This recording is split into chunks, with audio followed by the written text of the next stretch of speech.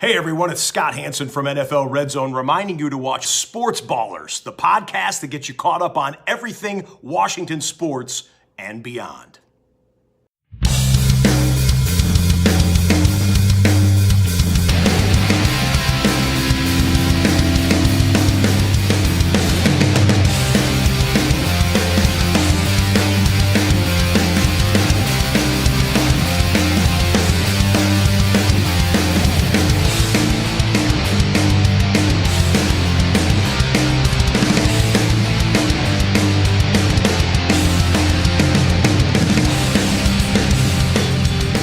And welcome to the latest edition of the Sports Ballers podcast. I'm Evan Ash, joined as always by the Hall of Famer Corey Puffy and Eric Meyer. We are live for the fourth annual NFL Draft Special. We're going to be here all night for the first round of the draft. We're excited. Y'all ready? I'm ready. Been grinding tape in your basement lair for months and months. I've been grinding tape for 2 weeks. I've been grinding tape for about 2 days, so, Okay. There you go. 4 days. A little bit of a cram job, but here we are. Yeah. Fortunately, I feel like I've seen some of these guys when they actually played, so I have some idea of who they are, but others, I'm like, who's that? I'm sure that's going to happen a lot. Well, especially when the Giants pick somebody we've never heard of, like they seem to do every year. It's like, hey, who? My favorite part of the first round. It's the best part of the first round. Got my Pepsi bottle out. We are not sponsored, unfortunately. We would love it if we were. We'll take that money. PepsiCo, write us a check. So, if you see Evan's feet every so often, like you just did, we can pretend that you don't see it. And if you see us looking off to our right frequently, that's because that is where our screen is. So that's where we'll be looking for most of the night. But we're excited to be back for another draft special. This is going to be a lot of fun. We've had a lot of fun the last few years that we've done this. This is our third year doing it on video. I thought we did it on video in 2020. Well, I guess maybe we did. It was we were all on Skype. Yes, yeah, we were in our layers during peak COVID. And it didn't exactly go great in terms of the audio sync. Hopefully the audio sync is a little bit better tonight. Ooh. Okay. Yeah, it was really bad that year. There's a lot of almost stuff that was unwatchable. really bad that year. Okay. It's true. Like everything, virtually. Everything. The draft was the first live event of the pandemic. It was. There were a bunch of people doing these sort of live streams and stuff. And where are they now? Yeah, I wonder if how many of them have continued for 4 years? Yes. Probably not very many. Probably not many. So we'll when we get to the first pick and the Carolina Panthers are on the clock, we will do a little bit of maybe just a brief countdown so that you can, if you'd like to, try and sync your TVs to our podcast. That way, as we are reacting to anything that we see on screen, maybe some film of players and whatnot, you're seeing exactly what we're seeing at the same time. So you'll be able to either pause your TV or pause us and get us into sync. You'll be unspoiled. And if you don't care about that, then you don't have to do that. We'll be doing that for nobody. We usually do this for nobody anyway, so let's keep it real. Well, so to be fair, this show, we do typically get into the double digits for viewers. Oh, okay. We get tens and tens of views is what you're saying. Yeah, we do. No, just 10. 110. No, we were close to 20 last year at one point. For almost 10. Oh, okay. Yeah. Close to 20. Moving on up. Moving on up. Alrighty. Well, I mean. And we do this for us anyway. Who are we kidding? Yes. We do this because it's fun. Yes. We have jobs. And soda and stuff. Corey is still at work. Yeah. And not doing this. This is where he works during the day. Two of my classes are in this room. Yes. Yeah. Thank you for donating your classroom and letting us. Thank Mr. McConnell. Thank John McConnell for donating the classroom. Former teacher of mine as well. Yeah. So I guess we can get started on something before the picks start flying off the board here. Well, you got news about your boy. Oh, right. Yeah. Yes. Obviously, hello. We don't have our rundown together. Little inside baseball. Lamar Jackson signed a huge contract. Finally, I think 5 years, $260 million. Highest paid quarterback by AAV in NFL history now. Good. Yeah. Lamar deserves every penny and more. He's a tremendous player. This is an existential crisis that's been averted. Where's Lamar gonna go? Like, I mean, you tell me you drafted this guy in the first round, and you're like, well, we can just let him walk and pick up one of these guys who's gonna go tonight who might be a bum, or we could have Lamar Jackson. Yeah, I'll take Lamar Jackson. Yeah, I'll take Lamar Jackson. I'll take the guy who's actually proven himself in this league, the unanimous MVP. The second one ever. Yeah. I mean, we talked about this a couple weeks ago, where this would be unprecedented for the Ravens not to extend Lamar Jackson. We've never seen a star-level quarterback in his prime just have the team that he currently plays for just let him leave, right? Like, how often do you see great quarterbacks get to free agency? Occasionally, but it's usually when they're older. Like, Peyton Manning was cut because Peyton Manning was broken. He had a neck issue, and the Colts didn't necessarily believe he was the future anymore, and they had the first overall pick, so they moved on. That's a little bit of a different circumstance than the Ravens deciding, or hypothetically now, deciding to let their 26-year-old superstar just leave. Yeah, you can't just let him walk. Well, I mean, Lamar couldn't just leave. Like, he was on the franchise tag. So Lamar could either play on the franchise tag or not play and not get paid, or he could be traded. Right. And Lamar couldn't just walk because he felt like it. Well, for the Ravens' intents and purposes, if he doesn't show up, which it looked like he had no intention of playing for $32 million because it wasn't $52 million. Because, it's insulting to ask him to play for less money than Daniel Jones. Oh, no. So he wasn't going to show up. So for the Ravens' purposes, that's basically like letting him leave because he's not there. Yes. Like, what difference does it make? Like, whether he's here or not, it's like he's not playing for your football team. So they had to get him back in the building. They also had to understand that this wasn't just about money. This was about the Ravens investing in Lamar and building the team properly around him. They fired Greg Roman. They went out and got a pass-first-minded offensive coordinator. They've added to their receiving core. How well have they added to it? That's up for debate. Depends on how you feel about Odell Beckham Jr. and also depends on are the Ravens done? Right? Like, the Ravens might still have moves to be made to continue to bolster their offense. So, but the trend has been, even before Lamar signed this deal or reached this agreement or whatever, the Ravens were trending towards building their offense with the intention of making it passer-friendly. We assumed or feared that maybe they were doing so for somebody else, not for Lamar, because they were going to just let him go or trade him or just accept the fact that he's not showing up to work, and this season would have been an unmitigated disaster for Baltimore. But they did what we said they should have, and they paid the guy, and he's now back in the fold. He used every bit of leverage that he had. I've had some conversations with people that thought he was overplaying his hand, and I laughed in their faces because he's a quarterback. There's no such thing as overplaying your hand when you're a superstar quarterback. They have to do this. Like, they have to make sure they keep you. Otherwise, everybody gets fired. Yes, and everybody should have been fired if Lamar somehow left. The Ravens made a bunch of moves and stuff, and there's podcasts. And what do you think about the Ravens adding Nelson Aguilar and Odell Beckham? Like, I don't think anything about it if Lamar's not there. It does not matter if Lamar's not in the building too. You could make the argument that getting Nelson Aguilar doesn't matter either way. It might matter negatively, right?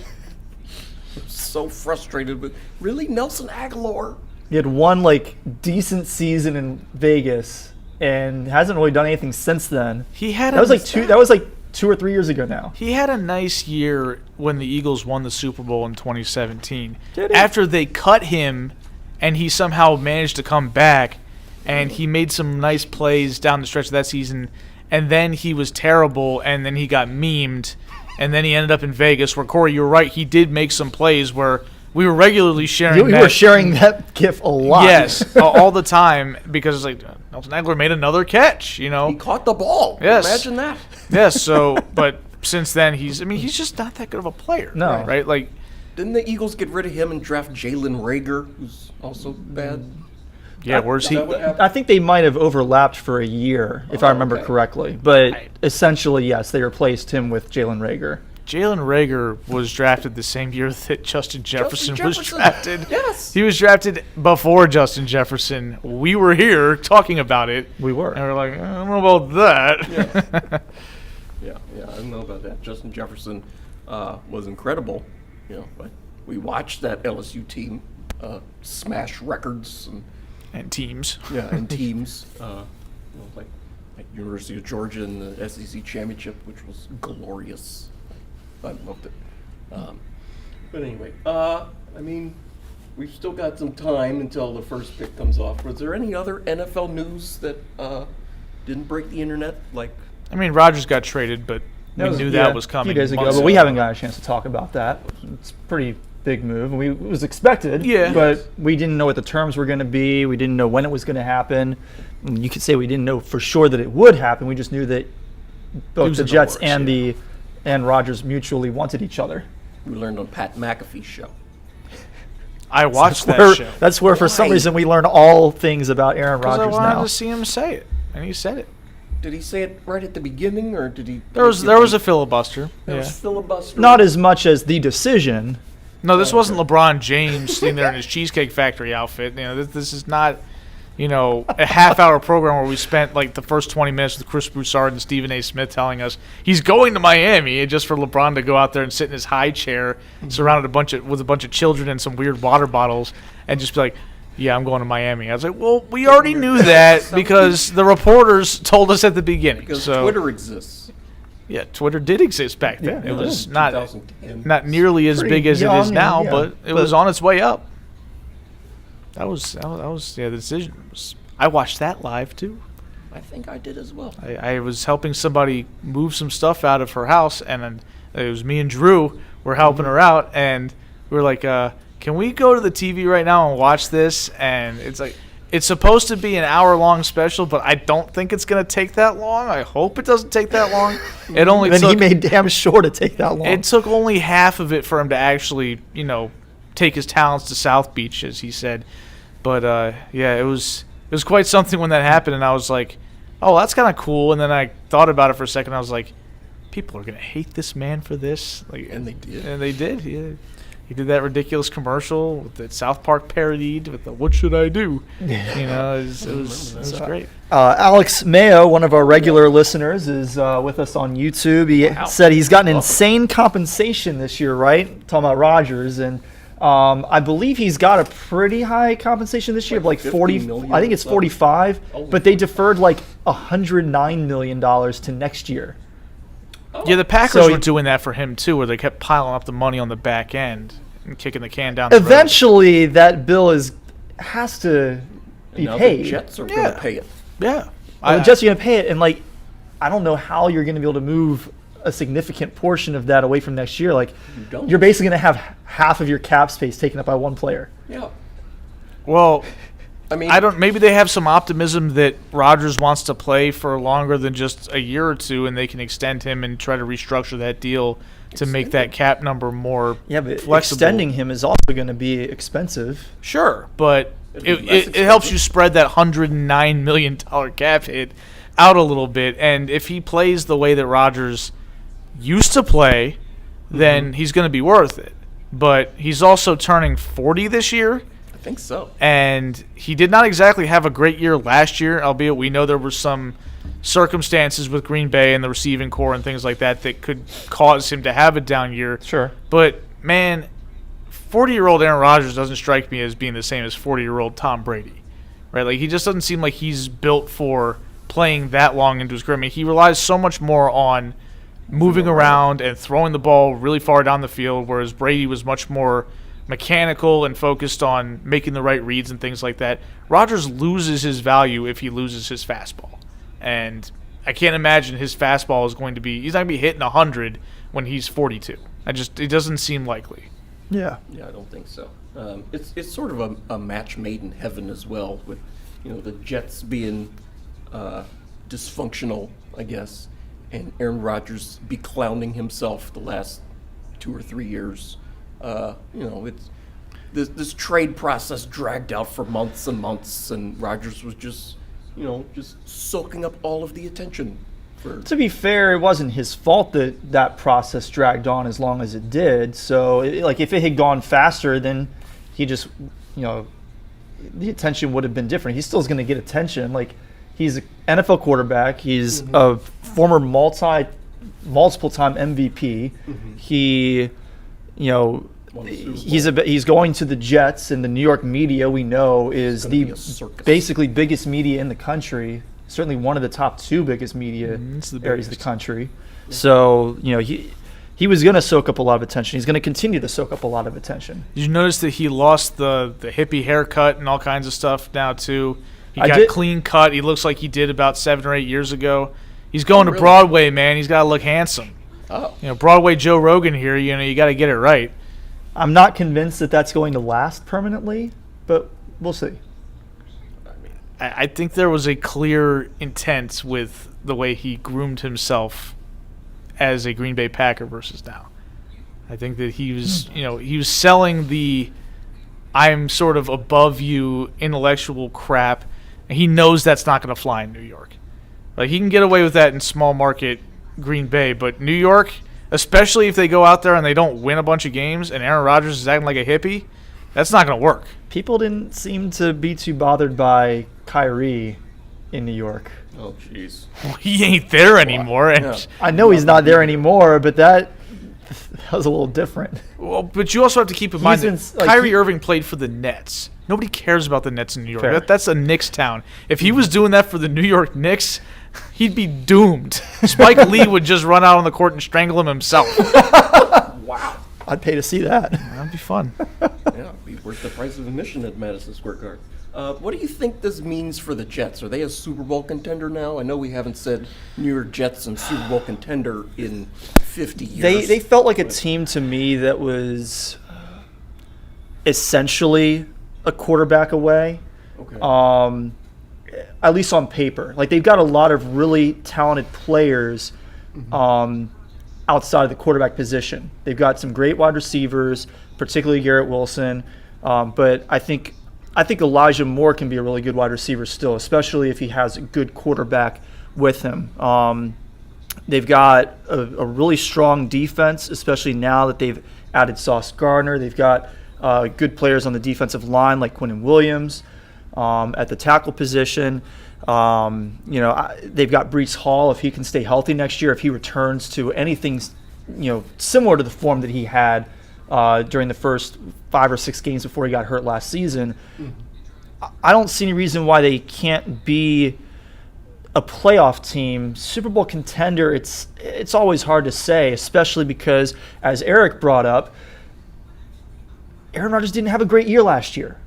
So much is up in the air in terms of how is he going to play. That's really what's going to dictate how high that team can go. If he can return to the form that he was in 2020 or even 2021, I'd say they might be in that conversation. I still think that you can't put them above the Chiefs. You can't put them above the Bengals. You can't put them above the Bills.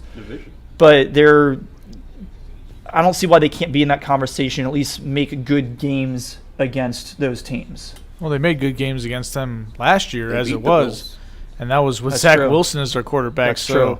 They're definitely going to be able to win games, but again, we don't know what to expect from Rodgers. And we also have to keep in mind that these players on the Jets, yes, these receivers are good, but they're also young.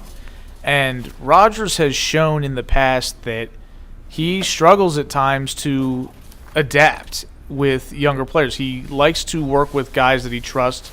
It's why he insisted on, I don't know what the hell Corey's doing, but apparently he's off camera. He's ducking under tables and ducking under tables. I feel like Chris Berman here. He's like, you can move around for 2 hours. Wait 10 minutes.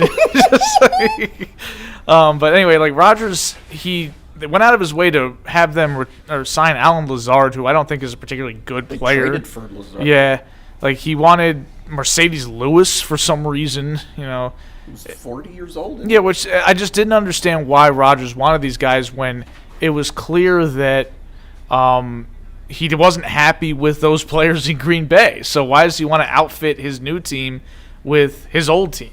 It just didn't add up to me. But we'll see how it plays out. But the AFC is so loaded. There are so many good teams. I'm not ready to crown the Jets as any type of contender, but they could come out and just light the world on fire and surprise everybody. I got to see it to believe it. Okay. Yeah, that makes sense. Apparently, Heidi Gardner and Eric Stone Street, I believe that's the name,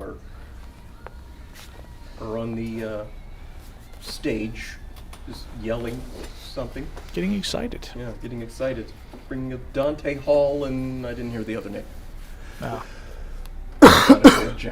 Well, we've got a Kansas City Chiefs fan there because they are in Kansas City, and was this planned before they won the Super Bowl, or is that what like the location of the draft? Is it how far in advance? I think it was already planned. I think Okay. you have to plan this out. Maybe not quite as like a far in year or advance. two?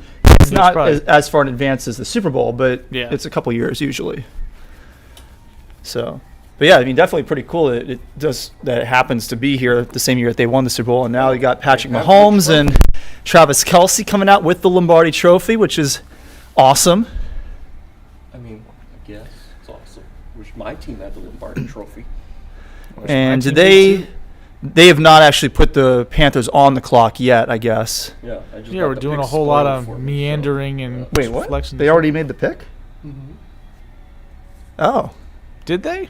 I just got an alert. Really? So, I did not get an alert. you were ESPN too has busy crawling under the table. ESPN has Going not on those. updated to see. It says they're on the clock. What update did you get? I got an update from Sleeper. Did they say who they picked? Yes. I guess we'll wait until we actually Yeah, see it. So we're not y'all are gonna spoiling. have to wait. That's right? fine. You don't have the good alerts. All right, Travis Kelce is out here saying something. He's wearing You just said, sunglasses all and- right. Corey's going to be the anger translator for Travis Kelce here. Yes. Although he doesn't really need to do anger translating because Travis Kelce expresses it himself quite well. I mean, Obama expressed things pretty well too, and he got an anger translator. But yeah, because Obama was calm. Travis Kelce is not calm. That's true. You Fair- can be his calm Good point. translator. You can be like the Antonio Brown translator on Twitter. Oh, jeez. That was great. Oh, I didn't even know about that. It's hilarious. All right, so the draft is open. Okay, finally. After a whole Carolina lot of, Panthers are on the clock. Carrying on. apparently have already. Maybe it's one of those things where remember Corey when we were at that Maryland basketball game and we were in the gym and they told us that we'd already won. And the game wasn't over yet. Everybody got an ESPN. Yeah, ESPN everybody alert. got the Maryland alert. beats Virginia Tech 73-71. I'm like, hey guys, we won. This last possession doesn't matter. Just like, let's go home. I didn't know that happened. That was something else. They're on the clock for 10 minutes. They've had the 3 months. The Panthers have had one winning season since their last Super Bowl appearance. Well, I mean, look at the bottom of the screen where their quarterbacks were. Baker Mayfield, P.J. Walker, and Sam Darnold. No wonder they didn't win. That's rough. Yeah. Right? And like the Aging decrepit Cam body of Newton. Cam Newton. Yeah. After he Like, got in that car accident. So we've got that was our in 2014. our overlay back this year. So yeah, we got our next 5 picks, our recent picks. I've got all the hexadecimal codes for the team colors, so we can keep it color coordinated. That you just used a word that I have no idea what you said. Hexadecimal. Yeah, And it's like out of 16 or yeah, something. it's like binary, but it's a base 16. So it's Sure, It's okay. It's I believe you. 1 to it's 16. one through 0, and then A through F. What? Good to know. I guess technically it's 0 through 9. I guess it's 0 through 9, and then A through F. Yeah. And then it goes 0 or... So like Zero six plus 0s is the hexadecimal code for black, and 6 Fs is the hexadecimal code for white, and then everything else falls somewhere in the middle. Okay. The more you know on this podcast. The camera's looking at Bryce Young. That's... He's the You're not betting going to favorite. spoil it for us. You're No, not going I'm to. not. You're not tell. I mean, I'm curious what Sleeper said. I'm even more curious if they're going to be wrong. Oh, that would be crazy. That would be hilarious. That would be Like, Sleeper doesn't how- miss, though. The only thing I can think of is maybe somehow like we are not quite like we're watching on YouTube, and maybe YouTube TV is a little bit Probably a delay in there. behind. Sometimes there can be a bit of a delay, but 10 minutes of a delay. ESPN Like still it says spoiled it for you before he even officially opened the draft. ESPN still has the Panthers as on the clock. So Oh, okay. Maybe spoiler is just or sleeper. Spoiler. it's gonna be really awkward if the people watching the stream are like 10 minutes ahead of us, and they're like, "Dude, we're like 3 picks along now." Like, Oh, yeah. why are you Well, guys still playing? thankfully we know that 10 10 minutes is not going to crazy be 3 picks. No, if it was, we wouldn't be here till 12:30 tonight. So Yes. Ugh. So, oh, wow. There's a draft party in the stadium. we were in that stadium. Yes. The Duke's Mayo Bowl. Bore witness to Mike Loxley getting lathered in mayonnaise. Yes. It was They made him take hilarious. his big hat off to get more of it on his head. Well, I mean, he wore the big hat thinking that would protect him like an umbrella, but there was too much mayo. Yeah, and then they made sure he took it off though to make sure he got his chrome dome all covered in mayonnaise as well. Yeah. Still got the video footage. Oh, right. Yeah. I do feel like the losing coach should get the mayonnaise dumped on him. I don't think the losing coach would be in any mood to get mayonnaise dumped on him. He's just trying to go home. So there's more cameras on Bryce Young. I mean, we might as well talk about him then. What was y'all's write up on Bryce Young? What did y'all see when you were grinding tape? I think that he showed really good route anticipation at Alabama. I think a lot of that came with just the number of reps he had with his receivers. So I don't expect that to translate immediately to the NFL, but if he can have some consistency with his receiver core, I think that that's going to be a really good thing for him because he definitely possesses an ability to learn when and where his receivers like to make their breaks. And so he can really anticipate where they're going to be on their route very well. I liked the way that he was able to move defenders, not just with his eyes, but even with just subtle movements. It opened up a lot of throwing lanes for him. And I think that his improvisational skills will translate well to the NFL.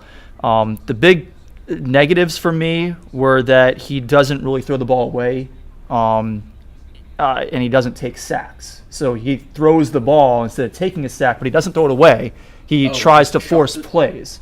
And we've seen that typically is a huge red flag for NFL quarterbacks because you ain't going to get away with that. Defenses are going to feast on that. So he's going to have to learn to throw it away or take sacks. His footwork also was surprisingly bad for how accurate he typically is. Like that's definitely an area of his game that can be improved upon. But the fact that he's still accurate, I mean, it's pretty impressive. So maybe he's just unconventional. Yeah. It certainly is that, right?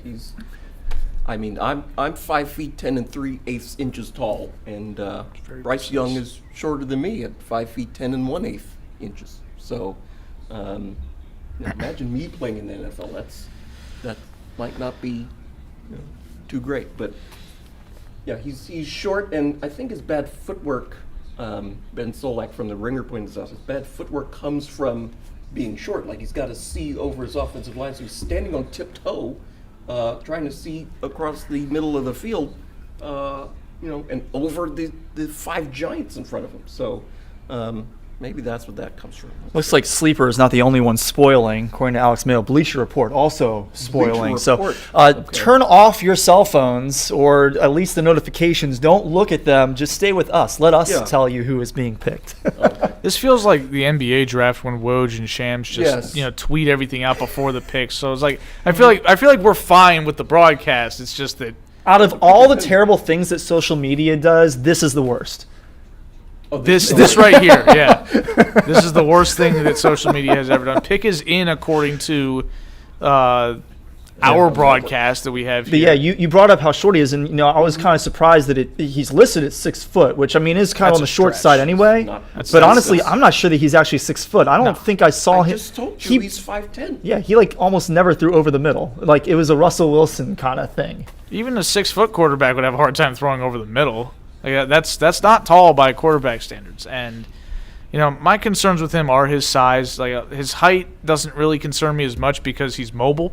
And we've seen Russell Wilson. He had success for a long time. He was great because he could move. Yeah. And when Kyler Murray is great, it's because he can move. My concern is more about his build and the fact that he had injuries in college. Right, he got banged up his senior year or junior year, I guess, at Alabama, and that's not going to get easier. The bigger the humans are, the faster they are, the more hits you're going to take in the NFL. My concern is, can he stay on the field? Can he sustain the level of punishment that is required for an NFL quarterback? And, I hope he can, because I think otherwise he's a really good prospect. I think that he's proven himself both in terms of his tangible skills, his accuracy, his elusiveness in the pocket, his ability to make throws under pressure, all really good. And he's also shown that, to use some modern parlance, he is him. He goes out there and puts the team on his back in key moments. He's unafraid of the moment.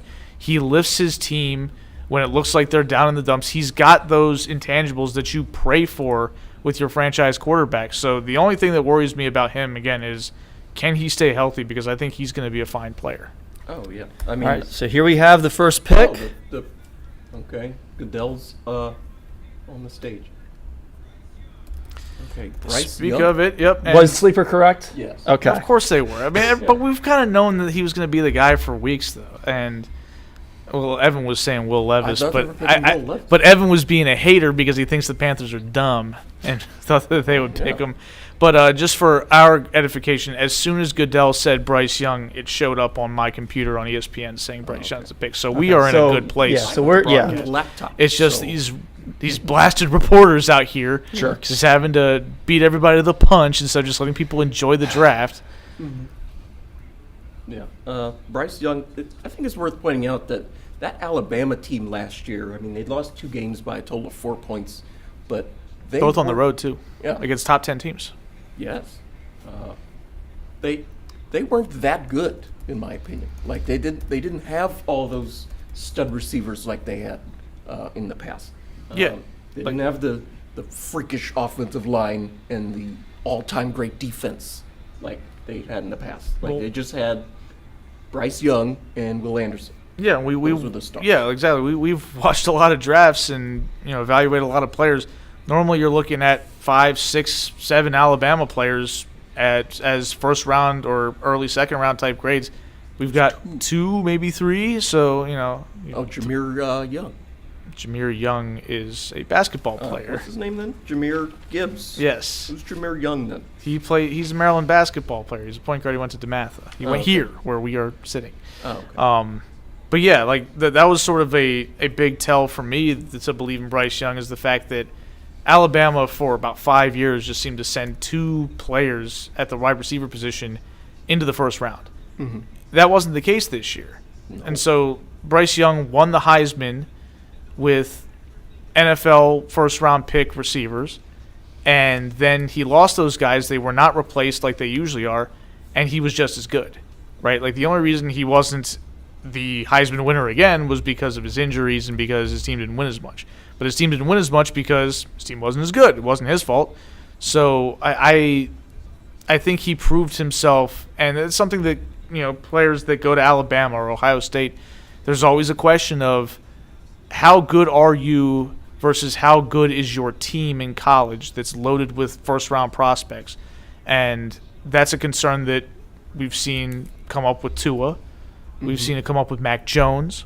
We've seen it come up with Justin Fields and Dwayne Haskins, right? This has been something, and it's going to be something we have to talk about with C.J. Stroud as well, right? It's just a matter of it's not their fault that their receivers are good. They're not going to say, hey, don't recruit these good players for me to come here. Mm-hmm. But, at the same time, there's still a prove-it factor that comes with, not having the most loaded roster possible. Yeah. I think back to the Alabama-Texas game, a big noon Saturday, if y'all remember. I remember. Alabama was down late. Yes. And Bryce Young just did some little magical stuff. And, does. they got in position to kick a field goal and win the game. Bryce Young as well against LSU. Alabama was down by a touchdown with under a minute to play.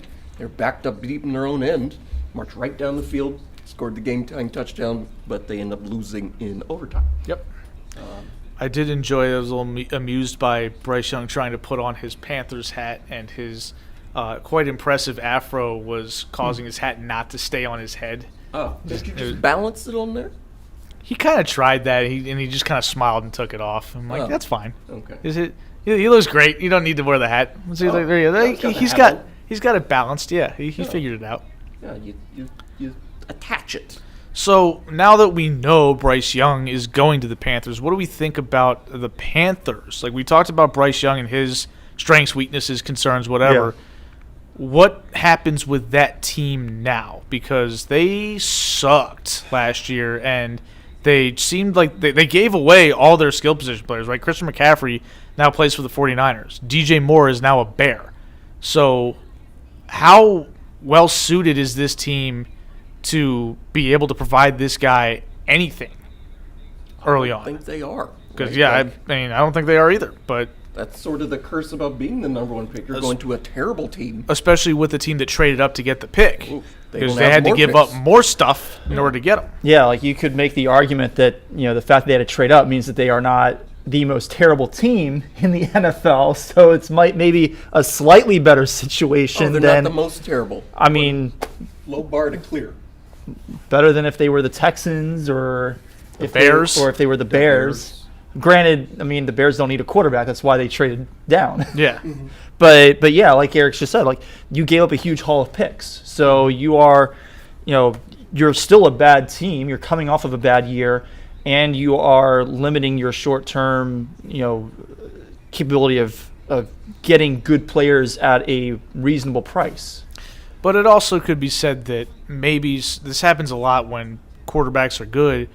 They turn guys that we thought were irrelevant into good players, right? You got to keep in mind that whoever was there. DJ Moore looked like a bum this year in Carolina. The only reason we know DJ Moore is good is because he had a track record before the Panthers went completely down the drain. He went to y'all's school. Yeah. That little detail. Well, yeah, but I'm trying to talk about him as a pro. Oh. So that's a factor as well. So, we think Bryce Young's going to be a good player. At least I do. And I think that could be a factor. But we've got the second pick coming up. Texans pick is coming up now. I don't. Oh, well, there's Sleeper going again.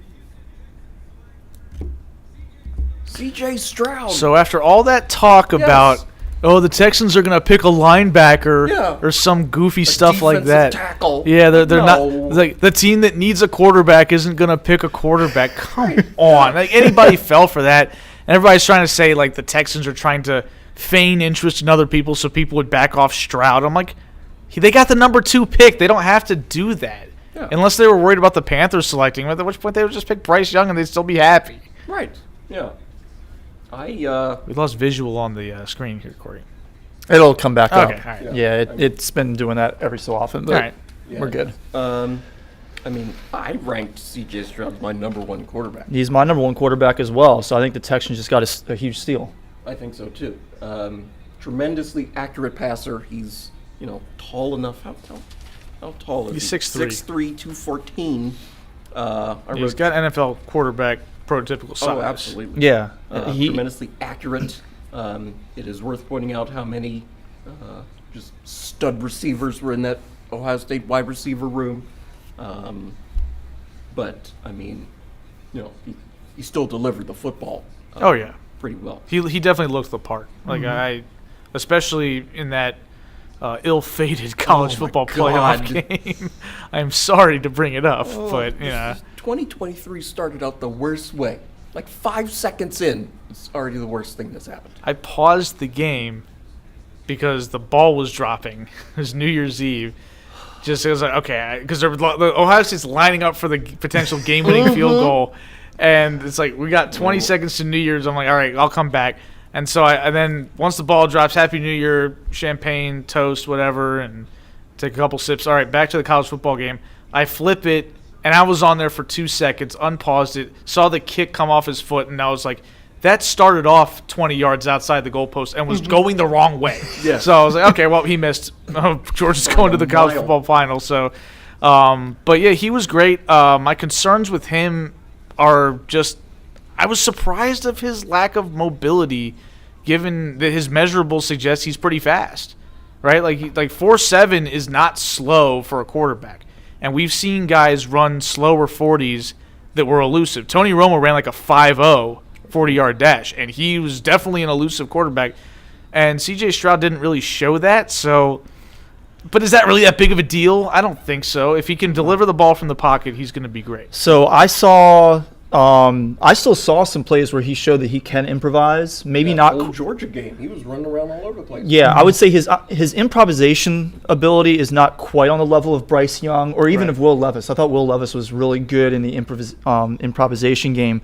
But what I really liked about Stroud is that he has, as good of anticipation as I feel like Bryce Young had. Like, Stroud is another level higher. Like, he is in the elite tier in terms of anticipation of not just where his man is going to be, but also of where the defense is going to be. There were occasions where the defense pulled a fast one. They lined up in a formation where it made it look like a particular receiver's route was going to be open, and then it wasn't. And in those situations, sometimes he did lock on to his primary target and didn't come off of him the way that he should have. That was the biggest red flag to me. But his footwork is so good. He's able to, he's able to flip his hips quickly. He can scan the full 53 yards from sideline to sideline to go through his progressions. So, for me, he's the real deal. I also really want to point out the stat that Pro Football Focus I saw today. Between 2021 and 2022, he had the highest rate of perfectly placed passes in all of college football at 26.7%. Oh, okay. Yep. That sounds pretty good. I mean, there's no doubt he was great. I just watched them show, it was like watching Jameis Winston's Heisman tape where 40% of the plays were against Maryland. So that was unpleasant. But I was at that game against Maryland in the freezing cold this past season. Oh, yeah, that's right. You went. And Maryland almost won. Yes. In fact, they actually got hosed. They did. Like they should have won, but they got hosed a little bit. But yeah, they just showed a play where he made an NFL-type throw where he anticipated the window. The guy just came out of his break. He was, not even across the guy sitting in the slot, and Stroud was already delivering the ball to the spot where he knew he would be, and there wouldn't be a DB. Like that was the type of throw you would see like Peyton Manning make back when he played. Like that was outstanding. Like I think that we can get into any discussion between him and Bryce Young as quarterback prospects is we're talking about the margins here because I think they both absolutely if they could stay healthy and obviously if things go right, which they rarely do when you're getting drafted by the Panthers and the Texans, these guys are going to be good. Right, like these guys are going to be good players, and I'm happy to see him. Like Stroud looked pretty emotional there after getting picked, and obviously going to the Texans is not an ideal place to land, but we've also seen players go to places that are considered absolute crap hole franchises. Peyton Manning went to the Colts. Yeah, and they turn him around. Yeah. Like John Elway went to the Broncos after not going to the Colts. And that's what great players do. Like whenever somebody says, "Oh, well, this team's going to ruin this guy," I'm like, "Well, if he's good enough, he'll make it work." And suddenly, that franchise that we say sucks, 10 years later, they're like, "Damn, they're pretty good now." Yeah, that's what franchise quarterbacks do. They lift the franchise. Yeah. Did y'all notice? I was looking at Stroud's highlights. There were a lot of highlights on there that were 3rd and 1 all the time. It seemed like for Ohio State, 3rd and 1 was a passing down. So does that speak to their They didn't have much of a run game. Yeah, Or does it speak to Stroud like, well, we got this guy, third down, just give him the ball. It's a finesse team. Like that's why they got pounded by Michigan twice, though. It's just that they're not physical. They rely on. Yeah, this is not the 3 yards in a cloud of dust that Ohio State Michigan games were back in the 40s, 50s, 60s. That's how many points they scored. Yeah. Yeah, I mean, it was just a case of, like, obviously you trust C.J. Stroud to make plays because he's C.J. Stroud, but 3rd and 1, you would like to have a running back to be able to pick up the yardage. But I think that's mostly just Ohio State's scheme and maybe lack of personnel. And also, Ryan Day's on my list, Well, yeah. per your request. You wanted to see him there. Well, he's there after blowing that game. So Catastrophic. I mean, we saw what they did. It was 2nd and 5, and they didn't run the ball. Took a 12-yard sack. They took a 12-yard sack and made the field goal virtually impossible for the college kicker to make. Am I reading that right? The Houston Texans pick is in? Huh? The Texans traded up to 3rd? I don't know. Yeah, it looks like they did. Over the... I'm confused. It looks like the Texans moved up. Oh. Yeah, they traded with the Cardinals. So the Cardinals moved out of the... Maybe they'll pick another quarterback. Anthony Richardson. I don't understand that. So Houston gets the 2nd and 3rd picks. That's potentially big. But it's weird to see because normally you would think somebody would trade up to get another quarterback. But Houston needs a wide receiver and a defensive lineman. need a lot of things, Maybe they so. pair C.J. Stroud up with somebody.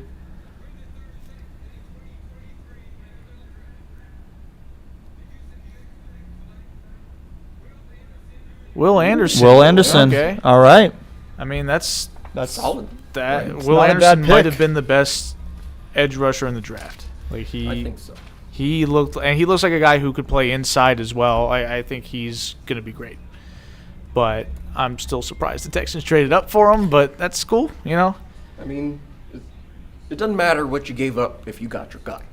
That's true. And Right. and if they think that Will Anderson is gonna be, a generational edge rusher, like they used to have in J.J. Watt, then you've got to absolutely make the move for him. But it's exciting for the Texans. Give yourself some young star power to, I guess, rebuild your franchise after it's been in the dumps for the last 25 years. since it existed. Yeah, so good for them and good for him. That was a little bit of a surprise, a little quick curveball there that the Cardinals traded out of that pick. I'm a little surprised that the Cardinals did that because the Cardinals certainly could use some high-level players, and Maybe that's why they traded back to try to get players instead of just But one guy. I just don't know if that's the draft for this, though. I mean, we talked about it before the show. This draft doesn't feel like it's super deep. Yeah. It feels like the draft is more top-heavy, and Will Anderson's one of the guys at the top. Right. Well, let's not accuse the Cardinals of knowing what they're doing. Right. They've Sure. been in the league 100 years, and they've won one championship, and it was in the 40s. Frankly, I don't even think those championships count. Right. Yes. Exactly. Like exactly. It might have been in They were those still in years where Chicago, weren't they? Yeah, and were black people allowed to play in the NFL then? Because they kicked them Maybe. out for like 13 seasons, just in the middle of it, and it just said, "Hey, you guys can't be here anymore." Yeah. I don't know. So that's how great of a franchise the Cardinals are. So Like let's the not Cardinals give are them any so credit bad for that doing people nothing. forget that they've been around for a long time. Yes. Like they feel like nobody knows that. They feel like an expansion franchise Yes. just because they have no history. Mm-hmm. Like who's the greatest Cardinal of all time? It's probably Larry Fitzgerald, but I was about to say Kurt Warner. yeah, but Larry Fitzgerald, as great as he was, and there's no knock on him, they never won anything with him. Like They won NFC once. they never won the Super Bowl. Okay. And they barely made the playoffs. Like he toiled away in Arizona for pretty much his whole career outside of like one miracle run, and then like they made another conference championship game where they got blowed out. So, Yeah. So, Will Anderson. yeah, let's talk about Will Anderson a little bit. He was 5th in Heisman voting 2 years ago in 2021.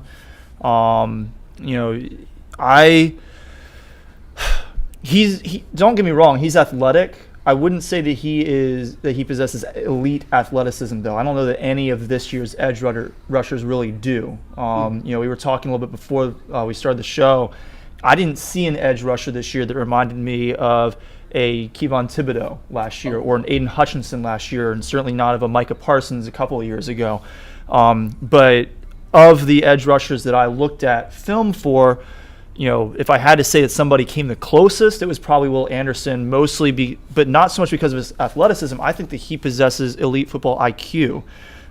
He knows exactly what to do with his hands to prevent linemen from latching onto him. He can blow up interior linemen when they get that assignment. I saw a few plays on his tape where they'd bring in an additional rusher behind him, like a nickel corner might come in on the blitz. And in those cases, the tackle now is forced to move out to take on that guy, and Will Anderson got to take on the guard. And when he had that extra 2 or 3 steps before making contact, he could blow those guys up. And I also really liked the way that he read plays. I think that there were a lot of plays on his film where he was not the primary beneficiary of his play. He wasn't the one making the tackle, but he was creating the stop for his teammates. And I love a player like that. The Colts pick is in. He strikes me as a guy who he's got a bag of tricks, right? Like he's not Reggie White where he just overpowers you, or Deacon Jones or somebody like that. That just Deacon Jones would slap you upside yeah, the head. Exactly. Like that's illegal now. Yeah, you can't do that anymore. So. But like he's a guy that he's got a lot of ways and a lot of counters against certain blockers and things like that he can use to be effective. That's why I said I think he could play inside if he needed to, just because he knows how to do the things he needs to do to get past people, even if he's not a super athlete like some of those other guys. So like I think he's got the versatility to be a big difference maker for the Texans. I think so too. Yeah. He earned praise out of Nick Saban, which is rare. Remember after they lost the national championship to Georgia, it was Saban and Bryce Young and Will Anderson sitting, across the table like us right now. And before they ended the press conference, Saban just had to point out that these guys were hardworking and team leaders, and you never get Saban to smile at all. Yep. I remember that. Yep. Yeah, he seems like the most miserable person. Except when he's doing Aflac commercials. Yes, except for the Aflac commercials. But when Alabama was winning national championships back to back to back, they didn't even have their championship parade yet, and Saban's like, well, the guys are coming back next year. Y'all need to get in the gym. We're having practice. Well, I mean, but that's also the way he has to operate as a college football coach. He's hopping on a plane that night to go recruit some kids, so the work never stops. No, it doesn't. No days off. All right, well, we're about to get the Indianapolis Colts selection. They need a quarterback. They also need a cornerback. They need an offensive lineman. They need a wide receiver. Owner. How about that? Let's start with that. You mean one who's not on drugs? Remember that guy? Anthony Richardson. That is the big swing. I was curious to see who would pick him and when he would go. Yeah. Anthony Richardson. He was a guy I could have seen potentially falling down into the 20s, but I don't hate this pick for the Colts. He has so much potential. Yes, that's exactly how I would describe him. He is just an incredible athlete, and it's just somebody mentioned it. When you have somebody that's got that pure athleticism, how often do you see that guy fail in the NFL? And the answer is rarely, right? We talked, Cam Newton was that type of player where he wasn't a refined passer by any means coming out of college, but you just can't pass on that level of talent. Yeah, that guy's not coming around. Now, obviously, Cam was a better passer at Auburn than Anthony Richardson was at Florida. There's no doubt about it. Anthony Richardson definitely has his flaws, but I like the pick, right? I feel like if you're going to go for it with a quarterback, if you think this guy can be, even if he busts, if you think he can be a Josh Allen type, a Cam Newton type, you have to take him. Oh, yeah, absolutely. Yeah. I put him as my third quarterback. I put him ahead of Will Levis. I did as well. I think that he was generally accurate. One of my big red flags for him, to be fair though, was I really did not see a lot of different trajectories on his passes. Pretty much everything is on a line. I never saw him throw with any touch, and he's going to have to learn how to do that because, at the NFL level, even the elite quarterbacks occasionally miss a linebacker who drops into coverage. It's going to happen from time to time, and if you're not putting any touch on your pass, it's a pick. It's an easy interception. So I do have some concerns about that, But I think that is a teachable skill. I think that's something that if he's paired with a good quarterback coach, which I don't know that he necessarily is going to be with the Colts, that's the one downside to him going early. I think that in some ways he might have been better served falling into the 20s for that reason. But he has great balance, great escapability. Stays upright through contact, which is one of the reasons why he had the best pressure to sack rates in the NCAA. But he does take a lot of contact, and he's not going to escape that contact quite as easily in the NFL. No. So there are some concerns there. His footwork is probably about on the level of Bryce Young. Okay, but definitely not good. And unlike Bryce Young, it definitely seemed to impact his accuracy at times. I would say that at his best, his footwork is really good. I saw some plays where he had exceptional footwork, but it was inconsistent. And those inconsistencies are going to lead to accuracy inconsistencies from him. Yeah, what I wrote down for him in terms of criticisms would be sloppy mechanics. He throws off of his back foot when he's under pressure, which is not a good habit to be into. And just in general, he tended to spray a lot of bad throws, which, it's a big part of the reason why he wasn't the number one overall pick, right? Like, if he's out there, with that profile as an athlete and was a refined passer as well, he'd obviously be a slam dunk top pick. But he wasn't those things. But, Corey, you mentioned the lack of touch on the throws. That sounds a lot like Cam Newton. When Cam Newton came out of college, he just threw rockets, tried to throw it through people instead of over people. And you can debate whether Cam learned how to do that or learned how to be better with putting touch on the ball, or if he just didn't and was just great anyway because he's Cam. Either way, he was Cam. So, it feels like even if you never develop that skill, you could still work around it, and a coach can adequately work around it. Now, the Colts hired Shane Steichen, the Eagles' offensive coordinator, who obviously had success with Jalen Hurts. Yes. So there is a blueprint here for potential success. So that's true. I'm not going to count him out as a potential good pairing. I mean, that's why they hired Steichen, is because they figured he's going to be able to lead their offense to doing something and hopefully work with a young quarterback and make him great. And I'm looking forward to see what Anthony Richardson can offer. Yeah, I wrote down he's a poor man's version of a cross between Cam Newton and Lamar Jackson. So that was complicated. Yes, it was. This was the first guy I looked at out of all of them. So they get less complicated.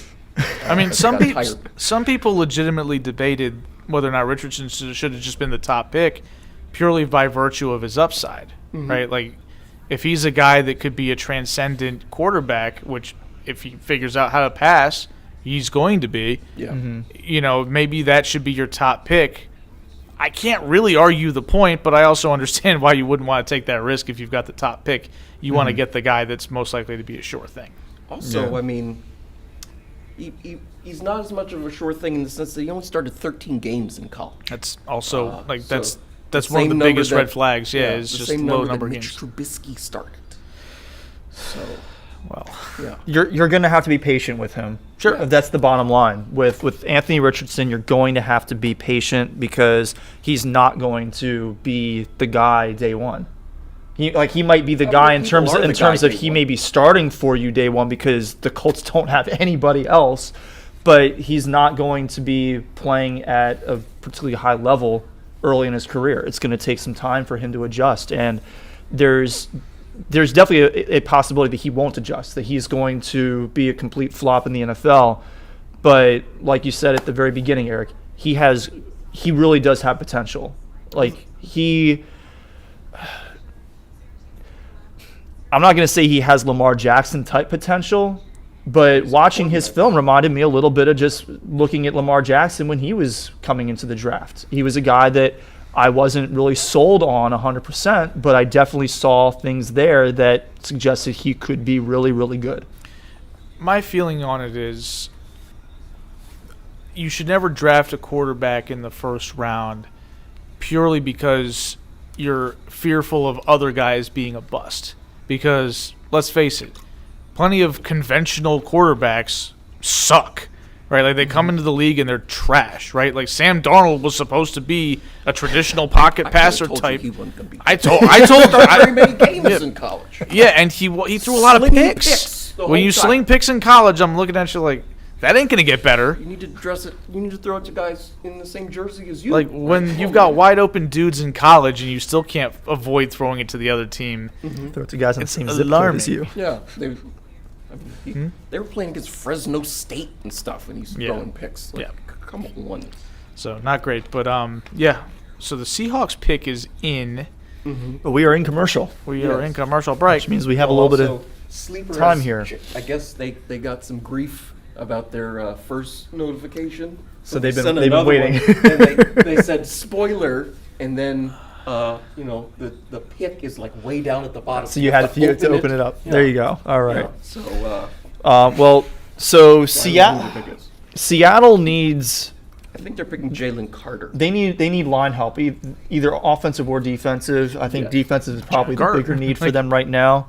There's been some speculation that they could go after a wide receiver as a third guy behind Lockett and Metcalf, but I don't think you spend a day one pick on a wide receiver. Not when you have the 5th pick overall. And you've got other needs. Yeah, you've got other needs.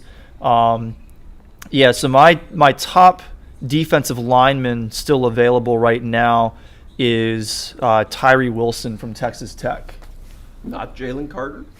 Jalen Carter, well, I guess it depends on what you're really targeting. If you're looking for interior help, then yeah, Jalen Carter is my number 1 inside defensive lineman. If you're looking for an edge rusher, though, that's not Jalen Carter. I mean, I feel like you build your team inside out and front to back, so like... Maybe, but typically teams prioritize edge rushers early in the draft as opposed to defensive tackles. That said, this is probably one of the better defensive tackle classes in a long time. Typically, there's only 1 or 2 who are even worth picking in the first round. Oh.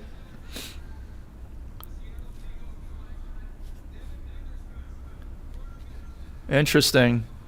So a cornerback. They went corner. Devin Witherspoon. So that's a surprise. He was not my number 1 cornerback. He wasn't. He was not my number 2 defensive back either. He was my number 3. Where did I even have the DBs in here? I got the DBs at the end. I didn't rank them. I had him as my best, but last year I didn't rank my defensive backs, but I decided to take a crack at it this year. Defensive back is the hardest position for me to scout because I don't really know the position that great. Like I know how to read a defense well enough to scout a wide receiver, to scout a quarterback, but like it's weird. Like it's just weird because of the skill set that you need to be an exceptional cornerback is just so foreign to me. Well, and there's different types of corners too. Like the in phase versus out of phase is a thing. Like you see, I can tell if a corner's gonna be good. Like last year, I knew Sauce Gardner was gonna be good. Oh, yeah, but Sauce. I could have never good. watched a football game in my life and I could have told Sauce Gardner and Stingley were both going to be good corners. Like they were just they dominated their matchups. Yeah. So I mean, Devin Witherspoon, 6 feet. 181. He's a ferocious tackler and he's physical in coverage, but like I worry that he might be a little too grabby in that. Way too grabby. Yeah, like that. But that was an issue with all of the defensive backs that I scouted this year. To be fair, it could just also be a trend in college football because maybe they let you get away with a little bit more at that level. Could be. But like it seemed like that's what he was utilizing. That was how he managed to cover by cheating and cheating. Well, it's not cheating if they don't call it. Well, it's not. They got to call it. It's not even cheating in the sense of like it's dishonorable. It's just you're violating a rule that can result in you getting penalized. Yeah, I mean, if you're not cheating, you're not trying. But yeah, he would light people up in the open field. Yeah, they just showed him just bowling over somebody and forcing a fumble. Oh yeah. So there's no shortage of swagger as well. There were. Gotta have that as a corner. Mean, certainly, but like there were. Sometimes you get toasted, right? Like, you know, maybe the quarterback didn't see the receiver or something. Witherspoon would get toasted, and the guy's wide open, and Witherspoon's still clapping in the guy's face and yelling at him. I'm like, you just had a bad rep, right? That guy beat you, but you're still talking to him. Yeah, it's like when the receiver burns the corner, the quarterback throws it 5 yards over his head, and he starts taunting. Yeah. Does a big incompletion sign. It's like, dude, if that throw was on the money, that's 6 on your head. Right. So yeah, he does that every single play. I mean, that could be a little annoying, but I don't think that has much to do with him as a football player. Yeah. Plus, gotta let him hear it, I guess. Yeah.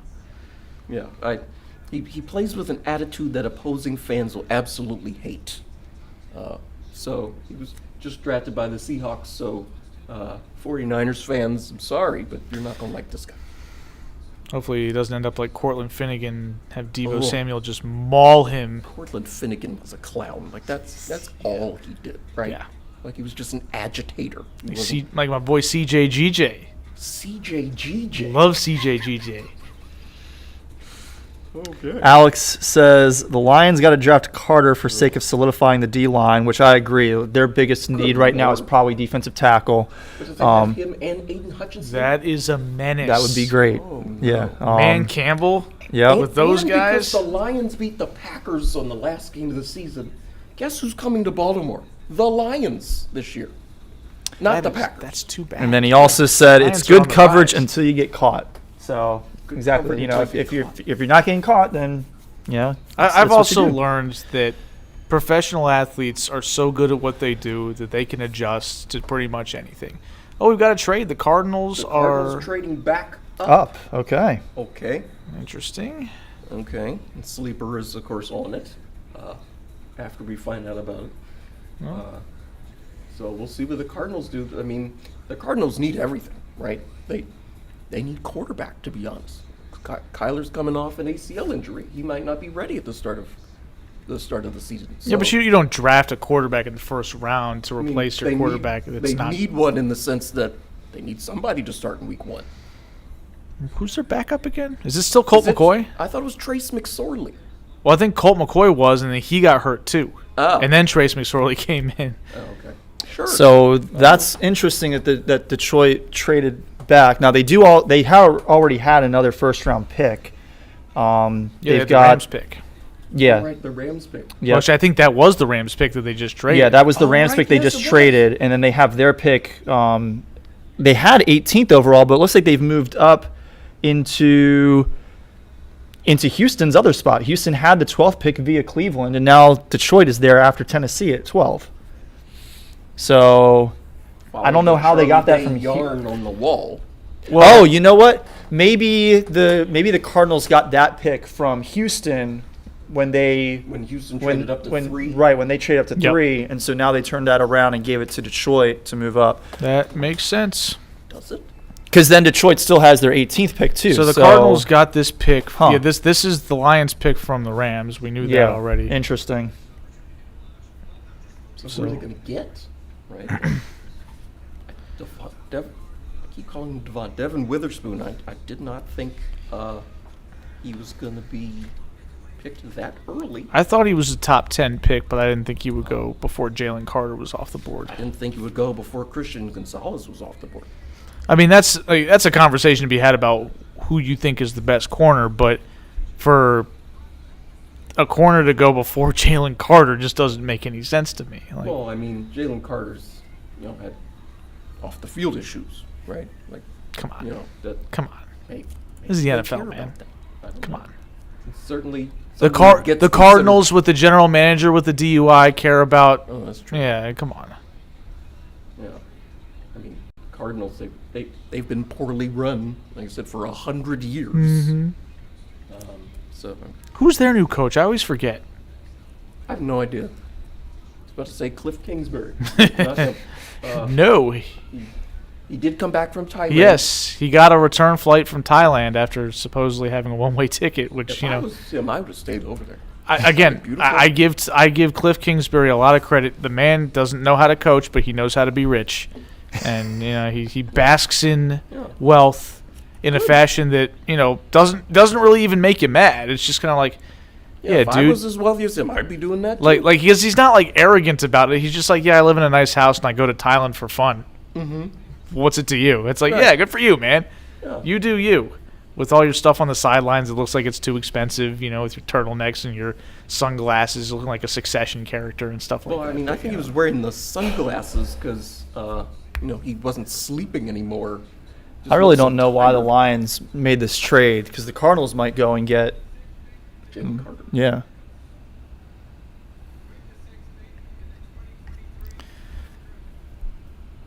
is it going to be? Oh, Paris interesting. Johnson Okay. Jr., huh? What do you have to say about him? Because I didn't look at any linemen because linemen are unsexy. I said it before. I don't love the offensive linemen for this draft class. Although I will say I think Paris Johnson was the best tackle available. I didn't love Skoronski from Northwestern. Broderick Jones is good, but I think Paris Johnson's the best in the class. He's very good at the point of attack. He's got the strength to handle bull rushes and things like that. He's got good lateral quickness. He's got long enough arms, unlike Skoronski. He's not, he's not going to be, T-Rex arming these blocks. So I'm a little concerned that, he's a little impatient at times with his blocks, and he can be induced into lunging towards people and things like that. He overcommits. Yeah, and a more savvy pass rusher will be able to eat him up. So he's got a little bit of a learning curve, but I think that he's going to be, with a little bit of coaching. Now, granted, who knows what you're going to get out of the Cardinals with that. Did you learn who the coach was? Who's the Cardinals' new coach? I don't know. I'm doing stuff for the stream. Okay, but we should have known this before we even. Yeah, we probably should. The Cardinals are irrelevant right now. Yeah, exactly. So Paris Johnson Jr. was my number 2 offensive lineman that I scouted. He is one of the smaller guys weight-wise in this year's offensive lineman class, at least among the highly touted guys. Which is hilarious because he's 313 pounds. Right. I mean, you look across the line at his teammate who's 370. Skoronski is definitely smaller, but he's also shorter. He's 2 inches shorter, so honestly, he's probably bigger for his height than Paris Johnson is. But I love his athleticism. I think that he's very aggressive in his blocking, which makes for some really fun tape to watch. Occasionally, he had a tendency to block after the whistle, which he may have to be a little bit careful with. But I love the aggression. I want my guys mean. Yeah, I do too. The big thing that he tended to overcommit to for me was to the outside rush, which left him vulnerable to cutbacks, swims, spins, those sorts of moves back to the inside. That's really his only weakness that I really could find. I think that other than that, he's a good pass blocker, and I think that he's very polished in run blocking. Oh, his run blocking is tremendous. Yeah. Him as a run blocker is outstanding. Why couldn't Ohio State run the ball? Because ask Ryan Day. He's on my list for a reason. Yeah. Yeah, why couldn't they run the ball? It reminds me of Steve Spurrier when he coached the Washington team, and it was second and gun. Yeah, it was 2nd and 1, and he had Patrick Ramsey drop back to throw on 3 straight downs, and he threw deep balls, and they ended up turning it over on downs. And I'm just like, you had 1 yard to get, and you tried to get 50 3 different times, and it failed. What are you doing? Oh my goodness. But yeah, I guess.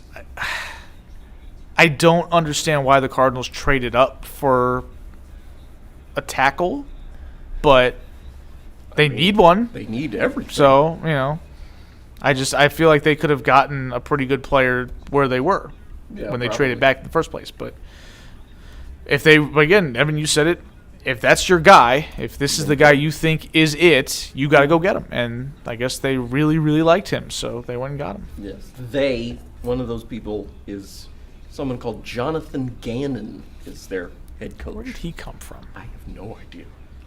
I've never heard of him in my life. He's not the Eagles' defensive coordinator that ruined the Super Bowl, is he?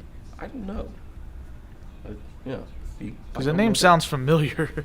Because we were hanging out with some Eagles fans from Magic Mountain. The Buzzed Bars Coaster Club, and I seem to recall, got to get rid of Gannon because Andy Reid and Bieniemy ran the same goofy play twice on the goal line for trash receivers, and it worked both times for touchdowns. But that would be the former Eagles defensive coordinator, Jonathan Gannon. Yes, that's who I thought. Alrighty. That feels like a Matt Patricia type hiring. Oh no. That's not what you want. The worst day of your professional life, and then you immediately get hired to be a head coach. That's Matt Patricia. Kyle Shanahan did that. Yeah, but Kyle Shanahan at least had a track record of being really, really good. And heard of him. Yes, and should mention that it goes without saying that Matt Patricia had the best defensive play in Super Bowl history. Yeah, he made the play. He did it, right? Balding fat self. What a clown. Yeah. Oh my God. So who's picking now? So the Las Vegas Raiders are picking. Taking their sweet time. Would they maybe go after a quarterback? I mean, they got Jimmy Garoppolo. Yeah, they got Jimmy Garoppolo, so I don't think that they're going to address quarterback. That's the reason to address at least not early. I think they need they need a defensive back. They also need guys in the trenches on both sides of the football. Yeah. But I think they might go after a cornerback here. In which case, my top corner available right now is Christian Gonzalez from Oregon. Oh, yeah. He was my number one corner. Yeah, he's my number one cornerback. Oh, I thought you said... Like I said, I had two guys ahead of Devin Witherspoon. I had Witherspoon at 1. I had Gonzalez at 2. Okay. Interesting. I've got Gonzalez at 1 and Porter at 2. Joey Porter Jr., huh? Yeah. I have him at 4. Really? I only looked at 3 corners, or 3 DBs. I looked at 6. I looked at 7. I was tired. Well, I looked at 1 extra because of Deontay Banks. Go Terps. So I included him. He's my 4. Oh. I have seen him mocked in the first round, so it wouldn't surprise me if he... Most mocks I've seen have him in the second, but, I mean, I think he could be a tail end of the first guy. I mean, if he's the 4th best corner, it wouldn't surprise me if he went in the first round. Mm-hmm. So I like offensive players more than defensive players this year overall. There's a few defensive players that I'm excited about, but there aren't very many. Yeah, usually I get a little worked up over, edge rushers and stuff. Get all hot and bothered. Yeah, they're the real freaks of the draft, right? If you're 6'6", 290, chiseled from marble, just quick. Yeah. Run like a deer. Those are some of the really great athletes. I looked at 6 edge guys just because Keon White was at Georgia Tech and he's the 6th one. I looked at 8. Okay. So yeah, but the Raiders pick is in. They need everything. They signed Jimmy G to a whole bunch of money, apparently. I mean, compared to NFL standards, it's not a whole bunch of money. It's 3 like years for $24 $78 million. I mean, Lamar just got that in 1 year, basically. Yeah. Not quite, but close. You should. He's earning it in less than 2. Yeah. Mm-hmm. Yeah. So they need a quarterback, though. Maybe the camera was on Will Levis for a bit. Maybe they're taking him. I just remain unspoiled. I feel like they wouldn't have signed Jimmy if they were going to draft a quarterback. Because why would they? It's a lot of money to pay a quarterback to sit on the bench if you're... Jimmy G sucks. Yeah. We're aware. We are aware. All right. What do you got, Raiders? Oh. Tyree Wilson. Okay. I did look at him. Okay, well, I had him as my 2nd best edge guy behind Will Anderson, so... I had him as my... hold on. There he is. Yeah, I had him as my 2nd guy behind Will Anderson as well. I have him 4th. He has, ridiculously long arms. He's really strong. His size does not give offensive linemen the ability to get leverage on him. But I did have some concerns about his ability to read plays. And that's often not a great thing for an edge rusher. He's a little bit slow to react to option stuff? To option stuff or cutbacks or play action. So that sometimes is problematic. It's also just a matter of reading player movements. Yeah. If his target is not stationary or moving in one consistent direction and speed, he misses a lot of guys. So, if a quarterback is able to dance around the pocket, he's not likely to get sacks on that guy. He just picked up Roger Goodell. He did. Who's not a small man, by the way. Yeah. He reminds me of a less athletic Ziggy Ansah. He's got good upside, but he's not a sure thing. Ziggy Ansah. I describe Wilson as a freakish athlete, seems to muscle through linemen, has some quickness, NFL traits. He sets the edge in the run game, and I was rather unimpressed. I think he just seemed like a big guy. So I have him as my fourth edge rusher out of the 6 I looked at, behind Will Anderson, obviously. Miles Murphy out of Clemson. I thought he was impressive. Oh yeah, I've got him. Because I actually wrote him down as a DT. As a DT, yeah, but I treated him as like sort of a hybrid. So yeah, you're right. I actually did have him ahead of Tyree Wilson as an edge rusher. I just didn't list him. I just didn't list him twice because I didn't want to write the same name down twice, and I'd already put him under defensive line. So, but yeah, I definitely had him ahead. I think I had Brian Brisset. Is that how you pronounce his name? I don't know. He's another Clemson. He's more interior lineman. I think I see him more of as a mid-first round pick, but yeah, Clemson's got some dogs.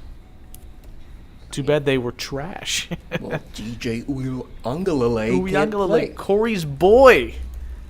Really? First guy. Yeah, Corey liked him. Oh, you picked him to win the Heisman Trophy I did. that one time. Yes, that one time. Yeah. He also was. I think he was the first guy to sign like a huge NIL deal. Yeah, I think he's a bum. Yeah, certainly turned into one. It's Turned the into beauty a pumpkin. of NIL, man. You get your money before people know you're good. Yeah. Well, I mean, that's what happened to Bryce Young. He got like $1 million before he took a snap at Alabama. And then he won the Heisman, and he's the #1 pick in the draft. So he panned out. Yeah. I mean, I'm sure Uiagalelei is going to have more time in college if he wants to. He's not. I forget where he ended up. Oh, he transferred out of Clemson? Oh, Well, right, he 'cause Clemson got put in benched, that, yeah. that other guy. Like he's not gonna stay there after they sat him down. Like, come on. Okay. It's like what was it, Spencer Rattler? Yes. Who's just a total bum. Like, he was the runaway favorite to win the Heisman, and he didn't even make it through the season as a starter. It's like, what happened to you, man? But then he went to South Carolina, and he beat Clemson, which cost Clemson a spot probably in the playoff. Despite the fact that Clemson sucked and didn't belong, they were probably going to win the ACC. I think they did win the ACC, didn't they? Or did they get upset? I don't remember. I thought they lost to Wake. Yeah. That's bad. That's a bad loss. That's brutal. The only thing I know about Wake Forest is that they had a guy named Dylan Malchow, and the only reason I know him is because Sasquatch was screaming at him the entire time we were at a game when Merrill was playing Wake Forest, and Sasquatch just kept yelling, Malchow! Just berating this guy, and I'm like, that guy should have killed you. Like, he should have come over to the stands and grabbed you with one hand and yanked you out of the stands, Slung and you around thrown like you the on the Hulk field. versus Yeah, Loki. exactly. Yes, that could have been you. Yeah. Yeah, I think it was Wake and You lose to Wake Forest in football. That's crazy. Yeah. I think they lost NC State too, didn't they? So Orioles. Oh my. It is 7-4 Orioles now.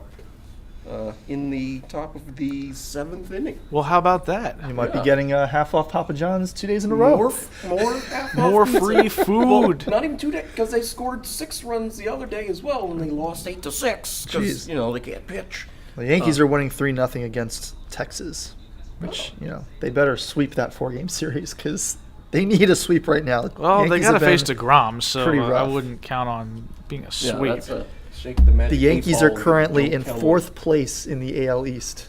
Oh, name one of AL the East teams is they're good, behind. man. Welcome Yeah. to the party. The Rays are stomping Rays are the White ridiculous. Sox tonight. They're The 12 Rays are 12 to 2. stomping everybody. Yeah. I mean, Yeah. The Orioles White are Sox- 16-8 and are thoroughly behind in the division they're race. 4 games back. They're on pace to win 108 games, and they're way behind the Rays. Like, what? Yeah, because the Rays are on pace to win A 150. gajillion games, all the All right, games. so at the end of this commercial break, the Falcons, Falcons are about to pick pick somebody. is going to be in, and the Falcons badly need defensive line help because they had the worst sack percentage in the NFL last year. I think their sack percentage was something like 2.6%.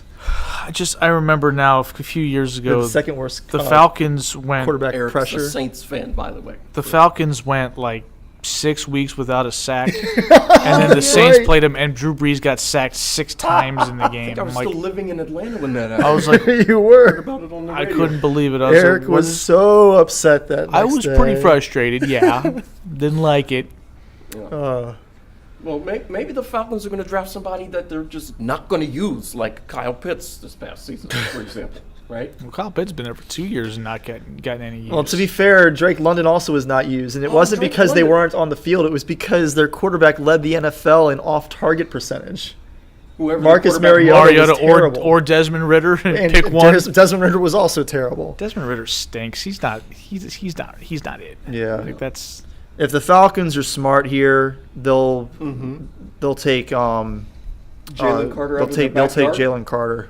You know, I'm Where do you think hopeful the that they Falcons won't got because their I would colors love for from? him to fall a few more spots to Detroit. I But don't love the idea of Jalen Carter going to the Falcons, but they've left him on the board. So Yeah.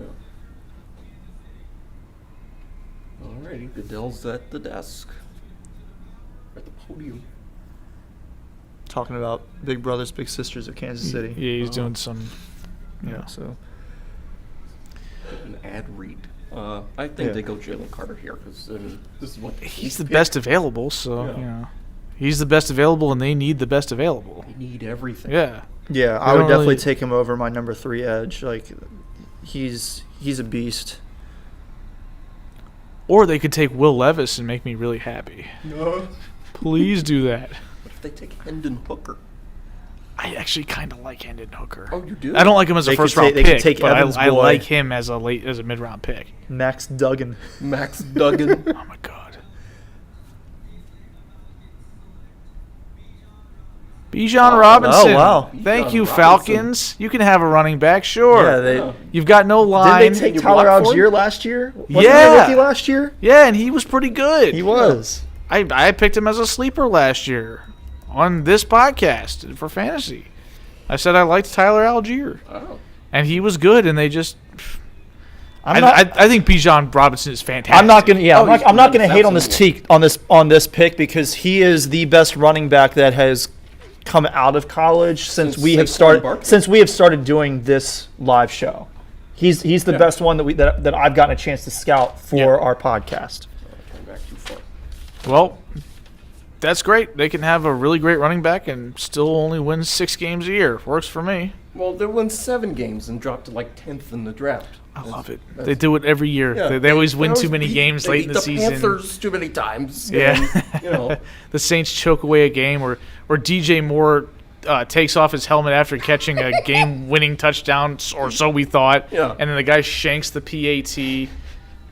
now that's what it was, a 47-yard PAT or Yeah. something. And then so everybody got on DJ Moore for that. I'm like, no, the guy needs to still kick the ball through the uprights. And then he had a shot to kick a game-winning field goal in overtime, and he missed that one too. I'm like, you can't blame that on DJ Moore. That game was in Atlanta too, inside. Yeah. Not like it kick was- it straight.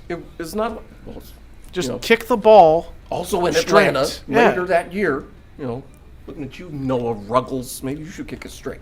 Well, I mean, He did just kick it straight. It over was there. just started off 25 yards outside the uprights. So it looks like we've got some more movement Yeah, from Eagles these traded teams. up. The Bears traded up behind the Eagles. Tennessee moved back a spot, and then because Green Bay had the 13th pick, Well, who's and now they've moved back Philly is behind picking Detroit. 9th. I'm so confused over these moves. The Eagles are on the clock. Yeah. Apparently. So it tell ne- me who's it was- picking next. I'm so confused right now because it was supposed to be the Eagles and then the Titans and then the Lions and the Packers. How did the Bears sneak in there, or did I just miss them somehow? I thought the Bears had 2 picks as well.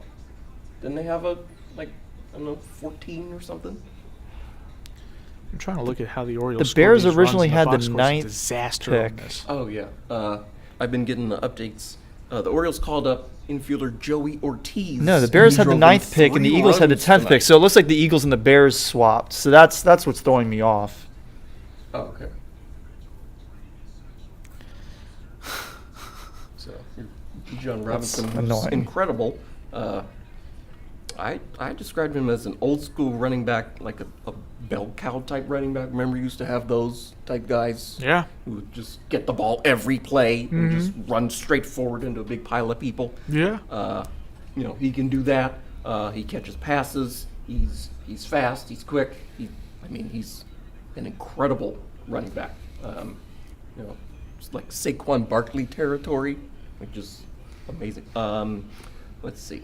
He's a tough runner between the tackles. He doesn't have elite speed, but it's good to great speed. He's got contact balance. He bounces off of people when they try to hit him. He somehow was not a Heisman Trophy finalist. I learned that. Texas isn't back, so yeah, there you go. I guess. He finished 9th in the Heisman somehow. But I don't know what those people are looking at. There's a lot of quarterbacks that put up numbers. Okay. Yeah. Well, what? Yeah. But the Heisman people were snoozing. What are they looking at? Texas isn't back. They watched Big Noon Saturday against Alabama. They lost. That's true. Yeah. Like, It was the number 1 pick, lit it up at the end. Yeah, and didn't 5'11", 215 for Bijan Robinson. yeah, Texas fell off too. Like Because they're not back. Yeah, they're not back. Horns down, but you know. Yeah. I mean, Bijan's a good player. Yeah. I don't know that they can block for him. No. And their offense is going to be one-dimensional. They're going to be. It's going to be the dimension that doesn't matter as much. Yeah, there's going to be a lot of 9-man boxes and stuff for him to run into behind an offensive line that can't block. So I love it. You know, I love it. They keep drafting skill guys, and they don't have a quarterback. It's awesome. or offensive line. Like, Yeah, they don't have that either. yeah, what are y'all doing? This is like the Colts, like under the Ryan Grigson era. Oh, that got Andrew Luck with the lacerated kidney, like Yeah, in car accidents. where he kept signing and drafting undersized or old receivers and running backs instead of getting Andrew Luck an offensive line. Yeah. Just like they're like, yeah, let's draft Philip Dorsett, who is basically just a destitute version of T.Y. Hilton, who was already on the team. A destitute It's, version. Not even a poor man. Not even a Jeez. poor man. It's just like, Destitute. I mean, you saw Philip Dorsett's career. Doesn't exist. I didn't, Exactly. actually. He caught a big touchdown pass in the Chiefs-Patriots AFC Championship game towards the end of the first half. That's the only noteworthy play I can think of. The his. 2018 one? Yeah, the one in Arrowhead that the Patriots won in overtime. Oh. Yeah. That was an incredible game. So real It quick, was. now that I've gotten that stuff set up and I'm ready for the Eagles to make this pick. What stuff did you set up? Yeah, for the stream.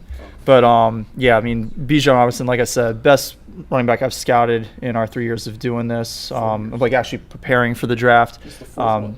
Well, fourth time we've done the show, but the third time that I've actually like scouted players heading into it. Oh. He has such a wide array of moves. He's got great instincts, the ability to make moves that can allow him to break 3 defenders' ankles going in 3 different directions with just 3 steps. Like I saw multiple plays like that. It was unbelievable. I wrote Eagles down are he picking. does everything in all capital letters. Yes.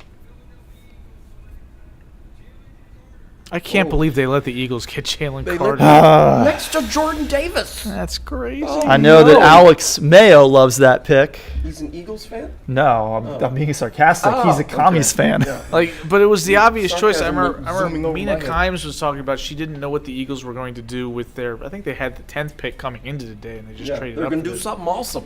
Right, like she was like, I don't know what they're going to do because I don't really know what they need. Well, you let Jalen Carter fall to 9, and they're going to trade up and grab him. I mean, they could have used him in the Super Bowl, like as they're Well, just. I mean, maybe Carter could play defensive back because there weren't any of those for the Eagles. Well, they were there. They were just running all over the place. They were going the wrong way Yeah. with Jonathan Gannon coordinating them. Remember? Yes. I remembered now. See? Yes. Some stuff does stick. Yes. As those Eagles. sad Eagles fans Cost me $2. from the drunk riders were just really having a hard time watching the Super Bowl, and I was just like shaking my head, going, "I told you this was gonna happen." Oh, you did. I told you. And I was dead wrong. I was like, "Don't trust the team that's a wagon because they're a wagon for a reason." They got to play This Washington. is another one of your guys here, Oh, dogs. yeah. Yeah, Oh my God. I'll never forget in 2009 walking back to my dorm after not sleeping the previous night. Just grown people just barking in the middle of the night. Like, what are y'all doing right now? You can't be a serious human being at this moment. Just barking. well, they're Georgia fans, so Yeah. So, I remember an Alabama fan. Alabama was playing Georgia in the SEC championship while I was in college, so the tide rolled. And, of course, somebody, College Game Day was there at the Georgia Dome, and somebody, an Alabama fan, made a sign saying, "I would have made a clever sign, but then I remembered Georgia fans can't read." So that was stuck with me ever since. There you go. I mean, I didn't do any. Jalen Carter's got a prepared handshake with Roger Goodell. With his, is that pink suit or lavender It's color? a lavender suit. Okay. Pretty snazzy. Yes. I mean, this is your big moment. You better look snazzy. Can't be wearing sweats and. You can wear whatever you want, man. You just became a millionaire. That is true. So my notes on Jalen Carter. Let me pull them up here real quick. Oh my God. Look at that. Yeah, Bully that guy. dude is a beast. He, I'm never going to compare somebody to Aaron Donald, but he's, he could easily be the second best interior defensive lineman in the NFL within the next few years. He gets great leverage against linemen. He can carry them with him to the ball carrier. His run defense is really good. He generally generates good pressure in the pass game. With a pretty solid arsenal of swim moves. He can rip through blockers. The one downside I would say that I saw from him is that he's not great at disengaging from linemen. And there are even fewer linemen in the NFL that will have trouble latching onto him. But he has shown that he can run through guys and blow up blockers. So just because you get your hands on him doesn't necessarily mean you just take him with you. Yeah, you take him with you and you generate holding calls. So I mean, I'm upset with the Lions for trading down and losing an opportunity to get him. Alex Mayo in all caps. No, I don't love it. He did add LOL, so he recognized that I was being sarcastic. But yeah, so Jalen Carter, a Philadelphia Eagle, the defending Super Bowl runner-ups, just got even better on defense. And their defense was decent to begin with. I think they're going to win the Super Bowl. Well, it wasn't any good in the Super Bowl. It wasn't any good in the Super Bowl. That's true. I think they're going to win the Super Bowl this year. The Chiefs went, 4 touchdowns in a row in the second half and could have had a fifth one, but they tried not to. Expired and they kicked a field goal to win Yeah, instead. they opted not to score a touchdown. Yeah, they showed some mercy. Well, they just wanted to make sure that Jalen Hurts didn't get the ball back with any time. Yeah, so congratulations to him. I'm sure he's going to be. Who is picking next after the Bears? The Bears are next on the clock. Bears. I want to see the the Bears do team something, needs they need a defensive line. They need a defensive lineman, particularly an edge rusher. They definitely also need an offensive lineman to protect Fields. They could also use some help in the secondary, but I would say that DL and OL are their top priorities in this year's draft. Okay. Yep. Yeah, they'll pick somebody unsexy, I guess. Yeah. If they do go offensive line, who do you guys think that they should target? No idea. I already know that Evan has no idea because he didn't look at any offensive linemen. Paris So Johnson Eric, is off Whoever's the board. the next best offensive lineman. Just get somebody in there. my number one offensive lineman is still there. Who was that? Darnell Wright from Tennessee. Oh, okay. Yeah, okay, I got him. I don't think he's a first-round pick. But Darnell Wright? yeah, I don't think he's a first-round pick. I think he's an early second-round pick, but that's okay. Huh. Okay. Alrighty. We got Kuiper and McShay here at the desk. I'm also not going to pretend like I'm any type of draft expert or anything. I just watched him. Darnell Wright played over 500 pass blocking sacks his senior year and allowed no sacks in less than 10 pressures. I mean, that's cool. Good for him. Okay. I'm happy for him. Despite having the smallest hands for a tackle in combine history. Oh. Well, that is alarming. I don't like Yeah. dudes with small hands. I'm just kidding. And they took Darnell Wright. Hey, look at that. Not a second round pick. No. All right. Good for him. Yeah. I like the pick. I think he's gonna be a good player. From what I saw, the tape backed up the stats. He's got great body control. It makes him really hard to beat with power moves. His run blocking, honestly, was the only place that I saw any potential weakness. But if you're playing, I mean, he played most on the right side, as we're seeing on these replays. But I think that he can move over to the left side in the NFL if a team has that need, which the Bears probably do. His athleticism is really strong. So I don't see why he can't become a better run blocker. But again, with what the Bears do with Justin Fields, you're not usually like run blocking, not in the traditional way, right? You're usually going to be zone blocking and opening up lanes for either Fields to take off or for the running back to take off on an option type play, right? You're not necessarily going to see a ton of designed runs in that offense. You'll see some, but that's not their primary method of running the football in that offense. So I think that he fits what they do perfectly. Like I think that this is the best pick that could have fallen to the Bears in this first round. Oh, nice. Sweet. Yeah, good for the Bears. Yeah. They got the number 1 pick in the draft for a reason, right? Like, they traded out of it a couple times now, but Well, their defense was really, really bad too. boy, they lost. They lost to the Lions. Justin Fields threw 2 pick-sixes to Jeff Okudah in that game. Yeah, But he did. like the Lions put up like 30 or 40 points. But they also got into a shootout with the Dolphins. The Bears did. Oh, Like Tua was playing well. playing. Yes, and playing well. And I think it was Mike McDaniel was talking some sass to Justin Fields because he was just running all over the place, and McDaniel was getting mad. He was like, Can you stop? "Yeah, stop doing that. Like, can you just ease up a little bit so we can win?" Like, just like, oh, no. But yeah, so their defense is bad. They gave away their best. Well, they didn't give them away, but they traded away their best defensive player to the Ravens. So Roquan Smith. Roquan, Yeah. They also got rid of Khalil Mack before last season. I think Khalil Mack's cooked. He hasn't been relevant in years. He hasn't popped No. since It's he was 2018. with the Raiders. Yeah. Well, the first year with the Bears, he was the great. double doink year. Yeah. He was great. Maybe the double doink broke his brain too. It definitely broke Matt Nagy's brain. My God. Yeah. Wearing a visor at night in Chicago in January. While bald, which While Scott bald, Van, yeah. which Scott Van Pelt made fun of him for to his face on ESPN. It's great. Yeah. He was like, "Why are you wearing a visor when you're bald, man? Come on. Yeah. You look ridiculous." Or at least get one of those visors that has the crazy hair on it. I think Like that would look, fake hair. yes, I think that would look better than the bald head in the visor. But that looks like something some goofball in the crowd wears for fun.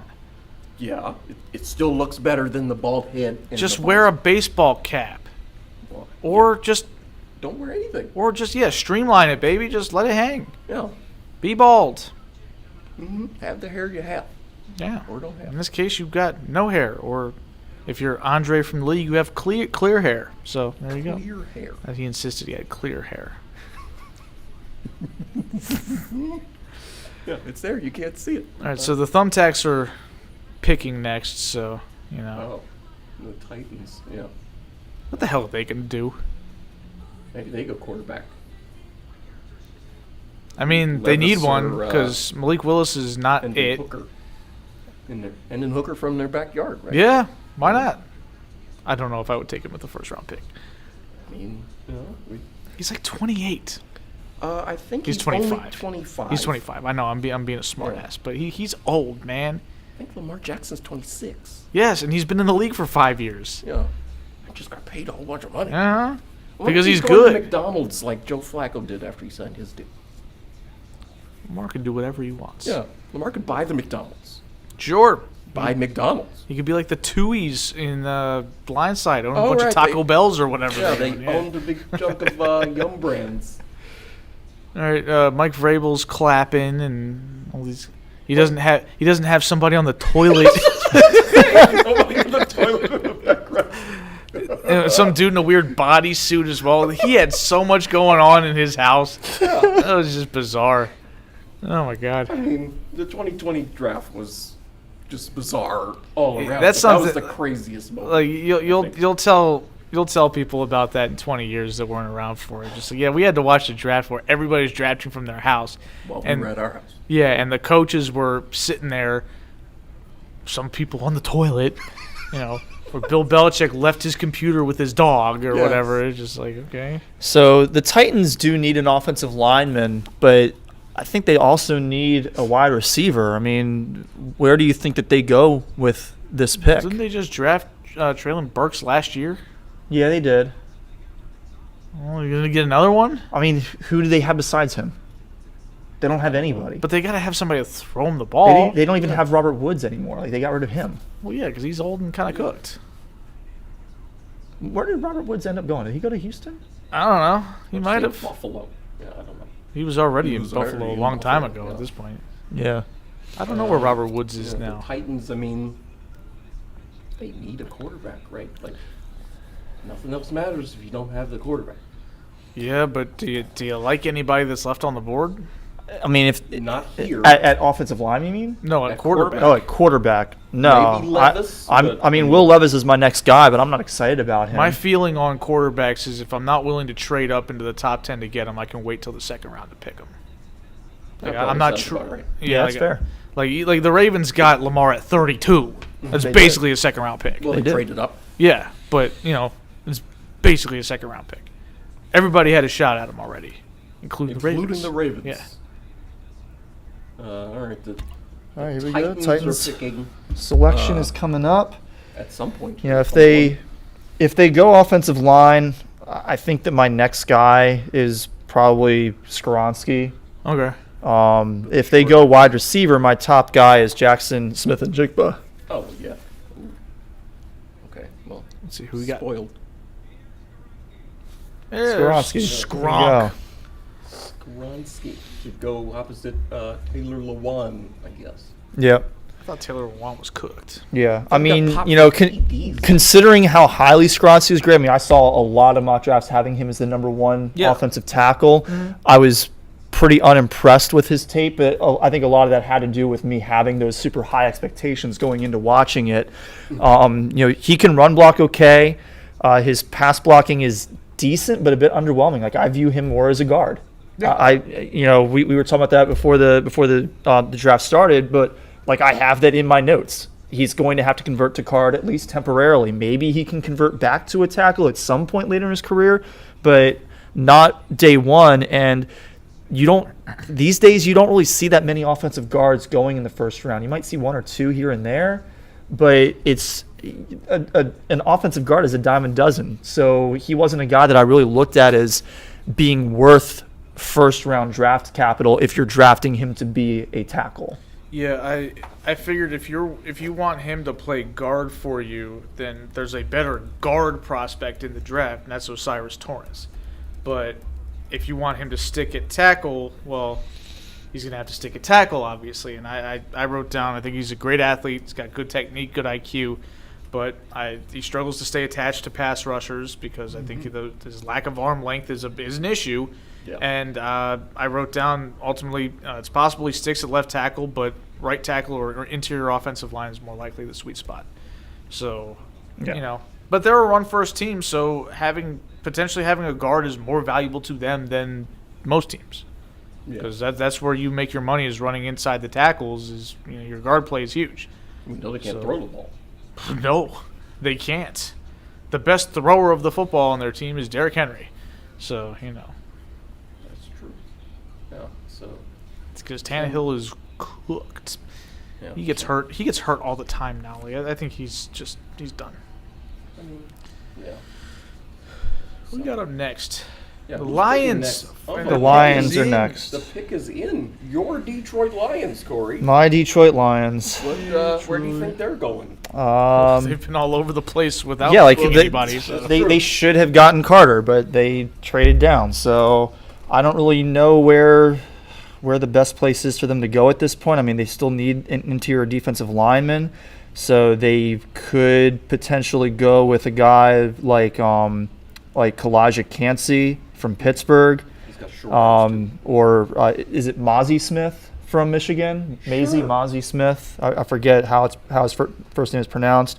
If they're going to go defensive back, Christian Gonzalez is still there. Your boy.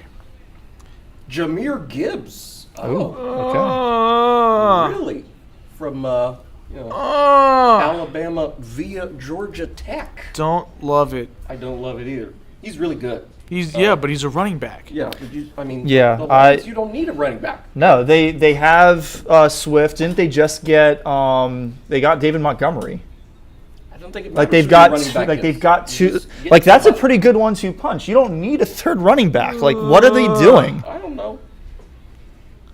Your Detroit Lions, Corey. Your Lions, What are they doing? Yeah. They might not be for long if this is the kind of draft they're going to do. Corey's gonna quit on them. I haven't bought my jersey yet. I have my T-shirt. I have not bought my St. Brown You're jersey dating. yet. You haven't put a ring on it yet, but buying a jersey. Oh, okay. Jerseys are expensive now, a couple $100. Yeah. But I mean, I ranked Gibbs my third running back. I had him second. Behind Devon Achane. I feel because I I had watched Achane Gibbs. first, and that's what probably. I also had biased Gibbs as my number 3, but behind Zach Charbonnet I don't know what that is. Who's that? from UCLA. Oh, Pac-12 I saw his name. I didn't watch his tape. I was like, all right, I'll watch. I obviously would watch Bijan Robinson because I figured he would be picked today. Mhm. I thought there was a chance Gibbs would be picked today. I figured it would be later. In the 20s. Yeah, I didn't think he'd be in the Transferred first from half of the first round. I mean, he's a really good player, so obviously he's going to have an impact when he gets the ball for Detroit. I just thought that there's better options for what Detroit needs to take the next step. I just didn't see the need at running back, but I didn't either. I feel like this was sort of like this is the type of pick you make when you have everything else. Like sort of a luxury throw-in type of thing. Yeah, like when the Chiefs drafted Clyde Edwards-Helaire, it didn't matter at all that he's horrible. No. Like, it's just, oh, yeah, he sucks, moving on. They went to the AFC Championship game again, and again, and again. Yeah, and then he was a bum, and they replaced him with somebody they drafted in the 7th round, and they won the Super Bowl. Yeah. Who was on my fantasy team and might be my keeper. Pacheco? Yeah. Okay. Yeah. Jahmyr Gibbs, he's a really good pass catcher. He's great speed and utilizes his physicality. But, like, I watched Gibbs highlights after watching Devon Achane, and, like, I feel like Gibbs is just a little slower version of Achane. Like, Devon Achane has Olympic-level speed. Like, if Achane gets any space, he's taking it to the house. Mm-hmm. So, Achane's 5'9", 188. Jahmyr Gibbs is 5'9", 199. So, it's also another smallish running back here. But, like, I feel like Achane being the faster guy, might as well just pick him. Yeah, I mean, I can't argue with that. And it wouldn't cost as much. Achane's probably not getting picked tonight, but... Well, now he might, because, if somebody else wants a running back, he's probably the best available, so... I mean, he's the best available on my board. I didn't look at Achane, so I don't know where I would put him, but I had Charbonnet ahead of Gibbs, so there is at least one, maybe two running backs who are better than Gibbs who are still available. So yeah, there's better according to according to us, but we're the experts here. Obviously, look at all these cameras and lights and stuff. Yeah, we're obviously the experts. Yeah, I thought Zach Wilson was going to be good. I mean, I have here in this. I told you. Yeah. I told you he was going to be a bump. Yeah. I hope the Jets don't ruin him. I hope he doesn't ruin the Jets. Is more likely. That's what happened. He did. Yes, we watched it in real time on the Red Zone. 7 hours of commercial-free football. So since my team just took him, I'll go ahead and read out what I had on Jahmyr Gibbs. Apparently my new boy. Really good balance through contact. I saw some heady plays where he baited defenders into over pursuit in order to create holes in the line and burst through them. I'm a little bit concerned that may not translate against smarter pro defenders, though. It works in college, doesn't necessarily work in the NFL. He does show patience in the backfield without being too patient. That's an issue that I see a lot with college players who show patience, is they may wait too long and then the hole closes. So he's able to wait for a hole to open, and as soon as it opens, he is through. So I definitely like that.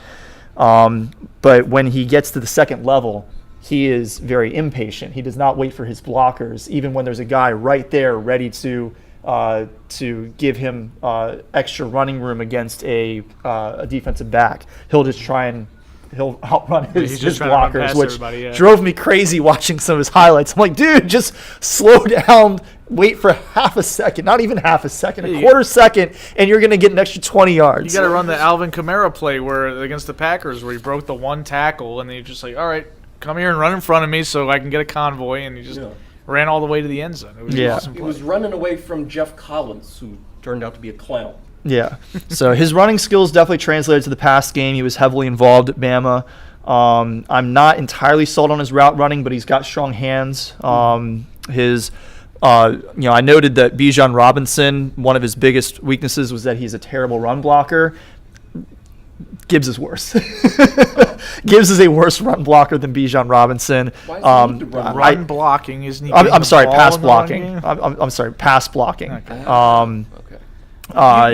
There were instances in his tape where neither foot was planted at the point of contact with an oncoming rusher, and that's never going to work. Well, at least he gets in the way a little bit, right? Slow him down for a beat. I view him as a guy who should be a change of pace back, not a number one back. Well, maybe that's what they drafted him to be. Maybe the Lions want a pass catcher, right? Like out of that. Why position. are you spending that kind of draft capital on a third down running back? I mean, the Lions were really good at the end of the year last year.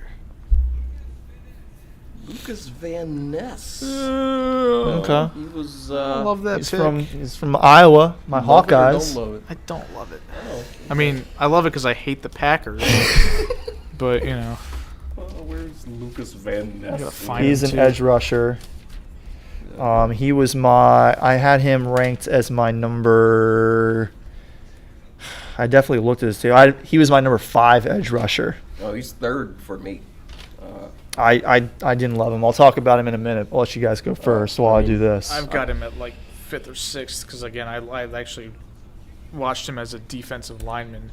And as a defensive lineman, I had him 5th.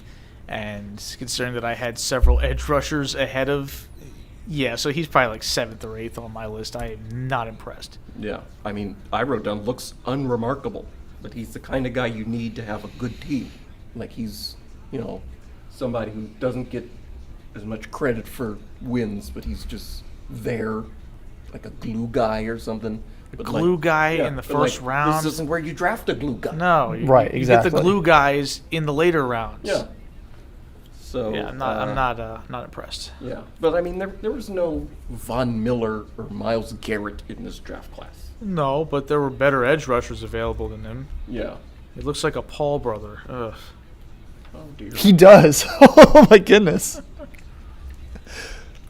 I'm sorry, that's mean. He seems like a nice guy. I'm sure he's. Probably is a nice guy. Yeah, and he's probably a really He can't good be any player. worse. He can't be any worse. Yeah, I don't mean to compare him to the Paul brothers. He doesn't deserve that kind of shade. Hope it works out well for him. I don't think he was. I think he's an NFL player. I don't think he's. I think he's a bit of a reach here. I think they could have gotten a better player specifically for that role. But I mean, I was looking at Van Ness and there was Van Valkenburg or something on that Iowa defense. There's a whole bunch was in the highlights just as much. And I came here for Van Ness. It's like when I watched Mac Jones highlights and it was just a Devontae Smith highlight tape. Yes. Devontae Smith and Jalen Waddle highlight tape. Right, exactly. It's like, oh, hey, he threw Mac a just wide checks it down to somebody. Yeah, Devontae Smith's wide open down the field. Jalen Waddle's wide open down the field. Oh. Good for you, Mac Jones. Right. That's exactly what happened. So my notes on Lucas Van Ness, and by the way, the edge rushers who are still on the board that I had ranked ahead of him are Nolan Smith from Georgia and Miles Murphy from Clemson. Yep. I think that Van Ness is an interesting prospect. He's very strong in the bull rush, but he doesn't really have any other pass rush moves of note. He never started a single game at Iowa.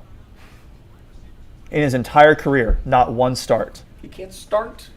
Okay, but how many snaps did he take per game? I think I heard Iowa. He took a decent number of snaps, but again, never got to start. Why was he never started? And yet he's a first-round pick. I think doesn't make Iowa any sense. Did something weird where they one of their upperclassmen to start all the games, something like that. That's so I also don't think that his body and his skill set really match up. Like, he looks like an edge rusher, but his skill set looks more like, I think it's better suited for defensive tackle, but he doesn't have the body to be successful nearly big enough to be as a defensive tackle. Lineman. No but he doesn't have the skill to be an elite edge rusher. So you're saying he's a bum. So what I had here is basically what you guys said, him being a glue guy. I said I view him as being more of a role player on the line at the NFL level. And since his best ability is the bull rush, I don't think a transition to linebacker is in the cards for him, so I don't know what you do with this guy. Maybe he's like a third down guy you bring in for an extra pass rusher. A mid-first round pick for a third down guy. I mean, this is exactly what I just talked about with the Lions going and getting Jahmyr Gibbs. He's a third down guy. You're going to play him 1 out of every 3 downs, and this is a first round pick. We're still in the first half of the first round now. He's going to be a guy every third down maybe. And he's not going to be the best pass rusher on the field on third downs either, unless your pass rush stinks. So, that's a guy you take in the 4th round. Yeah. I mean, I wrote down that there aren't many splash plays in his highlights. Like, I didn't see any plays where he just wrecked somebody and zipped around them and smashed. Oh no, he doesn't have good bend. Like that's not in his arsenal. Like I said, the one move, he is a one-trick pony, and it is the bull rush. Yeah. All his highlights look like they required effort rather than talent or skill, right? Like, it just he's beating the lineman because he's I'm pretty sure that harder. Every highlight we've ever seen of any player when we're scouting for the NFL required effort. But I understand what you're saying. Is that the great players make it look easy, and he does not. Reggie White just smushed him out of the way, just effortlessly. Reggie White was so ridiculously good that he overcame the fact that he was too tall for his position. Yeah. Like he doesn't have pad leverage over anybody because he's like 6'5", but it doesn't matter because he just ragdolls everybody. You can get out of my way now. The Steelers have traded up with the Patriots or something. Yep. So curious to see what the Steelers do. Stud player the Steelers going to draft now? The 4th Watt brother. Yeah.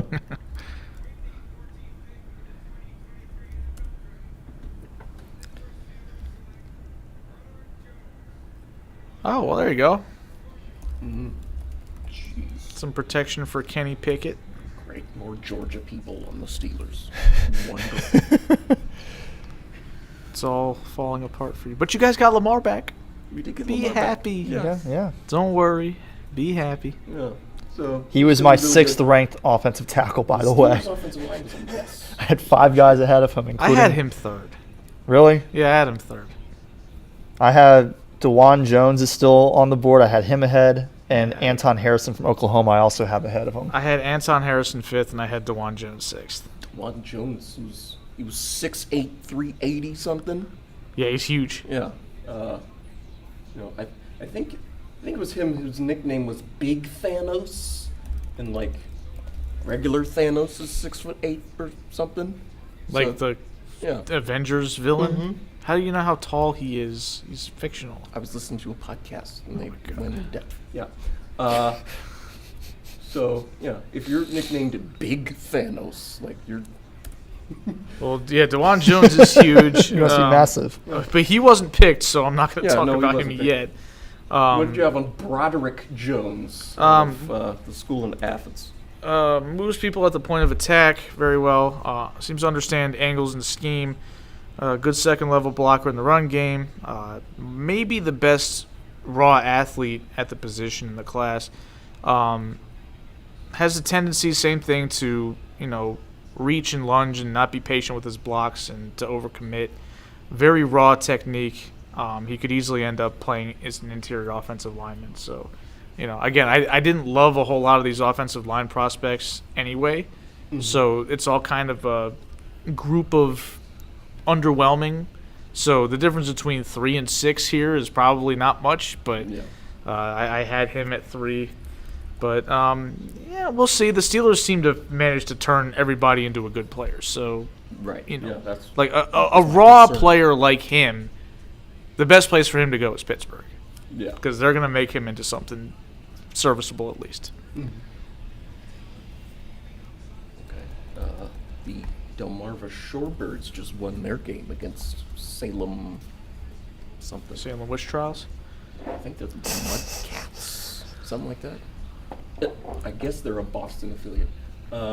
Looks like the Jets are on the clock now. Yes, they are. Jets notably acquired Aaron Rodgers finally. Right, as. Yeah. So, I'm surprised they even have a first-round pick. How was this pick not traded to the Packers? I think they traded next year's? What are the Packers doing? They should have got this pick, I don't know. right? The Jets are bidding against nobody, so you can set the price at whatever you want. So The Jets were stuck. here are my notes on Broderick Jones. Really good in stretch run blocking. When you're playing left tackle, that should probably be your worst skill, though. But for Jones, I felt like it was his best. In pass blocking, his feet get stuck in the turf regularly, which leads to a lot of off-balance lunges at defenders when they're using finesse moves to slip by him. When I was looking at a lot of mock drafts, they had him and Skoronski 1-2 in some order. And the only thing that I thought that analysts were really right about was that most of them had Skoronski ahead of him. But like I said, I had Skoronski at 3 and I had Broderick Jones at 6. So I was not a huge fan of his technique or his footwork. I just don't like where he went to school. Well, we know that. Yes. We notice. Yeah, we noticed. The Jets pick is still not in. So yeah. Figured there would be time like this. So Eric, you were up late watching basketball last night. What did you see? Because I went to bed. I was also up And late I was watching basketball, by the way, anyway. for the record. Yeah, Corey was watching too. Oh, okay. It was very frustrating because the two most compelling games were on at basically the same time. The Warriors were playing the Kings on TNT, and the Bucks Heat game was relegated to NBA TV, and they were pretty much overlapping. And so the viewership for the Bucks Heat game, which was one of the best playoff games we've seen in years, got like less than 1 million average viewers. I didn't see it. I didn't see Butler's crazy buzzer beater off of the inbound until this afternoon when it popped up on my feed, and I was like, "Wait a second, how did the Bucks even make it close?" Like the Heat had a decent lead when I was kind of scoreboard watching. They had it occasionally popping up on the screen during the Warriors game, and I feel like I remember the Heat having like an 8-point lead pretty consistently. No, the Bucks had a 16-point lead. Oh, in the Bucks had a 16-point lead. Yeah, they were up lead for most of the. Oh, so this was another big comeback by the Heat. Yeah, they blew a big lead in the fourth. The Bucks did again. Yeah. Yep. So that happened. Okay. So I was misremembering that, but yeah, like I saw that replay. Playoff Jimmy is a different Jimmy. Like, yeah. Playoff Jimmy Butler in the playoffs might be the best player in the playoffs during like the past decade or so. I mean, I'm not gonna say he's better than like prime playoff LeBron, but he's something else, and he's LeBron is great at buzzer beaters. I saw a stat in his career. LeBron in the last second of a playoff game, or at least of the fourth quarter or overtime, when he takes a shot that will either tie or win the game in the final second, he is in his career 7 of 12. He's really good. 58%. Yep. And the stats said that if you take, there were a bunch of names that were listed, including Steph Curry, KD, Kobe Bryant, Dirk Nowitzki. Granted, Dirk was notoriously not clutch in the playoffs. Except for the one time he won a championship. Except for the one time. And Westbrook and a number of other players, they're a combined 6 for 50. So they've taken 38 more shots in that situation than LeBron and made one less of them. Well, I mean, you put Westbrook in there. Yeah. I mean, that's not going to help the average. But yeah, Jimmy was great. Giannis missed 13 free throws. What? 13 free throws? Yeah, he went 10 of 23 from the free throw line. Not great. and he That sounds like less the than Terps when ideal. we were at Maryland. Suboptimal. Free throw shooting was not a strong suit. no, for not a us strength. back And then like in overtime, like so. Firstly, I need to make fun of Budenholzer because He's looking confused. he's always looking confused. But he comes so after Butler hits the insane game-tying shot, there was a half a second left, and Budenholzer had 2 timeouts. And you call timeout, you can advance the ball to the front court and get yourself an opportunity to catch and shoot or a tip-in. He didn't use a timeout. So they just inbounded and conceded that last possession and just said, let's go to overtime. I'm like, you have to take the timeout there. Like, what are you doing? Like, you have to try something. And then in overtime, and also, by the way, on the game-winning shot, Brook Lopez was the runner-up for Defensive Player of the Year. He was one of the best rim protectors in the NBA, and he was not on the floor for that Jimmy Butler shot. Which, if you notice, Jimmy Butler made the shot from 5 feet away from the basket, where Brook Lopez Yeah. usually plays. Yeah. So, Oh, by the way, the Orioles won. Ooh. So, The Orioles. so that was an insane choice. Coach Bud's getting fired. Like, there's no way he survives this. This was just egregious. This is only like the 6th time that an 8 seed has upset a 1. I think it's only happened maybe 2 or 3 in the 7-game format. This happened in 5 games, right? Like this. Gentleman's sweep. Yeah. And people can say, well, Giannis got hurt in game 1 and he missed game 2 and 3. But the one game they won, Giannis. Seed, Yeah. should dominate the 8th seed, whoever it is. In game 2, Giannis was out and the Bucks dominated the Heat. They beat him by like 25 points.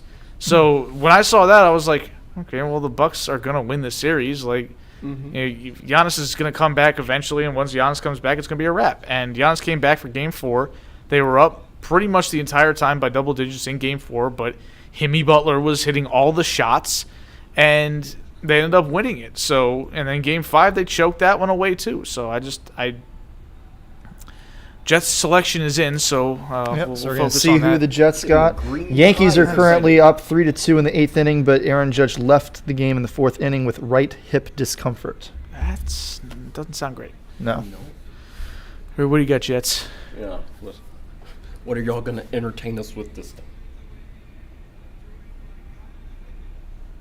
Okay, so we got some ad read stuff going on here for Make-A-Wish. Okay. Battled and beat bone cancer. Wow. Good for him. That Yeah. is a snazzy tie, too. And a nice Sharp. pocket square. I like that. Yes. And he's hyped up, too. Wouldn't you be hyped up? I mean, On the if I stage if of I the NFL draft. if I beat bone cancer and I'm at the NFL draft, yeah, I'd be pretty excited. So he's gonna make the pick, okay. Better than having the parrot make the pick.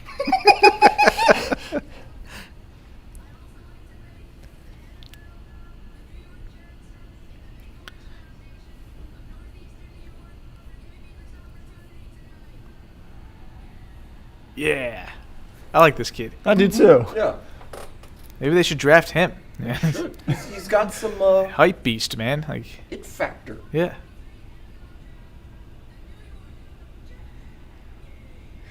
This kid's excellent. I love him. It's like Pat McAfee in 2019 when he was handing Yes. it up over. Oh, McDonald. Oh, I didn't even know who they picked. They took Will McDonald. Will McDonald the fourth from IV. Iowa State. Your Cyclones there. Yep. Yeah, I had him on my list somewhere. not on my Just list. gotta find He was him. on mine. He didn't make my list. I'm pretty sure I looked at tape of him. I'll have to take a look in just a Scroll second. down in your Yeah. big board. Yeah, might have been a little bit of a reach, but that's okay. I have him. I actually had him ranked behind Van Ness. So He's Yeah, let me looked see. at I had 6 edge guys, and he didn't make the list. I had him. I looked at 8. He was my 7th. So I said that he's probably the best edge rusher in the draft if we're only looking at the ability to wrap around and collapse the pocket from the outside. But that's not all that we're looking at when we're evaluating edge rushers. I think that he's got good length and he generally uses it pretty well to keep offensive linemen at bay, but there wasn't really anything else that jumped off the tape at me. He's an average to below average tackler, doesn't possess really good pursuit speed, and I don't think that he's a good run defender at all. And he just jumped over a car. He did just jump over a car, and he did a backflip off the wall, Neo style. Pretty snazzy. Except it only took one step off the wall. Neo actually ran up a beam. And dunked a basketball, but he's... Where are the football highlights? None of that shows what he can do on the football field. He's doing some Miami Vice style, It shows he can do hardcore parkour. Yeah. Parkour. He has athleticism, which is required at the NFL level. It is, yes, but I'd like to see it actually happening on the football field. Well, who was the guy that was jumping out of the pool? Clemson guy? Yeah, that was years ago, but it was awesome. Yeah. I can't even jump in a pool. I could not imagine trying to get enough lift to jump out of like a waist-high pool. Yeah. Like, there's just no way. Oh, The Manders. Yeah, the Manders are next. Their pick is in. So anyway, the Bucks choked. Giannis had a whole thing where the reporter asked him if he considered the season a failure, and he had some really nice philosophical. Yeah, he said so. Out of the 9 years that the Bulls didn't win an NBA Finals with Michael Jordan, were all those failures? Yeah, and I'm like, okay, I appreciate Giannis's overall point, but no, this year was a failure. You were the number 1 seed. You were the betting favorite to win the title, and you lost a 1-8 matchup in 5 games. That's a failure. Like, there's no way around it. That's like saying that, sorry to bring up bad times, but the 2019 Ravens were a failure. That was a spectacular failure. Yeah, like that's a failure. And even worse in a 7-game format where you don't have to worry about 3 hours of bad football or bad basketball ruining your season. You get 6 more. Yeah, you get plenty of chances to get this right, and they didn't do it. But so everybody was just lauding Giannis's take. It's like, oh, he's so thoughtful and stuff. I'm like, yeah, that's all great, but it's still a failure. Being thoughtful doesn't make free throws. No, and it doesn't mean that you can just lose when you're expected rightfully to win, and us not to say, damn, dude, y'all failed. Yeah, like that was bad. So I don't buy that whole thing. People are like, oh, you own this reporter. I'm like, he didn't own the reporter. He wasn't. He's not fighting the reporter. He wasn't even trying to own the reporter. He was just trying to make a broader point about how he doesn't view things like this as black and white failures. It's building blocks and stuff like that. I'm like, okay, but what kind of building blocks is it? You've already won a championship. You've won a championship. This is supposed to be a contending window, and you just lost to an 8 seed in pretty pathetic fashion. Didn't they have the best record in the NBA? Mm-hmm. How did they get bounced in the first round? What's going on? That's terrible. Somebody needs to be fired. Well, I'm telling you, Coach Bud's getting fired. He sounds like he's toast. He was very close to being toast the year they won the title. They got lucky that they should have fired him after they won the championship, like the Capitals did. Yeah, it's just that he almost let that Nets team beat the Bucks that year because he refused to do anything to change up their defense on Kevin Durant, even though he was the only viable player on the floor because Kyrie Irving was hurt and James Harden was playing with a bum hamstring and he could barely move. And yet he just let Kevin Durant play one-on-one against whoever, and Kevin Durant was tearing him up. Stephen April is watching on YouTube. He is asking whether I don't know if he's asking whether we think that they should take or whether we think that they will take Gonzalez or Levis. I can tell you that the Commanders' number 1 need on my list is cornerback, so absolutely they should take Gonzalez. Mm-hmm. Oh, so if the question is who Sam will they Howell take, is going to be the quarterback then? If you're asking me between Sam Howell and Will Levis, like I don't really. If I'm a Commanders fan, I don't really care. Like Levis is not, in my opinion, going to be like a really good long-term starting quarterback in the NFL. Neither is Howell. So why not fill another position of need with an actual good player? Like Gonzalez, like I said, is my number 1 cornerback on the board. But if you're asking me who do I think the Commanders will take, I'm going to just down the board. I'm going to throw a dart at the dartboard, and I'm going to say I'm going to say they're going to take an offensive lineman. And I think they're going to take Anton Harrison. Oh. Anton Harrison. Not because I think that he's the right guy for them, but because I just don't trust the Commanders to actually make a good pick. Well, he went to Carroll. He's a WCAC guy, but he went to Oklahoma. Oh, Yeah. okay.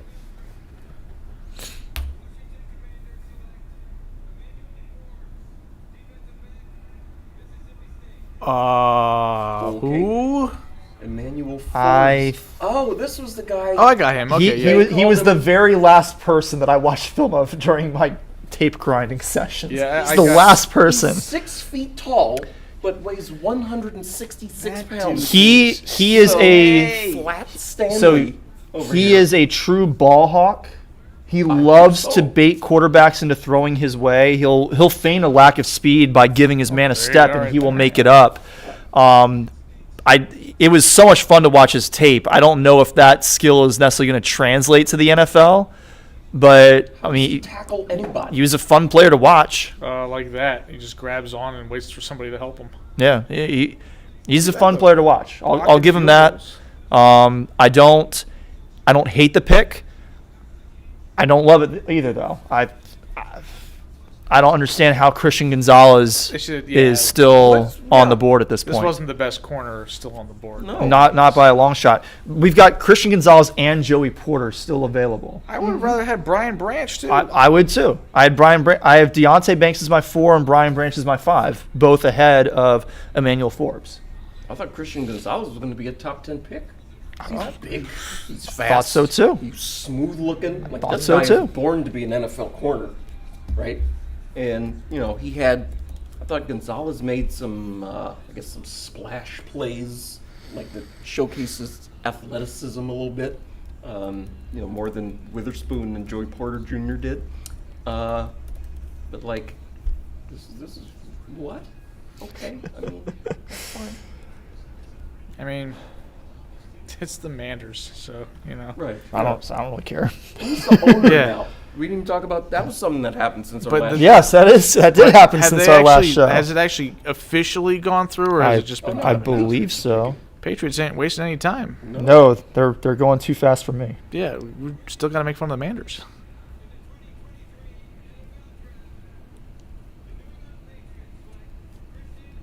Well, there you go.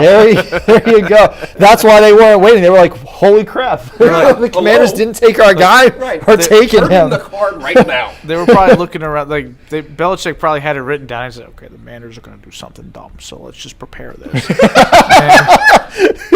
and sure enough, here you go. A halfway decent Bill Belichick impression from Eric Meyer. I do okay with my impressions. That's not even your best impression in one of our draft shows because you impersonated the Buccaneers parrot one time. Oh yeah, I did You do did that. I don't really That's remember how I did that, but yeah, I made some crude joke, I'm sure. I also the parrot picked Terrence Cody. So. Oh yeah. Terrence Cody. Yeah. Can't back away from the buffet table, Terrence Cody. Evan was also somewhat impressed with my Buck Showalter impression when we went to an Orioles game a couple weeks back. Oh, okay. I don't even remember that. I was explaining to you how Buck loved his pofos, and he just, he's productive outs for Orioles. He loved his pofos. So, Yeah. I mean, I described Christian Gonzalez as a willing tackler, big corner, athleticism and ball skills to match. No shortage of swagger, matching the ugliness of Oregon's uniforms every week. They get some real doozies. Yeah, they were the Terps before the Terps because they're the Nike version of the Terps. But like Oregon's uniforms used to be cool, but now they've overdone. Yeah, it. they've done They too have much. Yeah, a different one too many every combos. Yeah. Yeah. Too many patterns. Also, shout out to the Terps. They're going back to the script helmet this year, Ooh. permanently. Oh, wow. Love the script helmet. That's yeah. where it's at. Yeah. Look at this. What's going on with this? All right, fit, though? That's too so much. real quick, I told you awful. he had swagger, Wow. right? Yeah, but that's He's used to wearing ugly clothes. He went to Oregon. I guess. So the but Patriots he definitely graduated needed a or defensive left. back, cornerback in particular. So great pick for them. Again, like I said, He the number should've one, gone in the top 10. the number one guy off on the board for me at cornerback. He's really good at timing his hits on receivers at the catch point. I did have some concerns about his ability to track the ball in the air. So sometimes he takes some bad routes to the receiver and to the ball. But when he focuses on playing the receiver, really good at timing his hits, so he's not there early. He's there right on time. He's not a great open field tackler. He's completely oblivious to the run. So if you're looking for a cornerback who can come up and run support, that's not going to be him. But that's not the main job anyway. He is truly elite at mirroring receivers. So he is an ideal guy if you play man a lot in your defensive scheme. I don't know what scheme the Patriots play. Hopefully that's the scheme. Because if so, then they just got to steal. They got a first-round corner. Yeah. The big thing is he just needs to make sure he's playing to his strengths and doesn't get caught up trying to make flashy plays because he's going to miss most of them. That's just not his. That's not his skill. I mean, if he gets caught up making flashy plays, he's going to get toasted, right? Like Ed Reed would be out there improvising and stuff, and somebody'd be wide open for a touchdown. It's like, oh, Eddie saw something on film. It was supposed to be this, but it ended up being that, and it didn't work. I think Christian Gonzalez had great coverage that looked effortless. Like, it didn't seem like he was trying as hard as he could have been, I guess. Like, he's just like, yeah, I'm running around with these guys, and let me, intercept this pass right quick. Just out here having a nice game of football. Huh? Yeah. This college stuff is too easy for me. Kick your feet up and just coast through school. Mm-hmm. Yeah, it sounds familiar. Yes. I don't know which one of you that's familiar to. Well, perhaps both. well, I dare say. I mean, I'm not going to say anything else. I'm going to leave that there. Yeah, I think this is a good pick for New England, obviously. Oh, it's a great pick. Yeah, like they needed position in need, better player than they probably bargained for at that spot. Yeah. Especially with the Manders picking somebody who probably wasn't. That position. Yeah, same position, bit of a reach. Mm-hmm. But yeah, I think that Belichick has learned his lesson trying to draft offense in the first round. He could never do that. So, get a good defensive player, get a cornerback. Saying Sony Michel and N'Keal Harry weren't good. I got N'Keal Harry. Good. Wow. First rounders. Wow, that was a terrible pick. No, they were not good picks. Oh, okay. Like Sony Michel at least contributed to their team for a year, right? Like they won the Super Bowl that year that he was drafted, and he had some nice moments. Okay. But I feel like James White could have just done it too, right? Like they didn't actually. Did in the Falcons Super Bowl. Yeah, or any other game that he was in, like post Shane Vereen, right? Like that was just James White just ran around and did everything. So, All right. So Detroit is back up. Their pick is in. They already went and took a running back for God knows what reason. They still need a defensive lineman, particularly an interior defensive lineman. I'm upset that they did not get Jalen Carter, but I liked Kalijah Kancey from Pittsburgh. If Detroit goes and gets him here, I still think that they'll not deserve a particularly good first-round draft grade, but Kancey is the best pass rusher of this year's interior defensive lineman. He might be the most athletic interior or edge rusher in this year's draft. He is uber athletic, but he's got two glaring issues. One, he's not a great tackler. Guys break out of his hold in a lot of the film that shows his best pass rush moves. The other thing is that he's a bit undersized. He's 6 foot 275, and he so he's a short guy, which means that offensive linemen can, a lot of times when you're a short guy, you're okay with that because you can kind of push up into an offensive lineman and get some leverage. But when he engages with linemen, a lot of times I see he lowers his helmet, and it takes away his ability to watch run plays develop. So he misses where the ball is going a lot of times. Mm-hmm. So I don't love Kalijah Kancey, but those two things are both fixable in my opinion. That's why I think that he would still be worth a pick here. Oh yeah, would still be really upset that they missed out on Jalen Carter because I think he is a sure thing. Kancey's going to need some coaching, but but they have coaches. I love the coaching staff they have in Detroit. So if somebody can take a project like him and turn him into something, I'd be okay with that because I think Detroit is capable of that. Is it possible that the Lions, since they kind of have a little bit of an embarrassment of riches with 2 first-round picks, are just kind of, willing to really take some shots here, like with the Jahmyr Diggs pick. Gibbs, I'm sorry. I can't remember anybody's name. Sure, but Jahmyr Young, Jahmyr Young. As I said Diggs, I'm like, it's not Diggs. We got 3 different Diggs in the NFL. He's not another one. There's Trayvon, there's Stephon, there's another Diggs. He plays for Seattle.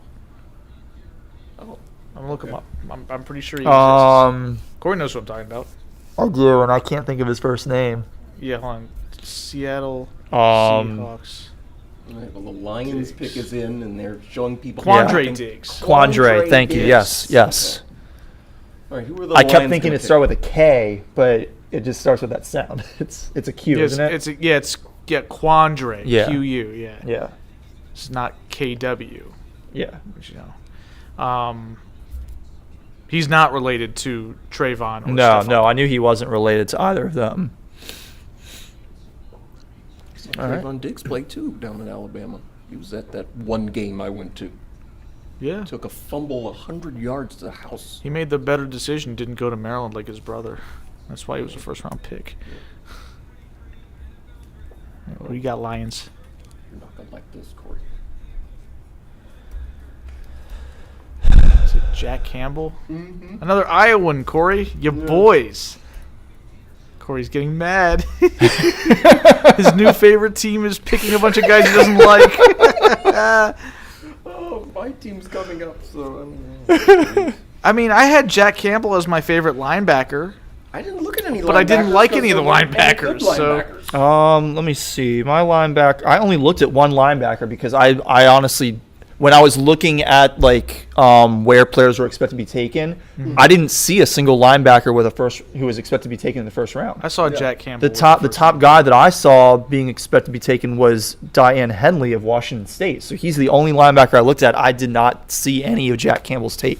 I saw. So I've got nothing on him. So I only had 2 linebackers written down because I tried to look at guys that were placed as not just first rounders but maybe early second rounders to see. Yeah, that's what I did at every position. I looked at anybody who was projected to be in the first round, and then I took the next player. For some position, I looked at the next 2 or 3 if there were a lot of players that I expected to go in the first round at the position. Mm-hmm. But nobody at the linebacker position was projecting the first round from what I was looking at. Yeah, I mean, I looked at Danny Kelly's big board on the Ringer. I think his top linebacker was number 40. So Okay. that was Yeah. easy to skip those. There's only 31 picks tonight. I mean, linebacker in the first round feels like it's got to be a slam dunk if I'm going to take him that early because it's not in today's not a NFL. It's not a prime super position. valuable position. Linebackers used to thrive when the run game was more heavily featured, but Yeah. nowadays it's So who is this? Is this This is not I think it's Tampa. the Cardinals. Oh, the Cardinals? No, it's the No, it's the Buccaneers. Buccaneers. Okay, yeah. Bucks, yeah.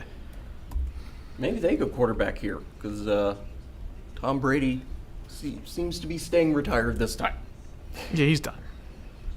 He looked like he was toast anyway, right? But I mean, he looked like he could still play, but not like he used to. Yeah. He looked like an NFL quarterback. That's it. I mean, Tom Brady he shouldn't be playing if he's just a guy in the NFL. well, I mean their quarterback room currently is just guys. They Blaine Gabbert and the guy from Florida whose name I can't And Baker remember. Mayfield. Oh, and they have Baker Mayfield. Yeah. Who's the guy from Florida? Keep thinking Keith Chumpkin, but that's not a real person. That sounds so made up. What is that name? Chumpkin. That's the title of the show right there. What's NFL Draft 2023. Somebody or put that in the Keith show notes because Chumpkin. I won't remember. was it out of Florida? I don't remember that guy's name. Kyle something? Was it Kyle Stowers. No, not Kyle Stowers. Kyle Trask. Yes, that's it. Yeah, I Yeah. picked him. He's on my quarterback sheet to start for the Bucks this year, Off on this. which is not going to happen because they signed Baker Mayfield. But what if it's a Matt Flynn situation, right? If they paid the guy all his money, turns out he sucks, and the rookie's pretty good. It could happen. Yeah, but Kyle Trask isn't a rookie. He's also not any good. It's also true. I feel like even though Russell Wilson was a third-round pick, we knew he was good. Yeah, I saw. Yeah, bore I witness. remember. I remember too. I watched him when he was at Wisconsin, and I saw some of him at NC State. All right. I mean, what are the Bucks going to do? They feel like they're coming off the Super Bowl run. They're just done. Oh, there's your boy, Okay. Corey. Yep. All right. I mean, that's fine. Mm-hmm. Oh, he's from Florida, too. Yeah. The Fam Cam. I like that. That Fort is a Lauderdale. great idea. Why didn't they call it that before now? Because they weren't clever enough, I guess. Well, I usually watch the ESPN broadcast. Yeah, usually I do too, yeah. So Gotta have Mel Kiper, right? gotta have the Junior Kuiper. There's no NFL draft without Mel Kiper. I mean, he's the GOAT and the OG at the same time, yes! you know? Yeah, he invented this job. Yeah, he and he's just the best made at up it. a job for himself, and, you know. Back in the 80s when he had to, send letters in the mail to... Is he the best at it in terms of prognostication, or is he the best at it just because he's the most entertaining? Sure, I don't know. Yeah, He's my favorite one of these. I agree. Like, what does Mel have to say? I also love, who was it in, the 90s that just went on a big rant about how Mel Kiper sucks? Oh, Like, that was Bill Tobin Yeah. from the Bengals. That was great. Like, I love that. Like, Yeah. Oh, that was amazing. 1994. Yeah. Yeah. All right, well, we already talked about Gansey quite a bit, Yeah. so Yeah, I Got gave my fired. my spiel on him. yeah, I so didn't have much more to you know, add. So And then they yeah. drafted Peyton Manning. Solid pick. There's Aaron Donald comparison. Okay. They both went to Pitt. Oh, They both okay, went to the okay. same school. Okay. Okay, cool. Yeah. Just like Kenny Pickett and who's Dan Marino. and who's the bum that we love to make fun of? The guy that throws Tyler all the, Palko. no. The guy that replaced Oh, Nate Peterman. There you go, Nate Peterman. Yeah, he also went to Pitt. Sorry to Will Massimini. We're hating on your Pitt guys, or just one of them. I think Kenny Pickett's pretty good. Obviously, Dan Marino was pretty good. He was all right. Yeah, he's mediocre. Never won a championship. Yeah, bum. 8-10 in the playoffs. Come on, do better. I'm going to get a quick update on. The Hawks and the Celtics are tied at 104 with just under 10 minutes to go in the fourth quarter. Game 6 in Atlanta. Okay. Some That other stadium is better. Their arena's great. some other fun facts. Scott from- Hansen, a friend of the show, Scott Hansen, Yes, out here like, we has wide receivers in this draft. Like, where are they? Where are the wide receivers? Yeah, The none of them Seahawks have been pick- picked. The Seahawks are on the clock, so we'll see. I did mention that they could use a third wide receiver, but are you really going to spend a first-round pick on a third wide receiver? No, just go sign Maybe somebody. when the best wide receiver in the draft is still available here. You're in the second half of the first round. Mm-hmm. I mean, I think that a really good addition for this team would be, Jackson Smith. and yeah, Jigba. Jackson Smith and Jigba. I think he'd be a really good addition for them. Yeah, probably. So the Warriors beat the Kings last night. Now that happened. It's like my hands are getting sweaty because I see BAL was a couple picks away. Evan's getting nervous. I'm gonna try to calm him down by talking about stuff he doesn't care about. The Warriors beat is that series over? No, that was Game 5. So the Warriors are up 3-2. Game 6 in San Francisco tomorrow. Okay. So that's but it's a probably a turning point in the series because the Warriors got that key road win that they needed to put themselves in position to close it out at home. It was a really good game. I mean, the Warriors were kind of goofing a little bit in the first half, and Oh, really? yeah, I tend to The do sweet that. Georgia Brown music was playing? Yeah, sometimes. it Draymond happens. kicked somebody in the No, groin again? no kicking or stomping or anything like that. Did Draymond get a technical? He did not get teed up yesterday. De'Aaron Fox got teed up and came very close to getting a second technical foul. Tony Brothers restrained himself from doing so because normally the air punch is the, no doubt about it, you're getting teed up. And De'Aaron Fox threw one of those, and the frustration with the calling, you really express yourself in a drastic way. And Brothers put his whistle to his lips like he was prepared to, do it, and then he was like, he's already got one. I can't toss him for that. So he let it slide. But Fox started off hot, even with his, broken fingertip. Ooh. That's a thing. But he cooled off considerably. It might have been related to the fact that his finger hurt. because I imagine it was not fun. Need those in basketball. Yes, especially on his shooting hand. So, but yeah, the Warriors got contributions from pretty much everybody. It was, Steph didn't have his best shooting night, but didn't need to because he finished well in the paint. The other Warriors hit some really tough shots. Andrew Wiggins was huge. Kevon Looney had 22 rebounds. Kevon Looney. Yeah, he was beasting. As I was kind of making fun of the Kings just a little bit for the fact that Domantas Sabonis received his rebounding title trophy that night because he led the league in rebounding during the regular season. There's a trophy for that? I guess I didn't know there was a trophy for that. I knew there was one for the scoring title, but I remember the Mystics had a banner for leading the WNBA in attendance. yes, that is true. That's still up. Oh, it's still there. Yeah. Even though they won a championship a couple years ago. Oh, yeah. right, they did win. That's right. Yeah. But then, so Kevon Looney gets 22 rebounds on Sabonis' watch the same night he gets his rebounding trophy. And then De'Aaron Fox was awarded the Jerry West Clutch Player of the Year trophy, and he scored 0 points in the fourth quarter while Steph scored 10. And I was like, that is just unfortunate timing. Yeah, it's not how it was supposed to go. Irony. Yeah. And, by the way, the Grizzlies blew out the Lakers because the Yeah. Lakers didn't bother to show up on the road. No, they did not. And So we're currently waiting for the Seahawks to make their pick. They've got about a minute left before their pick is due. One thing that I missed because of how quickly those picks were coming, and I had to focus on trying to update all this, is Stephen April really enjoyed your impression of Bill Belichick, Eric. well, I'm glad I could contribute to his entertainment. Yeah. Yeah, because our stream is on a slight delay, he's probably actually watching like the draft live. He probably did not pause it to keep it in line with where we are. So he also commented about how fast New England made the pick, which we also immediately recognized. And then Alex Mayo said that he had forgotten about Jack Campbell, but he wanted him for the Commanders. Commanders Jack do need Campbell was a linebackers. second-rounder. I think he,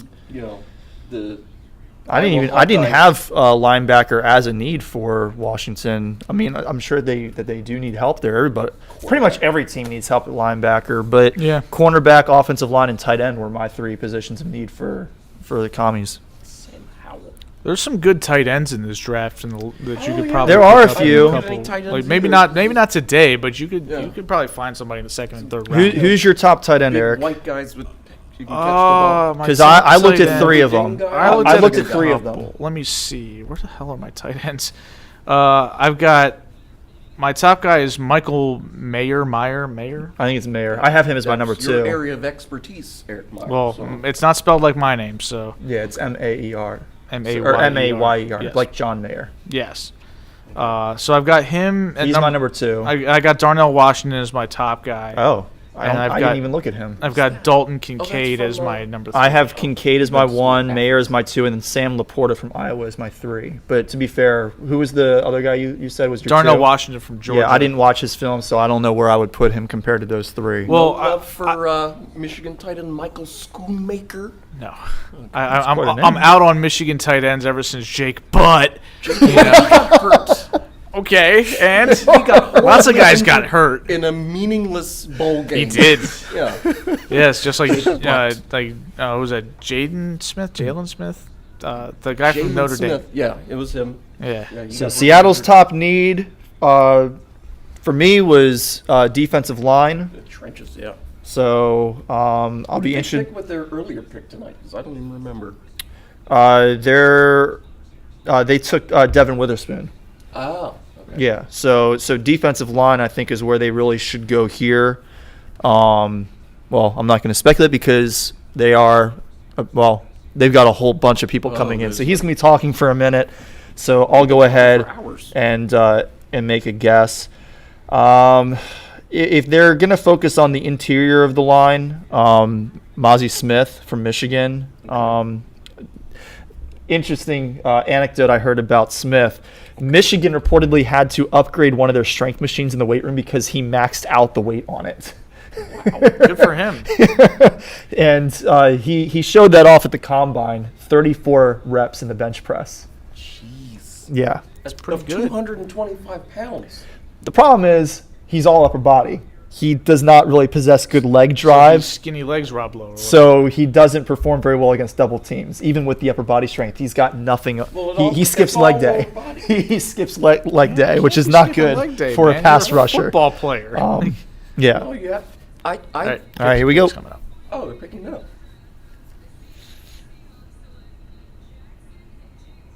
Hey. All right. There you go. There you go.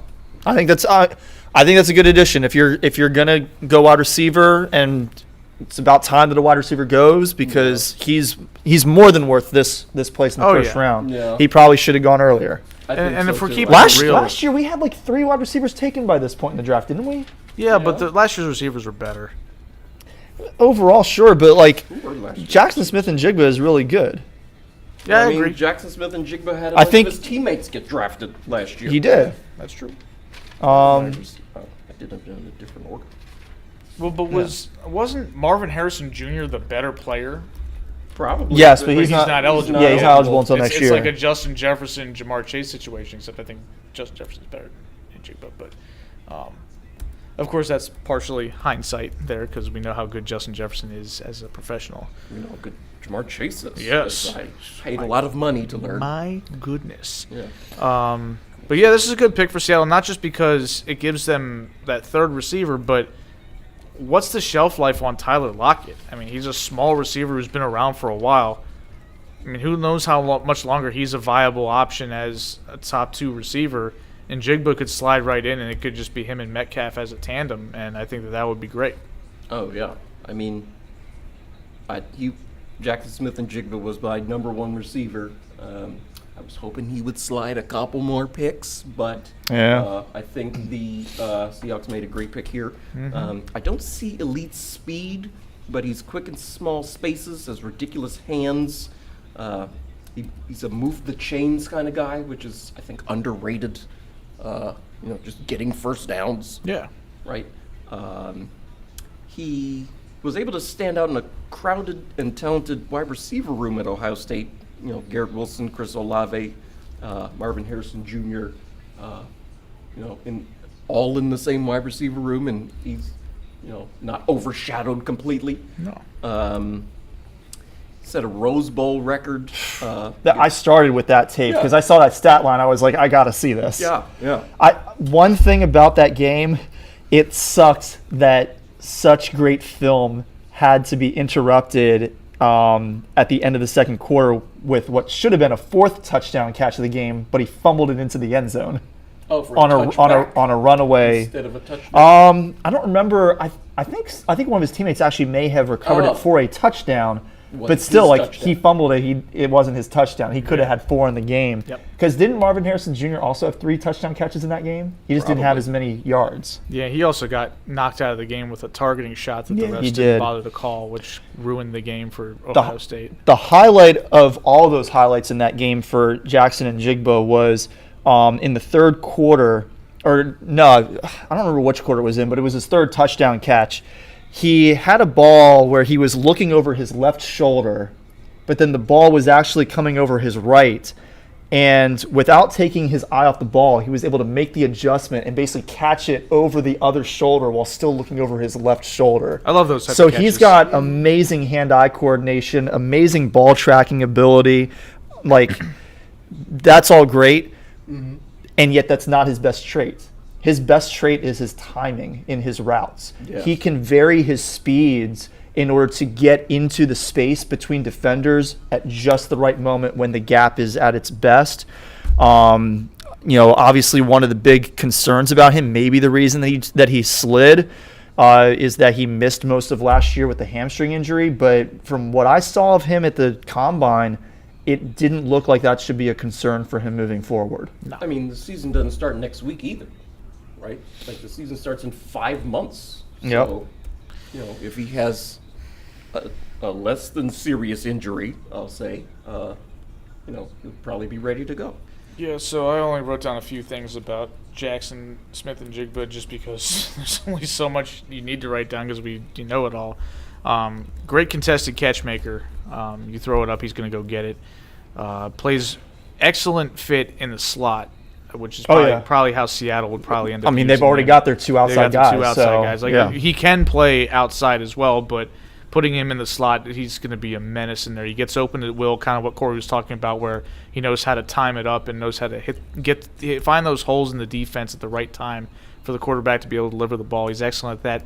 The one criticism is, it's not really a criticism that much, but he's not a freak athlete by any means. Right, like he doesn't jump out of the gym. He doesn't have 4.3 speed, but you don't need that to be a successful wide receiver. If you run great routes like he does, if you can make contested catches, if you can make those adjustments, if you know how to get open, right? Like we've seen a lot of guys. Like think about Julian Edelman. He's not a speed guy, or he wasn't, but he got open all the time because he knew how to do it, and he had the agility, he had the smarts. That's kind of what Njigba's going to be, except a better athlete, a better contested catch maker, and just a better overall player. I think he's going to be great. Yeah, I think so too. He had 347 receiving yards in that Rose Bowl. Yowza. Yeah, against Utah. That was a single game Ohio State record. That was a Rose Bowl record. And that was a bowl game in general record. And his brother plays for the Pirates. Oh, right, yes. We talked about him a few weeks ago because I saw his last name. I was like, that's got to be existent. They got to be related, right? There's no way there's two Smith and Jigbas that are young dudes right now that are playing sports. I'm like, they've got to be related. That would be insane if they were. Like, no what? So the Chargers. Yeah, so the Chargers are in. Superchargers. They also need a wide receiver. That was their top need on my board. They go Zay Flowers here then, because Zay Flowers is where I had them mocked. He was my number 2. Quentin Johnston. Oh, he was my number 3. He was my number He was 2. number 3 as Oh, really? I had him behind Njigba, yeah. Okay, so you had him ahead of Zay Flowers. Yes, I had him right behind Flowers. I had Zay Flowers. I actually have Zay Flowers at. Yeah, I'm fine with I this. saved 4th. Like he's. So Quentin Johnston. I mean, he was looked incredible, right? I think he was held back by Duggan. Oh yeah, big. I mean, I don't think Duggan was very good. I think I actually made a note of that. Yeah, his profile as an athlete suggested his production should have been better than it was, and I blame it on Duggan. Yeah. Next, Duggan. He has breakaway speed. I saw that. He sheds contact. He's dynamic with the ball in space. He has a raw talent at the NFL level. Like, he's big and he's fast and he's strong, but like it wasn't precise like Jackson Smith and Jigba was looking. Yeah, definitely more polished for For like he was a surgeon out there. Yeah. And Johnston's a big guy, so he's got some like you said, more polish to get done. Let's see. I thought he was a bit of a body catcher. Like I saw a little bit of that in the highlights as well. Like a lot of, the signal for catching. Right? Yep. Instead of going to grab the ball with your using the hands, he just caught it with his body. So like that was one of Hollywood Brown's issues, is that he would just let the ball bounce off his shoulder pad and onto the turf. So Yeah, you got to get the hands out there and make the catch. Yep, that's definitely a thing. I mean, you got to get your hands out there, but you also have to grab the ball with aggression. Yep. Right. Well, you go take it. A part of that is that he's too focused on post catch, and I could see that becoming a big issue. Like his tape at times reminded me of 2020 Deontay Johnson. When he makes the catch, he's dynamic, but in 2020 Deontay Johnson dropped a lot of passes. Yeah, the dropsies, yeah.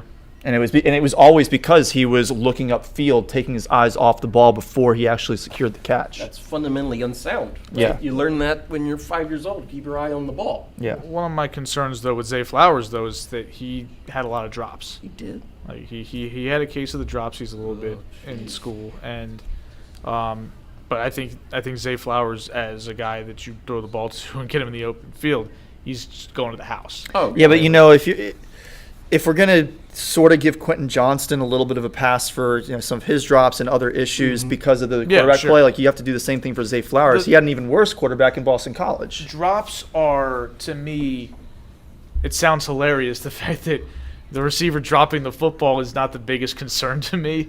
But because they can catch the ball, right? These are some of the best athletes in the world. They know how to catch. It's just a matter of focus, concentration, things like that. That's the stuff that everybody understands. You have to do that in the NFL. Like, you're not going to last long if you can't focus on catching the ball. So like that's something that can be, and the thing is, we've seen guys that have been as short-handed as possible in college show up in the NFL and they drop the ball. It's a mental thing. Mm-hmm. So, it's not – and plus we're talking about anytime you have a lot of drops in a season, small sample size is a factor, right? Like sometimes you have years where you just, for whatever reason, you had more drops than you usually did. Mm-hmm. So, like you can kind of gloss over that. It's more about the skills and the traits about can you get open? Can you break tackles? Can you make contested catches? Are you a vertical threat? Can you get separation? Can you make people miss? Things like that. Zay Flowers has all of that. My bigger concern with him, honestly, is about his size. Like he's just not a very big guy, and I don't think he's got a huge catch radius. So he seems like a guy who'd be better suited for, gadget plays. Right? You get him open in space, and he's going to cook. Yeah. And I think the Ravens should pick him. Zay Flowers? Yes. I think that's who they're going to pick. I think they should. The Ravens are another team that have wide receivers their number one really? need. Wide receiver for the Ravens is a need. Who knew? Yeah. Where have we heard that before? I'm shocked. When have we heard that before? Yeah. The whole time? Yeah. Since 1996, basically. I think Zay Flowers, I wrote down, he's the type of player that Eric DaCosta thought Hollywood Brown was. I think this is what he might have seen in Hollywood Brown that didn't turn out to actually be there. Zay Flowers does not get caught from behind in the open field. He's a hands catcher. Mm-hmm. He will not be denied near the goal line. Notice he carried some people across the goal line. Oh yeah, he'll bowl people over. He's aggressive. Yeah, he's the best deep route runner that I've seen from my past 3 years of looking at wide receivers. Yeah, from college. He plays above his small stature, I thought, and I sense some Steve Smith short man complex in there. Good thing to have on the football field. Intolerable in the studio. Yeah, yeah. I will say that one thing that I was a little bit concerned about was the fact that his catch radius is very much impacted by his size. Yeah. There are some guys who are smaller receivers and still have like ridiculous catch radiuses or radii. That's not really the case for Zay Flowers, but because of how athletic he is, the fact that he has really good ball skills, that's why I still had him as my number 2 receiver. Yeah. Deep route running is not a skill that I really ever thought about looking at from a scouting position, because when you think of deep routes, you're usually thinking of just go routes. Just be fast. But he is really elite at those deep post patterns, those double move where he fakes the corner and then runs the post. And again, the biggest concern, really the only concern that I had outside of the catch radius thing was what Eric mentioned, just the drops. But I really think that the quarterback play was a big part of that. There were a lot of passes that they technically hit him in the hands, but they were not good throws. Yeah. They were not what I would deem as truly catchable balls. Yeah, like a lot of people have they say stuff like, well, if it hits you in the hands, you better catch it. Well, if I had to reach to the full extent while I'm running at a high speed, and I'm about to be hit, and the ball's coming at 50 miles an hour. Sorry, I didn't catch it with my fingertips with my stickum on it. Like, come on. There's a little difference between that and hitting me between the numbers and me dropping it. Like when Dak was complaining about Dez dropping the ball. Buffering at exactly the wrong time. Uh-oh, Evan's going to have a panic attack. No. Let's find out what happened on ESPN. Oh, you gotta be kidding me. Mm. So it still says on the clock on ESPN. Unbelievable. Of course this happens. It only happens exclusively to me. Yes. Now you know how I felt. All right, just nothing memeable. I think it froze again. Jeez. Oh. Just gonna have to wait for the sleeper update then. Okay, hold on. Let me. Been holding on. Maybe they paused the draft. The Ravens have missed the pick before. Like, the time expired and they didn't pick anybody. That's crazy. Yeah. How do you do that? They were trying to make a trade with Minnesota or something, and they ran out of time. All right. Yeah, I think we're good. All right. So our projection of the draft is playing And again. the Ravens are selecting right now. Oh boy! Here comes Goodell. Ravens, Hon. Just watching Evan's reaction. There you go. Okay. All right. There you go. Yeah. Look at that. Okay. You got your guy. Yeah, it wasn't Jackson Smith and Jigba who I had it ranked higher, but Zay Flowers. We already talked about him. You're not going to get. I mean, did you really think that Njigba was going to fall to 22? He almost did. I didn't think he was going to fall to 20. Of course, of course. But my point is, like in general, you didn't come into the day thinking, "Oh, we're going to get Jackson Smith and Jigba." I was hoping. I wasn't, thinking that. But you were also hoping a couple years ago that you guys were going to get Patrick Queen, and he sucks. So keep that in mind. He's better than Kenneth Murray, the other linebacker. That's true. Where's Kenneth Murray at right now? We thought he was going to be awesome too. Or what's was it Isaiah? Who's the guy the Cardinals drafted that they've Isaiah thoroughly misused? Simmons. Yeah, Simmons. Yeah. Yeah. I think that's a coaching issue. Yes. Yeah. They don't know what to do with him.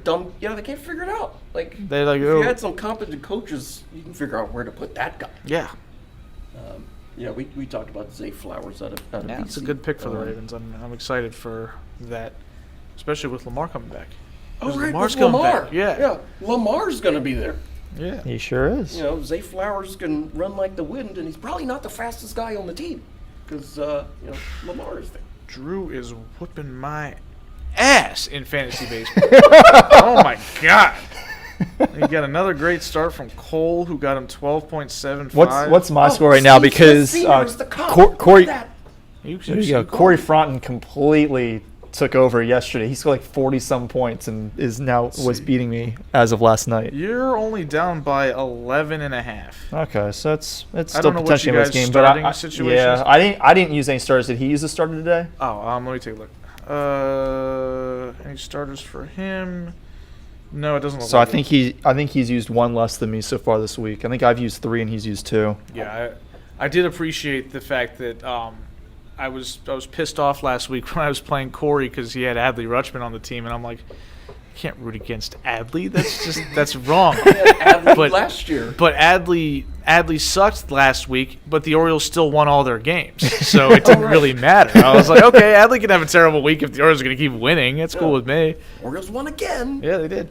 Adley did not have a bad game today. Really? He went 2 for 4. So Ready to get to work. Okay. Well, I mean, time to get to work. Mm-hmm. Got Lamar back. Yeah. All right, so Minnesota. Well, let's. Minnesota. From the Bombers to Minnesota. Let Evan The other purple team. Yeah.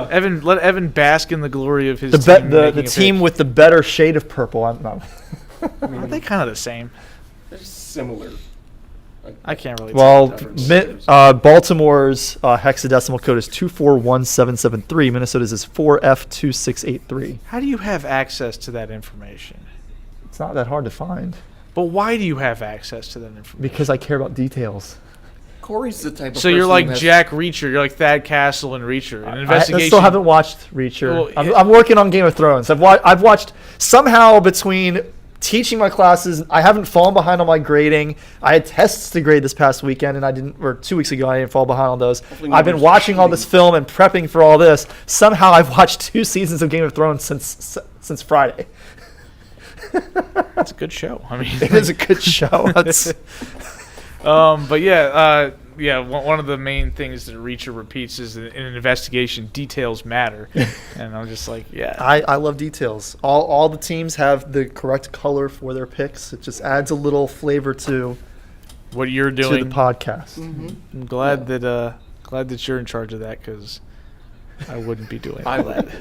wouldn't be doing all that stuff. Yeah. Zay Flowers, I think he's going to be pretty good.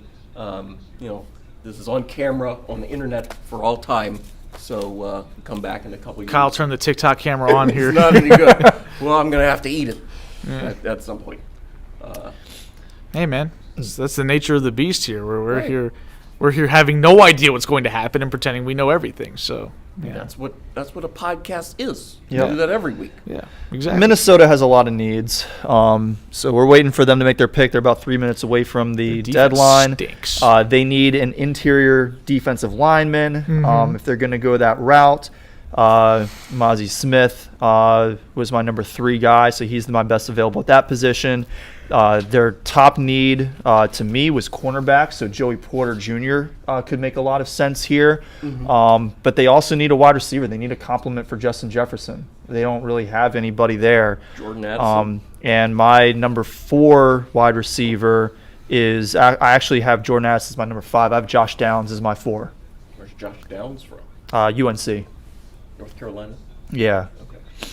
Well, I mean, If what you're looking for is a guy who can run short routes, pivots, 5 and ins, things of that nature, I think Josh Downs is the best receiver in the class at that. And that might be what they're looking for when you've got Justin Jefferson. Justin Jefferson is the guy who's going to be your really good intermediate route runner. He can stretch a defense when he's asked to. And Josh Downs can run deep routes. He's just not any better than other prospects in that area of his game. I mean, I don't agree that the Vikings need another receiver. They got Jalen Reagor. And they have Adam Thielen, right? I thought No, Thielen left. Thielen's gone. So go where? I don't remember where he went. But He didn't go I anywhere. don't remember where he went, Doesn't but matter. he's got a new home. It doesn't matter because Thielen's cooked. But Yeah. he told you that last year, Absolutely Evan. You didn't believe me. Yeah, he was bad last year. I watched the tape with you and learned the hard way. Yes. After Thielen you is picked absolute Kirk toast. Cousins to lead the league in passing yards or something like that, or something I crazy. mean, the Vikings were going to sling it all over the yard. Well, they did, but not to Thielen. No. Well, I mean, they did throw it to him, but he was a statue that just Yeah, bounced off. he was cooked. FYI, a little bit less than 5 minutes ago, we entered our 3rd hour of the show. Hour that's 3. it? Yeah, we're in our 3rd, or I'm sorry, we are in our 4th hour. We entered our 4th hour of the show. We are at 3 hours and 5 minutes. Adam Thielen is with the Carolina Panthers. That's right. Oh, Yeah, That's not inspiring. Bryce Young will be throwing to him. Yeah. Enjoy. Yeah, that's. Ugh. While C.J. Stroud will be throwing to who exactly? Because Brandon Cooks is gone. Who was he's Brandon gone. Cooks with? He Who did went he sign with? to. I can't remember any of this. I can't remember any of this The problem either. with the football season. I it's all haven't spaced out. I haven't started preparing for fantasy football yet, so I don't know. Yeah, that's the only way we find out anything is for our fake football league. We don't bother to pay attention to the actual action. I will know where every single player, Oh, me too. every single skill position player is in about 3 months. I'll know who these 6th-round rookies are that I Yes, didn't pay any attention exactly. to. Oh, that guy. Yeah, he's exciting. I've never heard of him in my life. Never watched any tape of him. Just yeah, he's going there. All right, the Vikings pick is in. Oh, so Brandon Cooks is with the Cowboys. Yep. So he's playing alongside C.D. Lamb. Yeah. That's a pretty good little tandem there. Yeah. I guess so. Brandon Do Cooks can stretch the field. Cowboys still have Gallup too? I think so. He's I mean, always hurt. Gallup's not that good, but as a 3rd receiver, He's always hurt, man. But if he's on the field, that's not bad.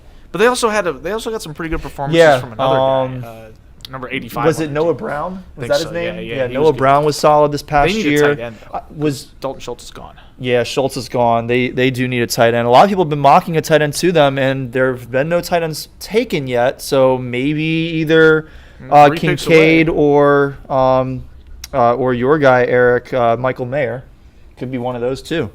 Yeah. I think a lot of people were mocking Dalton Kincaid to the Cowboys. A lot of people seem to like that that match. I think he fits well for them because he's like the reason I'm lower on Dalton Kincaid is because I don't really think of him as a tight end because he can't block.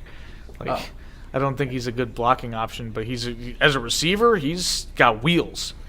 Yeah, and he's I feel like he's a guy who can make it happen as that type of tight end. But I kind of disagree. Granted, he's about 15 pounds lighter than the average tight end, so that could limit his ability to block in the NFL. But in college, when I was watching his film, he was a solid, if not very good blocker.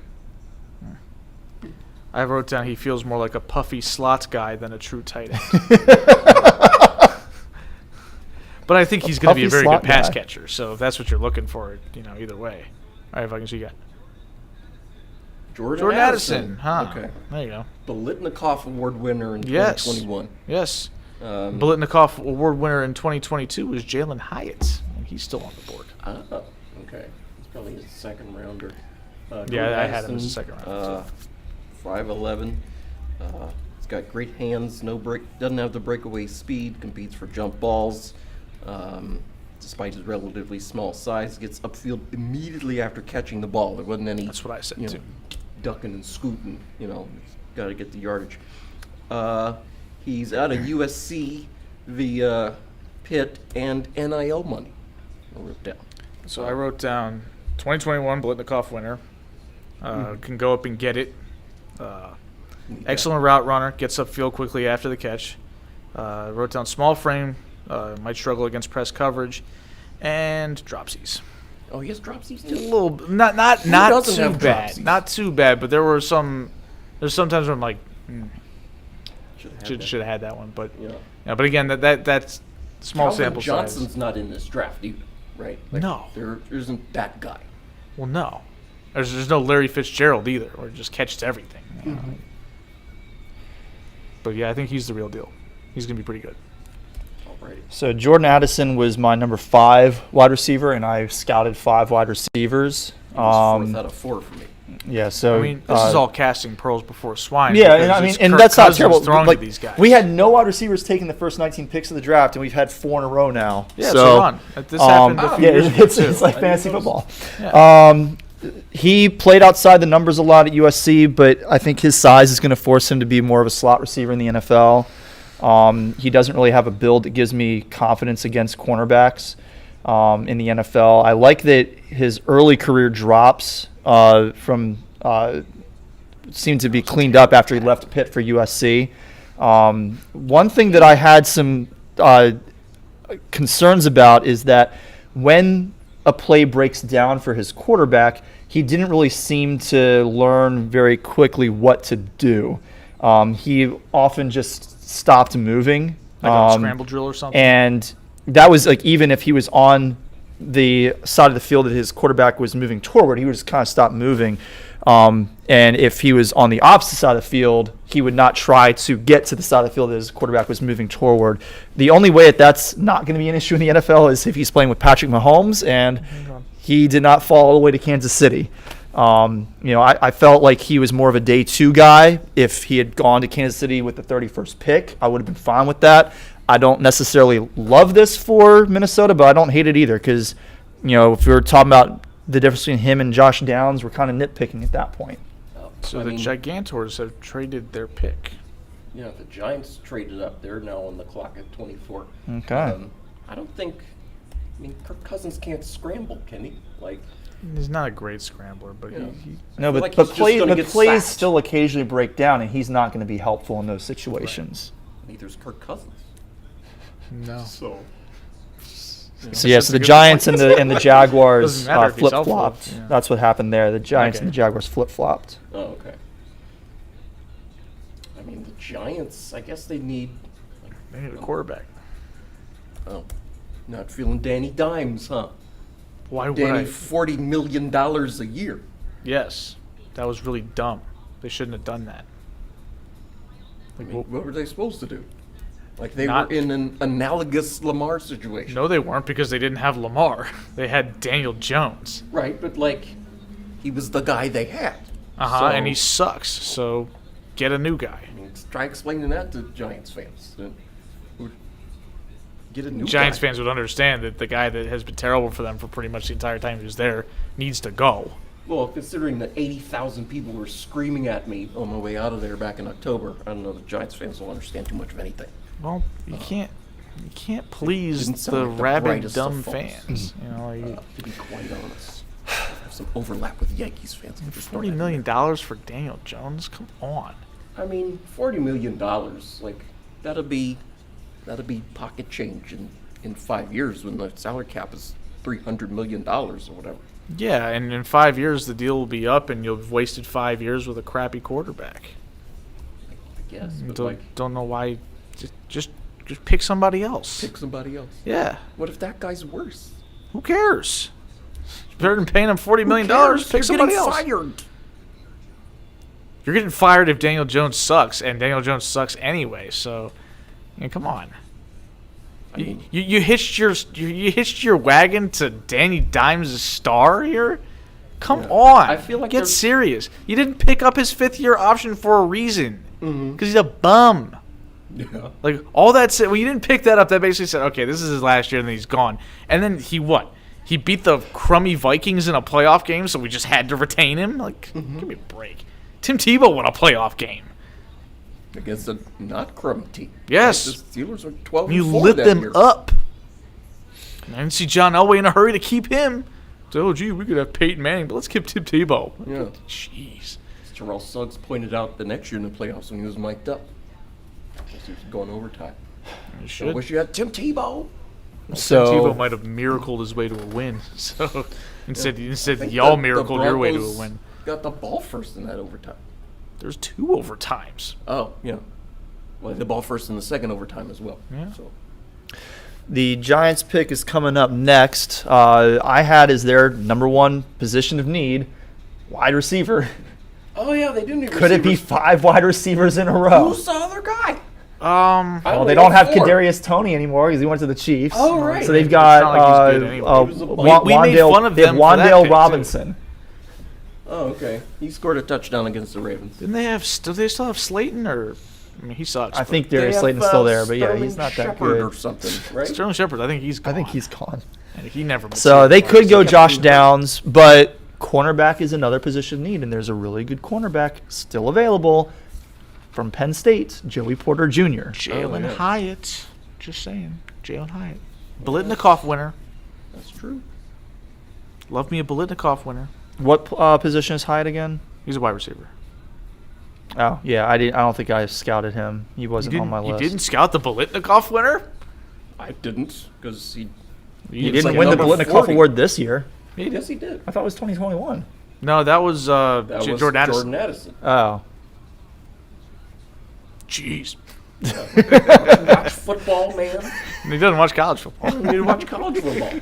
All right, Giants have made their pick. Let's see what You need to the. watch the. We love making fun of their shenanigans. picks. Let's see if they actually do something dumb here. They pick somebody we've heard of or not. Pick Kadarius Toney again. They never pick somebody we've heard of. Daniel Jones. We are waiting with bated breath for those listening on the podcast for some reason.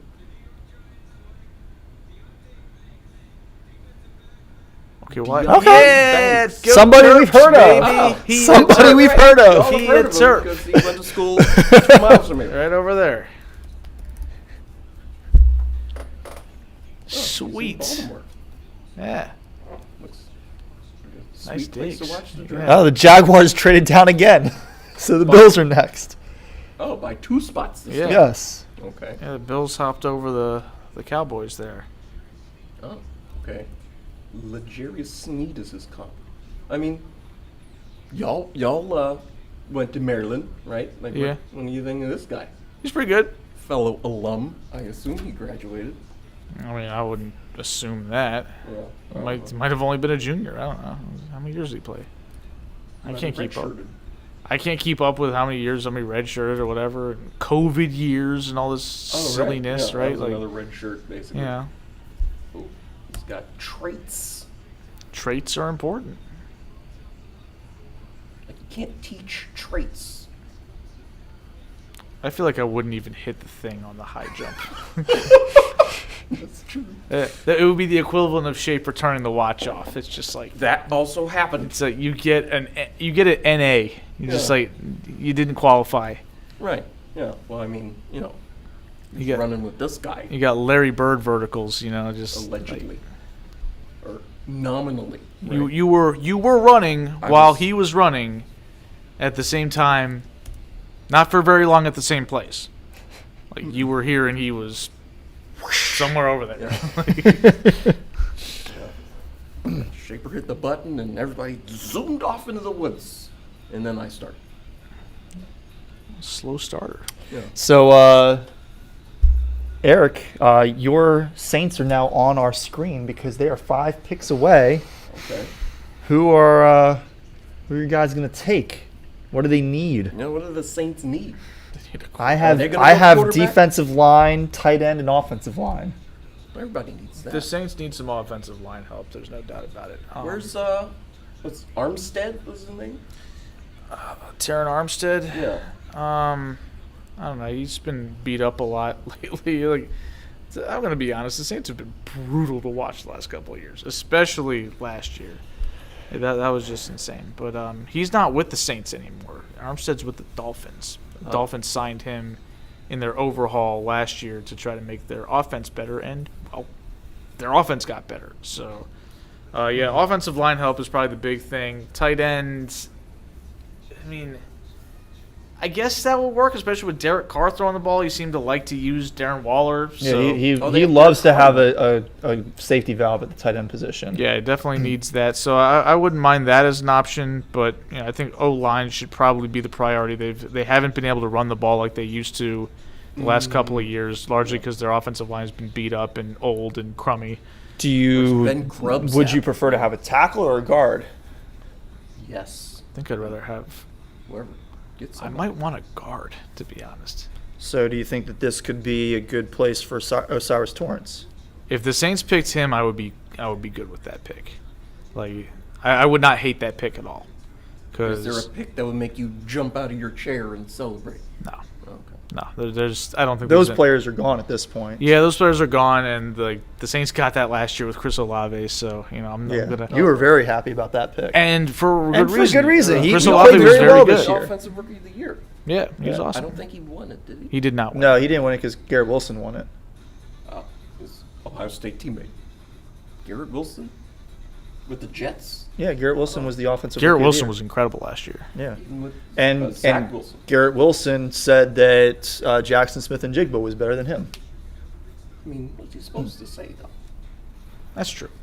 Plenty of players say no, I'm the best one. Not his former teammate. Former that guy teammate, sucks. Well, you don't have to say he sucks to say you're better. Yeah, but you're more likely. Or you could just not say that one is better than the other. But if you're going to try to gas up your teammate, that's something that you would say. So it makes sense that that's a possibility. It's not a slight to yourself if you say somebody's better than you. Also, saying somebody's better than you or better than this person is still entirely subjective.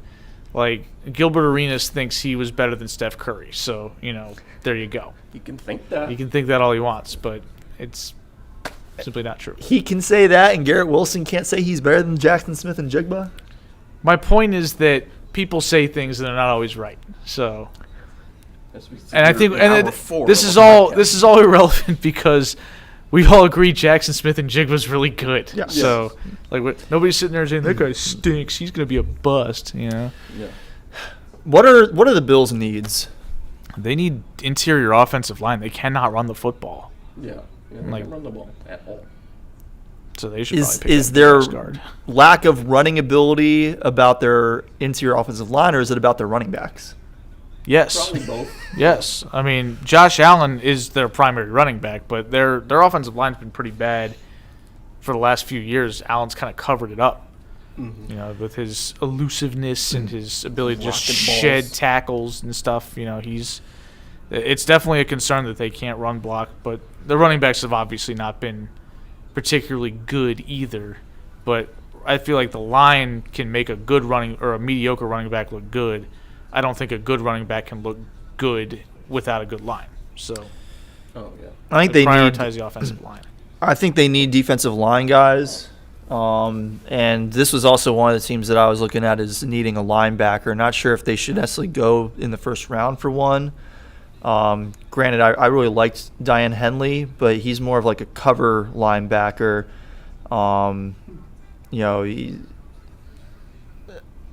I'm very curious to see where they go here. I think that Nolan Smith could be a good pick for them here. As long as Dave Neal's not setting Another Georgia guy, screens on him. Chagrin. Somebody that gets scout. You watched with contempt. Yes. He didn't have any highlights against Georgia Tech, so that's a mark against him. Yeah.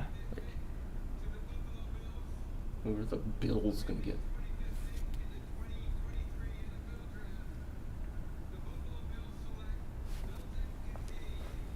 All right, tight end. Okay. Interesting. Oh, don't they have Dawson Knox, right? Yeah, but he kind of stinks. Oh, He's not that good. okay.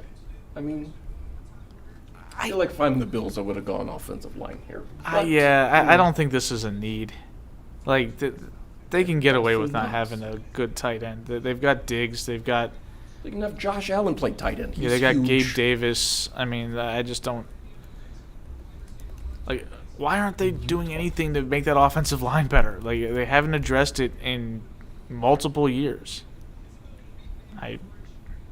I think they also could have gone defensive line and made their defense more consistent. I mean, they got toasted by Joe Burrow in the divisional round. So I don't love this. Yeah, I mean, he's a good player. I just don't think this suits them as much as other players could have. But I also have to remember that there are 7 rounds of this thing, and there's plenty of available talent later for them to draft linemen or defensive linemen and stuff like that. So, sometimes I get carried away. It's like, this is the only guy you're going to get, so you better make it count. I'm like, no, they drafted 6 other guys for the most part. So, I'm sure the Ravens have 17 fourth-rounders for some reason. Yeah. Got to get a punter. Drafted a punter. You just get a punter anywhere. You just pick them up. Get them from Australia. They're available. Get the punter undrafted just after the draft, like they got their kicker. Yeah, like fantasy football. We're like, oh, this guy's still here. Let's snatch him up. He punts the ball. So, the Boston Celtics eliminated the Atlanta Hawks tonight, 128-120. So they will go on to the second round to face the Philadelphia 76ers. Does the NBA reseed in the playoffs? No. So like the 8 seed Heat beat the 1 seed Bucks. Yes. So the 8 seed is going to play the 4-5 winner. Yes. Okay. So they're playing the Knicks. Oh, the Knicks already won. The Knicks, sent the Cavs packing. Okay. I think I had that one wrong. I thought the Cavs would out-talent the Knicks because they had more talent, but the Knicks just punched them in the mouth, and the Cavs folded. Like, after Game 3, basically, like I was just like, when they went to Madison Square Garden and the Knicks just bullied them, I was like, okay, this series is over. Like, even though it was only 2-1, I was like, doesn't matter. They're not winning another game. We're done here. Yeah. And they didn't. The Knicks rolled in 5, so they're in the second round for the first time. 10,000 years. Yeah. Since Phil Jackson played for the Knicks, basically. Maybe not that far. I think they made the second round. They went to finals with Patrick Ewing, didn't they? And they lost to the Rockets. Yeah, they lost to the Rockets in 7 games, I think they made the second round once with the Melo Knicks. Oh. Like, they were like a 3 seed, and they beat the 6, and then they got dog-walked by the Celtics. Dog-walked. That's not what you want. No. I'm noticing on the board, Dallas is on the clock at pick 26. Yep. Mm-hmm. Will Levis hasn't been picked, and I don't think he's going to. By looking at the other teams on here, got Dallas, Jacksonville, Cincinnati, New Orleans. Well, maybe New Orleans will get him. Philly. He's the only one of those teams that maybe would, but I don't think that they will because they just signed. They just signed Derek Carr to a multi-year deal. Will Levis, who was in the conversation to go 1-1. Yeah, there were actually people who thought that the Carolina Panthers were going to take Mayonnaise Man. Yeah, Evan thought that they were. I was one of those people. I thought they would be foolish enough to pick him 1-1. Well, there's always some quarterback that drops, like the guy who got paid $200 million today. Just dropped for no reason. So, here's Dallas. Oh, boy, Dallas. When I was in Chicago for the 2016 draft, they drafted Ezekiel Elliott, and that elicited laughter from the assorted fans out there because it was such a splashy pick when they could have drafted Ronnie Stanley, who was relatively unsexy. Yeah. Come on, Dallas, make the pick. Jeez. What time is it? It's 11:15. Yeah, it's earlier than I thought it was. We're doing okay. Well, we're getting through here, and there's only 31 picks this year, so right. it ends a little earlier. Mm-hmm. Got to hit the pitch clock, right? The pace of exactly. play. Yep. Got to be alert to the pitcher in 8 seconds. Yeah. Got to be ready to go. Dallas has a minute left. They still haven't made the pick. What are they waiting for? Waiting for Joel Klatt to tell them how to do the wrong thing. They're waiting for Jerry Jones to get off of his yacht. He did the 2020 draft from one of his yachts. Well, there he is right there. Yeah. He's I guess there he's at the clapping and Star. high-fiving and having a good old time. Yeah. Oh, Dallas's pick is in finally. Yeah. They're milling around. Does Jerry have somebody clean his glasses? His son-in-law or something? Yeah, whoever that was that got stuck with that job. It's unfortunate. Got to clean Jerry's glasses on Sunday Night Football. That's Okay. tough. Yeah. Yeah, I feel like for Dallas to have success, they need to fire the general manager. But the general manager is the owner. Yeah. So you're kind of stuck. So Dallas is just so consistently overrated, right? Their whole secret, you should bet against them because they get Yeah, sort of there, beat up. there is a up Dallas there. tax for sure, especially when they're actually winning some games. People are like, oh my God, this team's going to win the Super Bowl. I'm like, Mm-hmm. Yeah. no. Yeah. This right guy. to the- yeah. You can't be taken. I'm sorry. If you're a Dallas fan, I can't take you seriously. Right? Like you just, particularly if you live in this area. Goodness gracious. You're just clownish behavior. I mean, I get why a lot of people from here root for the Cowboys. I don't. But Well, you know, people can do whatever they want to do.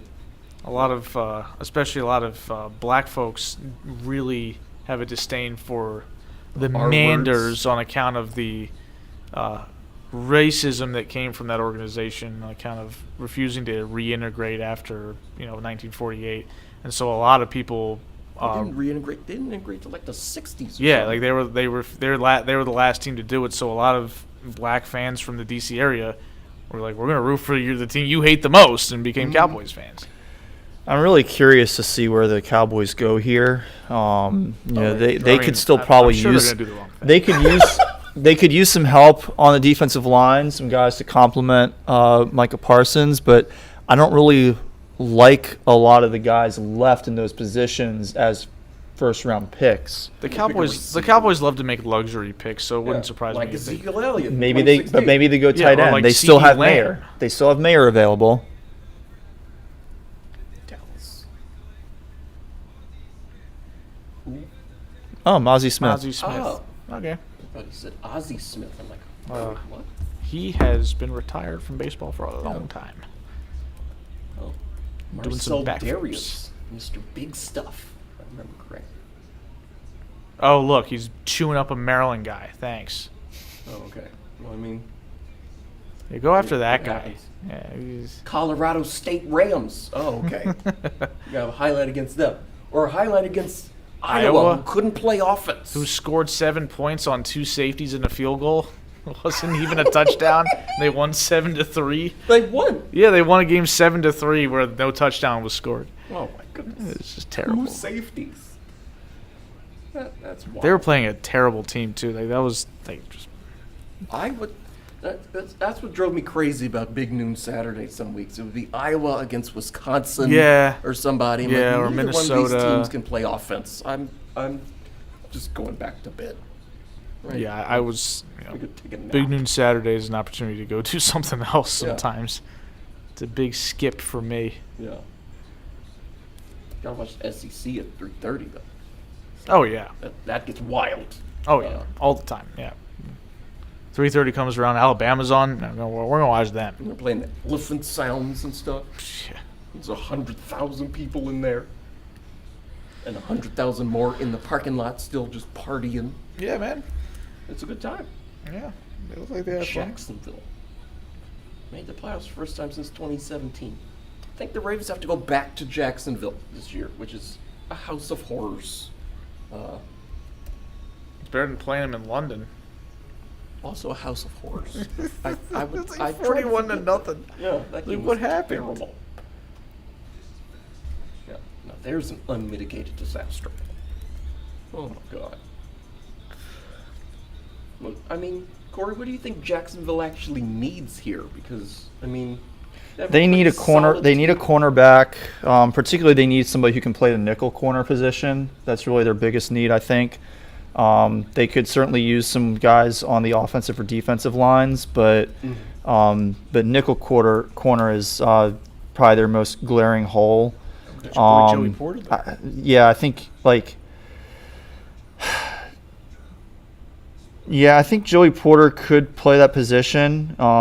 In some ways, I almost feel like he would be a waste in that spot, though. I think he can play outside the numbers so well, but you can also put him there and move somebody else inside at that point. So, yeah, I mean, Joey Porter is the best available at the cornerback position. So if you're going to go cornerback, it's hard to justify moving down the board to get somebody who's more suited for the nickel position. Some of the things I really liked about Porter, he had a lot of issues with drawing penalties 2 years ago. Some of it was for holding type penalties. Some of it was for unnecessary roughness, and he really cut that out. In 2021, he does still have a bit of a tendency to hook receivers when they do get a step on him, but the good thing is that doesn't happen too often because he has such good hands at the line of scrimmage. That's going to be a part of his game he's going to have to continue to improve and develop, because at the NFL level, receivers are really good at getting cornerbacks' hands off of them. And so they're going to beat him more frequently than he was beat at the college level. But there were a couple of reps in particular that I saw on his tape from 2021 where he was going up against Garrett Wilson and against Chris Olave, where he really did a good job of controlling them off the line of scrimmage. And those are guys who are really good off the line of scrimmage. So that does give me some faith that with good coaching, his skills are going to translate to this level. Okay, cool. I mean, I couldn't get around Joey Porter Jr. without thinking about his ridiculous arm length. Like, it seemed like that was his only trait, and it's such a great trait to have. It's a great trait to have, but I don't think that's his only good trait. I couldn't get my head around, like, oh, he's just got long arms. Like, I mean, I wrote down long arms are like a cheat code, because he's just running beside the guy and then just sticks the extend arm out and pokes the ball away, and that's it. Go gadget arm. Yeah, that's all you have to do, right? Right defense. You just boop. It's like the Rudy Gobert punch arm, just and somehow Slow-Mo avoided the punch. Like he didn't really eat it, and good for him. That has nothing to do with football, by the way. Slow-Mo? Character from Inspector Gadget? No, Slow-Mo's something Anderson. I can't remember his first name. He plays for the Timberwolves, and when Rudy Gobert went to go punch him, like Rudy Gobert hit him with the Inspector Gadget arm, and he kind of weaved the punch a little bit. Oh, okay. Like the people used to do in the early 2000s with the Matrixes, leaning. Yeah. Like he didn't quite lean, but he avoided the punch, and I'm like, in slow motion, probably. Well, yeah. Well, Slow-Mo is like he's called Slow-Mo because he plays super slowly. Like he takes these really obnoxiously slow, like Euro steps and stuff. Kalavon Chazon. I don't even remember. Kalavon Chazon. Is he any good? I remember him being picked. Yeah. No, they picked Josh Allen in 2019. Yeah, the other Josh Allen, who sacked the other Josh Allen. I distinctly remember Clavon Chason just because his name was Clavon Chason. Yeah, same school as Barkevius Mingo. Yes. Who unfortunately is known for other stuff. That was 2020, so that was before I started scouting things. Players. Barkevius or if I did scout players that year, I don't still have my notes from them. From 2018. That was 2020 when they took Chazon. Okay. Yeah. If I did scout players for our show that year, I don't still have the notes. I think those notes in their different notepad. Yeah.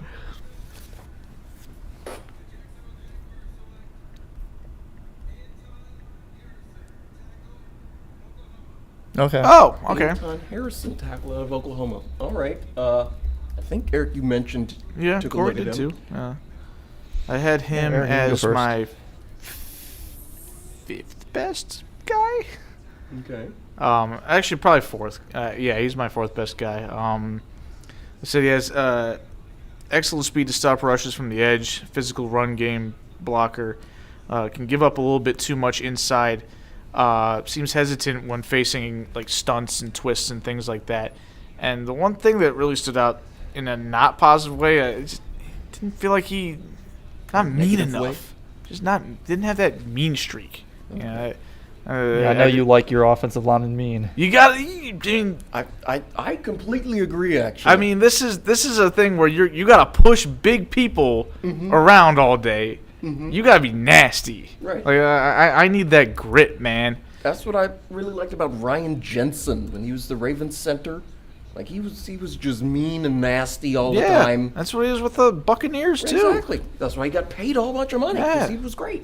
I want out of my offensive lineman somebody who's just mean and nasty. He's a horrible jerk. Like He Trent looks like he Williams. stinks all the time. Like you don't want anything Trent to do with Williams that guy. punching people in the head after the game. That's the guy I want. Oh yeah. Face mushed Richard Sherman. You know. Yeah, he shouldn't have done that, but I like the attitude. You know, like, I want some nasty, to yeah, borrow a I phrase. want this guy to be mean, man. Yeah. Like, Don't I- even look at Lamar. Just get out of the way. I think Anton Harrison's gonna be a good player. Like, I'm just, I'd like to just see a little more of that. You know, I don't want Michael Orr from the movie Blind Side. I want Michael Orr in real life. Yeah, you know, be Super Bowl So champion. yeah. you said you had Anton Harrison as your number 5 guy. I think I had him at 4. Okay, he was my number 5 guy. So we still have DeWand Jones available, Thanos. who I had him as my number 4 guy. But Anton Harrison, as I mentioned earlier, WCAC guy, went to Archbishop Carroll. You did say that. I definitely see potential in him. I mentioned in my notes I have some questions about him as a day one. I have questions about his day one viability as a starter in the NFL. So I viewed him as more of a day 2 pick. My thing that I struggle with, which may actually play into what Eric was talking about him not having a mean streak, he struggles to maintain balance and control over the defender when they're bull rushing him, and he doesn't move defenders very much on his initial contact. Once he's got a hold of them and he establishes his base, he generally does a pretty good job of anchoring. But that initial movement can potentially collapse a pocket, and that can be problematic. Is he like not really a road grader type? Do you think? You're gonna have to explain Like somebody road in the grader. run game who's just the big guy running down the field, just get out of the way. Oh. Just clearing the path. You run know, I blocking didn't. was I pretty didn't. good. I think that his run blocking was decent. I did not see a lot of film of him getting up into the second level, Yeah, though. like So I midfield, yeah. I don't know if he has that in his arsenal or not. All right, the Bengals are picking now. 28. Yes, Miles Okay. Murphy. Good to see him get picked. Yeah. Not good to see him go there. You gotta be kidding me. I liked Miles Murphy a lot. I did too. I was surprised. Yeah, 6'5", 268.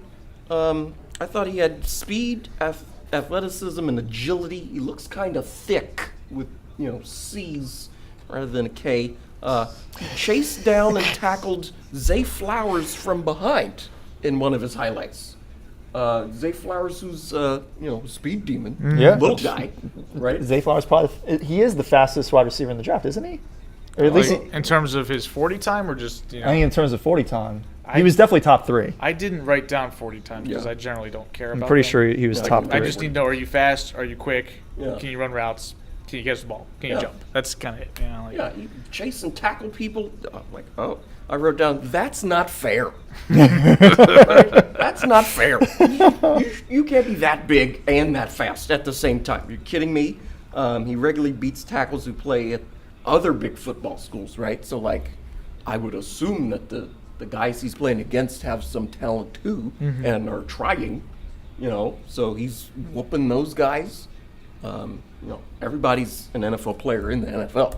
So, Really? It showed me, yeah. it's funny how all the NFL players are NFL players? everybody here in the NFL is in the NFL. Yeah. Cool. That's pretty neat. That showed me he can hang, right? Oh yeah. I watched a second video, right? Like I got to see more. You of got to this see. guy. Oh, you need a sequel. Yeah. Boy, I Got to clicked the keep next one. You got the sample platter at IKEA, and you just had to buy the whole thing. Yeah, the whole basket. Give me it all. He particularly made a fool out of a Florida State tackle.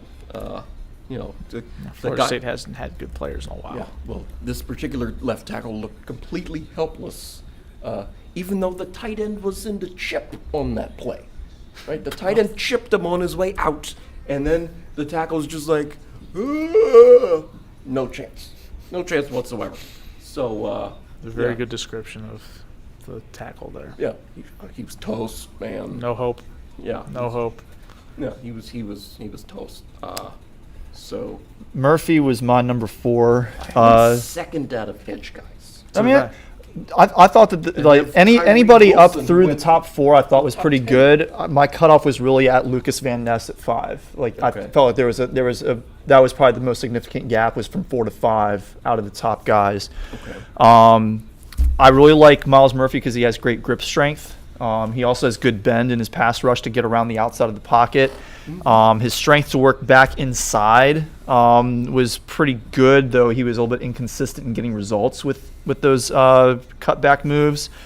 And he doesn't do a great job of keeping linemen from getting a hold of him. He doesn't really know what to do with his hands to try and swat guys' wrists and everything. But I did see some plays where a lineman got a hold of him, and he would just carry him to the ball carrier. Like You're coming with me. He's like, yeah, exactly. You're coming with me.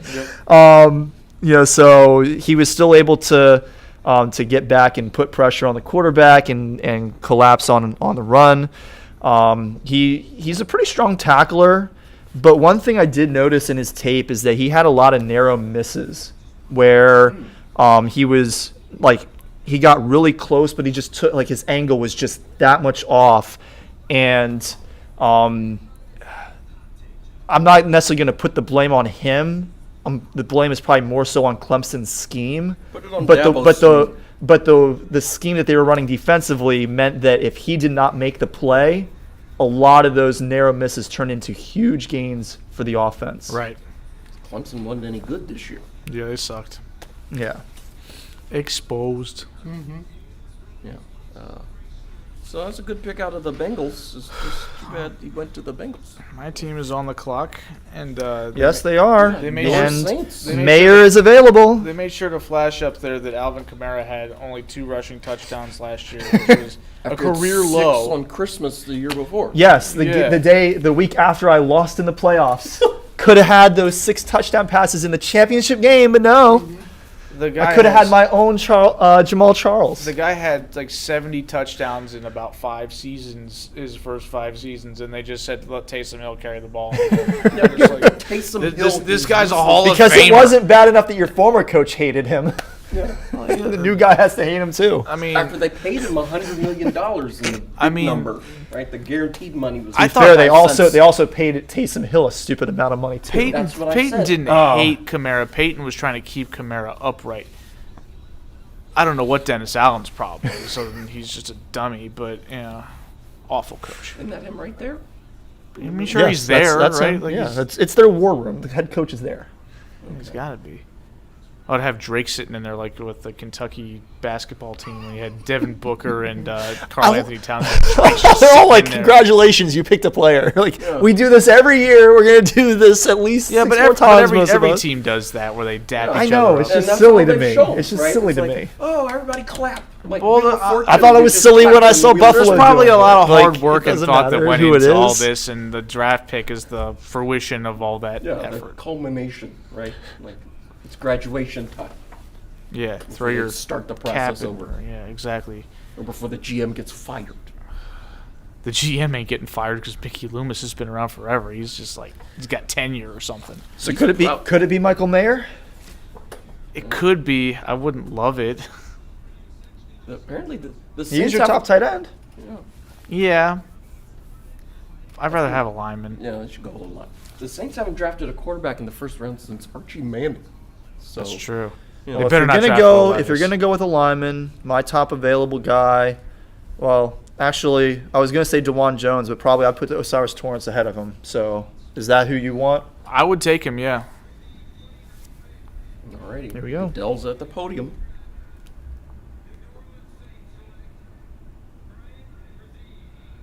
Who?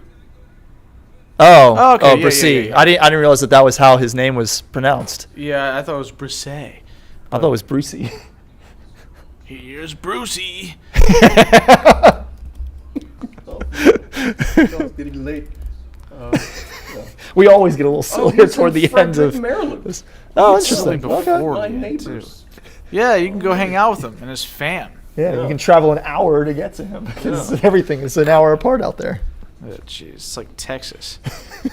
Just gotta drive 3 hours that way to get to the next big city. Mm-hmm. But yeah, I'm okay. That's a. I don't have a problem with that pick because the Saints do need help in the defensive line. Yeah. Yeah, like, I had him as the third best. I had him as a mid-first round pick, and he fell to the late first round. So that's not bad. Picked what, 29? Yeah, Okay. yeah. So I'll take that. You know, He's solid. need some beefy boys in the middle. Yeah. You know, especially with Oh, it's a Georgia Tech highlight. Of course. especially with Cam Jordan. Another Georgia Tech Cam highlight. Jordan still eats. He had 8.5 sacks last year. He's still great. Did he play well against anybody else? Red flag number 1. Okay. All his highlights were against Georgia Tech. So he might be a bum. He might be. He might be. Then again, if the Falcons just keep drafting running backs and don't have any offensive linemen, he could tear them up too. That's true. That is true. Yeah, I think it's a solid pick. He's probably going to be pretty good. Yeah. And like I say, you build your team front to back, inside to out. So you get a defensive lineman, defensive tackle, who's solid anchor type. So this was the last team that you guys thought had any potential to draft Will Levis. So yeah. I So think that did not happen. So he's going to be a day 2 pick. unless somebody trades into the first round for him, which would be unconscionable. But the Packers That would did it be, with Jordan I guess, Love. yeah. Technically, that is possible. And Kansas City has traded out of the back end of the first round before, haven't they? Oh, maybe. I mean, They also basically drafted- did that with CEH. Well, they drafted CEH with the last pick. Yeah, and they did was that. Yep. because Patrick Mahomes wanted him, and they're probably like, "All right, Patrick, you don't get to make any more picks because that pick Here's your sucks." $500 million. Yeah. So I'm looking for Go be in charge of the Royals. Brian Brisset. Brian Brisset was my He has a number piece of the Royals, 4 doesn't he? out of 4 inside defensive lineman that I scouted. He won Rookie of the Year in the ACC, and then he suffered an ACL tear.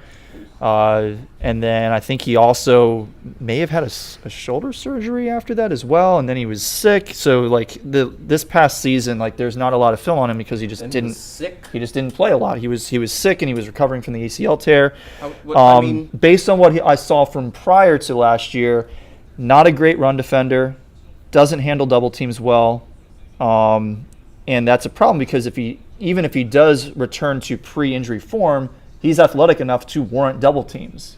If he can't handle them, then that's not going to be a good sign for him. So I did not particularly like him. It's 10 on 9 at that point. So Maybe that somebody else opens is things up for other guys. cleaned up. But when I say he didn't handle them well, I'm not just saying that he wasn't able to shed them because most players can't shed a double team. But really good players can maneuver that double team and open up holes. He tended to be maneuvered into closing down holes.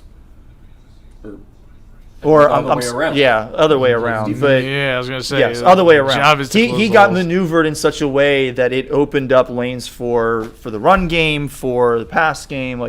He was not opening up opportunities for his teammates to make plays by swallowing up a double team. Okay.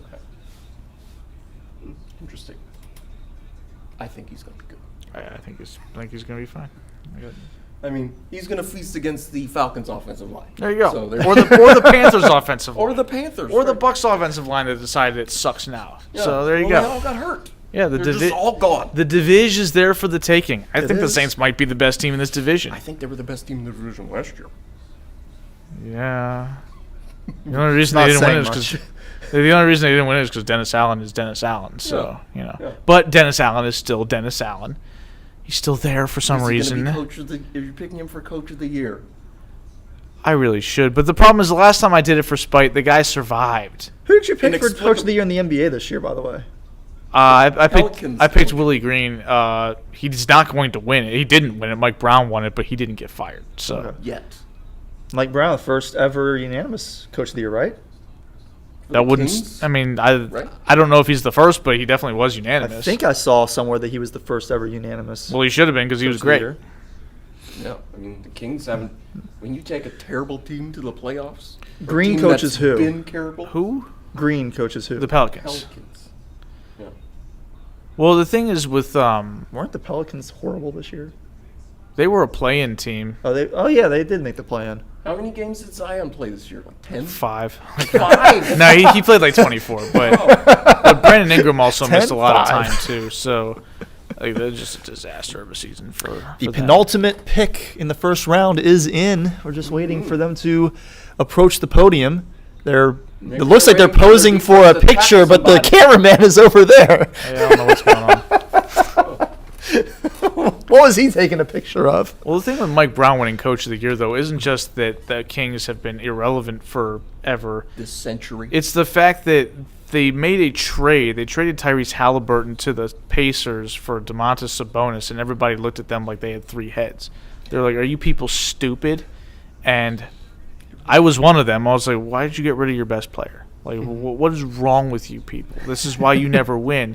And then they hire Mike Brown. He comes in, he implements this offensive scheme, and they cook, and they're the 3rd seed in the Western Conference. And I'm like, yeah, that guy's Coach of the Year. Even if the Kings had made the playoffs 2 years ago, that guy's Coach of the Year. He took this absolute crap show of a team that you left him and turned it into a winner. That's the Coach of the Year. So I don't know if you have time to answer this before the Eagles pick is announced, but a follow-up to that is can the Kings continue to produce based on this offensive scheme? Because one thing I've noticed is a lot of times when a coach comes in and gets a team that has historically been bad to perform well above that level based on scheme, a lot of times that does not last because other teams take the offseason to learn how to handle this scheme that they are previously unfamiliar with. Right. Well, the issue with them is the fact that Sabonis has been effectively neutralized by the Warriors. Right? Like the fact that Kevon Looney can just go in there and lock him up has already proven that their offense is not sustainable without a better presence in the center. But the other players around De'Aaron Fox, and including De'Aaron Fox, they have enough ability to counter any schemes to go up against. So they could legitimately build a powerhouse offense. But the big issue is, again, Sabonis is not reliable offensively, and defensively he's probably the worst rim-protecting big man in the league.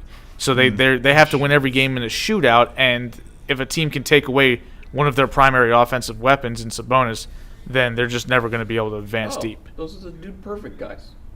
Oh, yeah. No. Huh. And they got a Why are they making the Eagles pick? maybe they're from Philly. They're from Texas. Maybe they like the Eagles. I know they're A&M grads. So Aggies, Eagles. Are you sure they're from Texas or they just went to school in they're Texas? from Texas and they're A&M grads.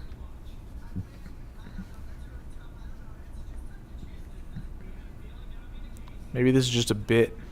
It's certainly a bit. But maybe they're talking smack because they're Cowboys fans.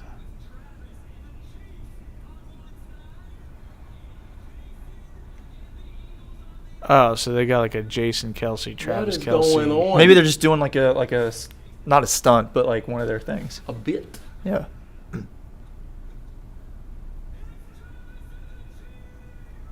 What is happening right now? What? I have no idea what is Flipped a happening coin here. with the Kelsey brothers on it, and Why? I mean, that's a dumb question, right? Because I don't know whole what- thing. Why? is that the Kelsey mom up there? Is she I making the believe pick? so. Oh, maybe. Is she gonna get to make both picks? I don't know. Nolan Smith. All right. Jeez. About time that he finally went off the board. Oh my god. The How many guys from Georgia are they I'm gonna sure have that on that Alex. defense? I'm sure that Alex Mayo loves this pick too. All of the Georgia players are going to Philly. They're winning the Super Bowl, just like the Bills last year. So a divisional round home loss to somebody. By 17 points. Get waxed in the snow. Yeah, they go up to Philly. Certainly getting yeah, a it would home be in playoff yeah, game. and they're gonna be playing the Lions. There you go. Didn't that snow game like in 2010 or something, where Calvin Johnson got all that snow inside his helmet? Didn't the Lions win that game? I think they did. Yeah. That was awesome. That was, so anyway, here's Nolan Smith out of you know where. Your boys. Oh God. Let's see. Seems smallish. So 6'2", 238. I did see a bit of dip and rip in his game. Ooh boy. Now that gets me fanning myself. For somebody that's a dip and rip guy off the edge, wow. Need more of that. He blows up the run game in the backfield. Wheels. Yeah, he's a relentless motor. I don't find myself wowed. I said, like he's going to be good, but not like, oh my God, this is Von Miller type guy. Well, yeah, but Von Miller was the second overall pick. Yeah, he's going to the Hall of Fame probably. Yeah. He's instinctive, but he's not an athletic freak. This defensive line the Eagles are building, my goodness. Yeah, exactly. It's not fair. And look where they all like to score. Yeah, like Come on. the thing is, Nolan Smith, like even without the wow factor, he's like the fourth best player in their front seven. From that school. Yeah, and School. if he's going to be that, if he's like basically the Hassan Reddick replacement, he's going to be able to thrive in that role. I mean, he runs a 4.40. Yeah, he's going to be the guy just cleaning up Yeah. after Carter and Yeah, he's going to be the missile Davis. they send through the hole Yeah. after these dudes just boom, blow it up. when Ray Lewis was young, they had like in the early 2000s, they had these huge defensive tackles, right? Who would just gobble up double teams, and there's right just bang, bang, just bang, hitting the over and holes. over. So my first note on Nolan Smith in my notes: incredibly athletic, woefully undersized. Smallish. I have some concerns about his ability to be an effective, to be effective play after play in the pass rush. There were a lot of inconsistencies. I saw a lot of really good tape, and I saw some plays where he'd make a great play on one play and then he'd just be completely invisible on the next. His run defense isn't that strong, and I think a lot of that is because his size just prevents him from getting past a lot of run blockers. There are a lot of things to like about him. He uses his hands really well against pass blocking, which prevents linemen from consistently getting leverage against him. But on the occasions when they do get a hold of him, he just doesn't tend to do a good job of getting away from them. So he was my number 3 edge guy. So again, a lot to like, but Fourth. but there definitely are some weaknesses in his game. But that's what you're going to expect at the back end of the first round. You're no longer getting the elite tier. You're getting the slightly below elite. The good to potentially great. And again, the fact that the Eagles are drafting him to be like their third or fourth best guy, Right. He's going to thrive as Yes. that guy. Imagine if he still had Nnamdi Asomugha. How great they would be. Is Nolan Smith a tweener, you think? Is this Isaiah Simmons 2.0, where they need a creative defensive coordinator, or a competent one even, to figure out how to use this guy? I think the blueprint to use him is pretty straightforward. It's just a matter of do you have the personnel to make that effective, and I think the Eagles do. But he played outside linebacker. Like, is he going to be inside and, just sideline to sideline guy? He's I going think to he'd be rush good the at that. passer, right? Like that's probably his function. He's Yeah. like Devin Micah White. Parsons? Yeah, maybe not as good as Micah Parsons, but like my goodness, Micah Parsons is a freak. But yeah, I think that he's just going to be a really good speed rusher. That's where his bread and butter is, and that's with the Eagles. That's all he really needs to be. Okay. Who did the Giants pick? I don't remember. I don't remember either. The Giants took Deontay Banks. Oh yeah, Who's a... He's the cornerback Terps. from Maryland. Oh. Yeah. So that's one more first rounder than Georgia Yeah. Tech. I don't even remember if I gave my notes on Deontay Banks. But I mean, in it's been any 4 case, hours. the final pick of the first round is in. I haven't played Flow today. The Better hurry. oh, Did I play? Yeah, it's 11:50. I did. Okay. Try today's So I have the number one need for the Chiefs being wide receiver. Oh. Josh Downs. He's the only receiver that I scouted who has not been picked in this first round, so could be him. Who's still on the board for me at the Played wide Flo. receiver position? I've Somebody's got, my on boy Jalen Hyatt. He's still there. Oh, okay. Speed Demon. So what I had on Deontay Banks, just going back to him for a minute, and he's a local guy, so we can talk about him outside of the moment in time when he was actually picked. I looked at him as a press corner with elite speed. I think he was number 3 among cornerbacks at the combine in the 40. He wasn't really a part of the first round conversation until his combine performance. He has really good instincts, does get a little bit grabby when his man gets a step on him. Is not a good run defender. He tries, but he looks completely lost on the field and always seems to find a blocker in the run when he's defending the run game. But in the pass game, he's solid. So be interesting to see how he does for the Giants. We are at 4 hours and 3 minutes. We're in our 5th hour of our podcast, but And we're still an hour short of our longest episode ever. So yeah, but it is almost midnight. We're just gonna miss midnight. well, hopefully, Although nobody with shanks with a our kick. little bit of end of show shenanigans, we could end Yammering. up just past midnight. All right. Got to make sure I play Flo for 2,200 consecutive days. Jeez, where am I at? I am at. My current streak is at 1692. Okay. I'm at 2230 plus 134. So that's I'm at 0. 64. I've got a rock. Yeah. Yeah, exactly. Yeah. So we're at the point in the draft we're talking about phone game streaks. So, it's getting late. If anybody's still watching, thank you so much for, not sticking with us, but honestly putting up with us. We're doing this for fun. It's a fun evening. Yes. Yeah. We enjoy this. Absolutely. It's just so utterly ridiculous that there's all this fanfare for no action whatsoever. Yeah, so we got to be a part of it. Nobody's playing, right? So, we'll just have a good time. To see who the Chiefs pick. We could have watched the Orioles play tonight. We could have watched NBA Basketball. playoffs. Instead, we're watching names get called. Yeah, we So. could have, gotten some sleep before work tomorrow. Could have done that. Yeah, that's not going to happen. Yeah, I'm not that's doing gonna that. happen.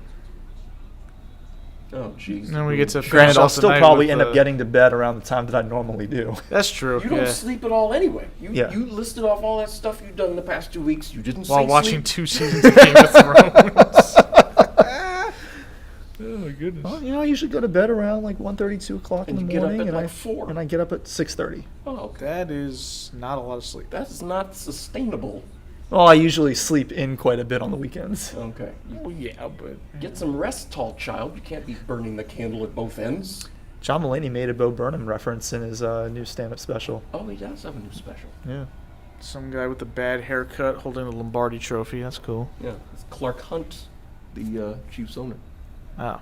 Lamar Hunt's Son, right? Yeah.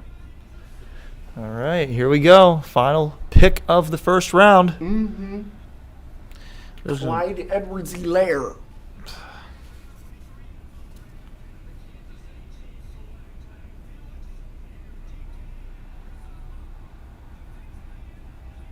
Okay. Oh, from down the road. Okay. I'm not gonna pretend I've heard of him. I did scout him. Oh, well, hit You us you with- didn't, Eric? No idea who this is. Oh. I know who CJ Uzama is, but that's not this guy. Not Felix Anudike Uzama. No idea. Speaking of Felix Bautista walked the bases loaded tonight during a save opportunity. But he got the save. He though. got the winning run was at the plate, but he struck out the side.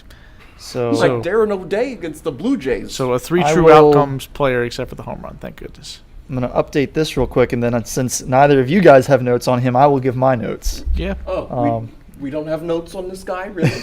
Were you surprised? You're surprised that we're not prepared? I wasn't going to look at 40 players if only 31 were going to get picked. Well, I looked at 44, and this guy wasn't one of them. Didn't make your top 44. Nope. I think I looked at 42. Oh, okay. Yeah. I mean, this is the Big 12 champion Kansas State Wildcats. Right? Yeah. They beat Max Duggan Your boy. in that incredible game, by the way. That was. It was a great game. I think conference championship Saturday. I try to schedule my COVID booster that previous Friday, so I can just be laying on the couch all day with one of those man colds where you pretend you're sicker than you are, so you can neglect all your responsibilities. Yeah. It's like, I'll just watch the championship games. Yeah. It was great. All right. So here are my notes on Felix Anyudike Uzama. He was out of 8 edge rushers that I scouted. He was number 8. Did the other 7 get drafted already tonight? That's a good question. Will McDonald was. B.J. Ojulari was not. He was my number 6. I had him down too. But then all the other guys were picked. So it's the only person I had above him was B.J. Ojulari. I had him 2 spots above him at the position. Okay. I said, don't like him as a Thursday night selection. Well, so there you go. Right off he the almost bat. made it to Friday It morning. is almost Friday now. Here in the East But it is Coast. not. It is 11:59 p.m. It's 11:57. 7. Yeah. He's got a great first step and a high motor, but he's a bad run defender, gets off balance easily, and doesn't fight off blockers particularly well, which is especially problematic considering his play style is basically to try to run through them. So, was not a huge fan. Is that Andy Holloway? I have no idea. I Nick don't know. Rice should be there. That'd be pretty cool if Andy He's Holloway's not, but he there. should be there. I will say though, listening to Ben Solak for the last few months, he's talking about betting in the draft, like betting on the draft. Yeah. So like one of the things I was thinking about betting was over 4.5 quarterbacks picked in the first round. You would have lost. Yeah, and there were only 3. So. He didn't even make it to 4. Yeah. I assumed there would be 4 picked today. Yeah. There goes my $2. My imaginary $2. So, looking ahead to tomorrow, just briefly, the next 5 teams on the clock will be the Pittsburgh Steelers, the Arizona Cardinals, the Detroit Lions, the Indianapolis Colts, and then the Los Angeles Rams. Well, the Rams get to have a pick.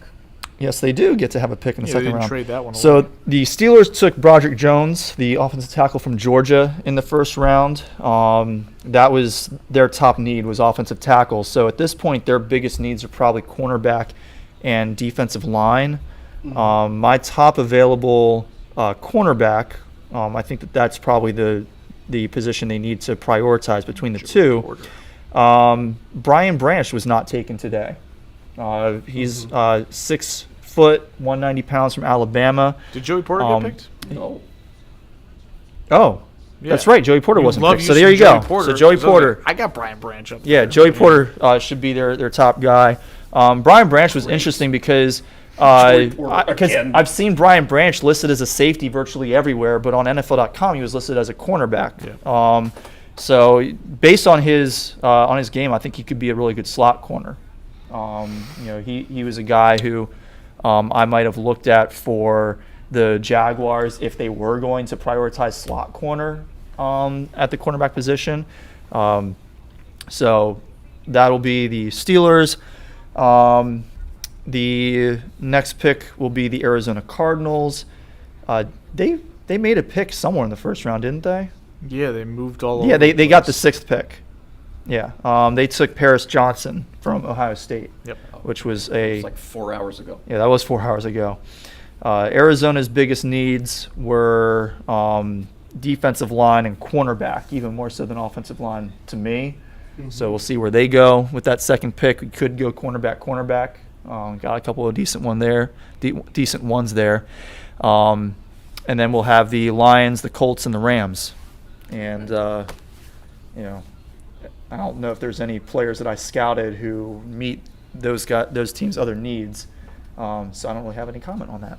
Oh, okay. I mean, It does feel tailor-made. The Steelers are about to get Joey Porter Jr. Unbelievable. Yeah, I think it's worth pointing out that this 32nd pick, the first pick in the second round, is the pick they got from the Bears for Chase Claypool, who had zero impact for either team, really, to be honest. So they got the 32nd pick in the draft for free, basically. Pretty good deal. So, that happened. I wanted to ask you guys, because I don't believe in, doing research that doesn't get paid off. So, is there anybody who you scouted, right, even though we're not scouts, you scouted, who didn't get picked and we didn't talk about? All right, so obviously Joey Porter Jr. is going to be the top guy for me. Yeah. But Zach Charbonnet, I don't think either of you guys looked at his tape, but he's a running back from UCLA, 6'1", 185. He has an interesting combination of power and agility. He's not what I would call an ankle breaker, but he can power through tacklers, maintain his balance, and he always seems to fall forward, which I love in a running back. He's rarely going to make a man miss him entirely in the open field, but he usually makes just enough of a move to prevent that contact from being enough to take him down. Okay. He's a pretty solid receiver. Out of the three running backs I scouted, those being Robinson, Gibbs, and Charbonnet, he was the best pass blocker. That was a big part of why I placed him above Gibbs, because I like my running backs to be able to pass block, because that's what's going to make you a true three-down back.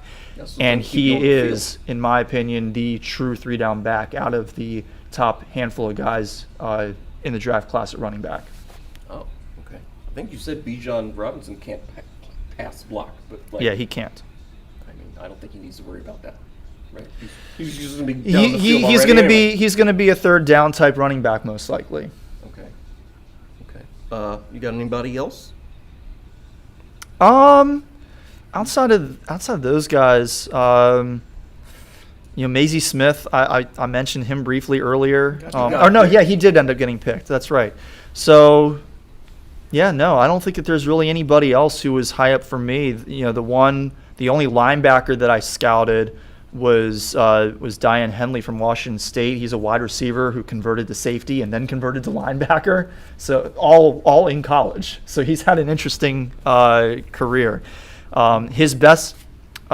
He has really good coverage skills, which likely is because he has experience as a wide receiver and as a safety. It wasn't a strong linebacker class, so I thought that he would be worth a first-round pick, because when you don't have a lot of good linebackers, you kind of want to get the one or two good guys at the position. And I thought that he was really good for being a non-edge linebacker. The one downside is that occasionally he did take bad angles in pursuit, which obviously as a linebacker, pursuit is just about everything. And his block shedding gets worse the closer he is to making a play. When he's far from the play, he's great at shedding blocks, but when he's really close to actually being able to tackle a guy is in his reach, he can't seem to get off the block. Oh. Okay. Yeah. That seems to be a critical point. Yes. All right. Anybody else?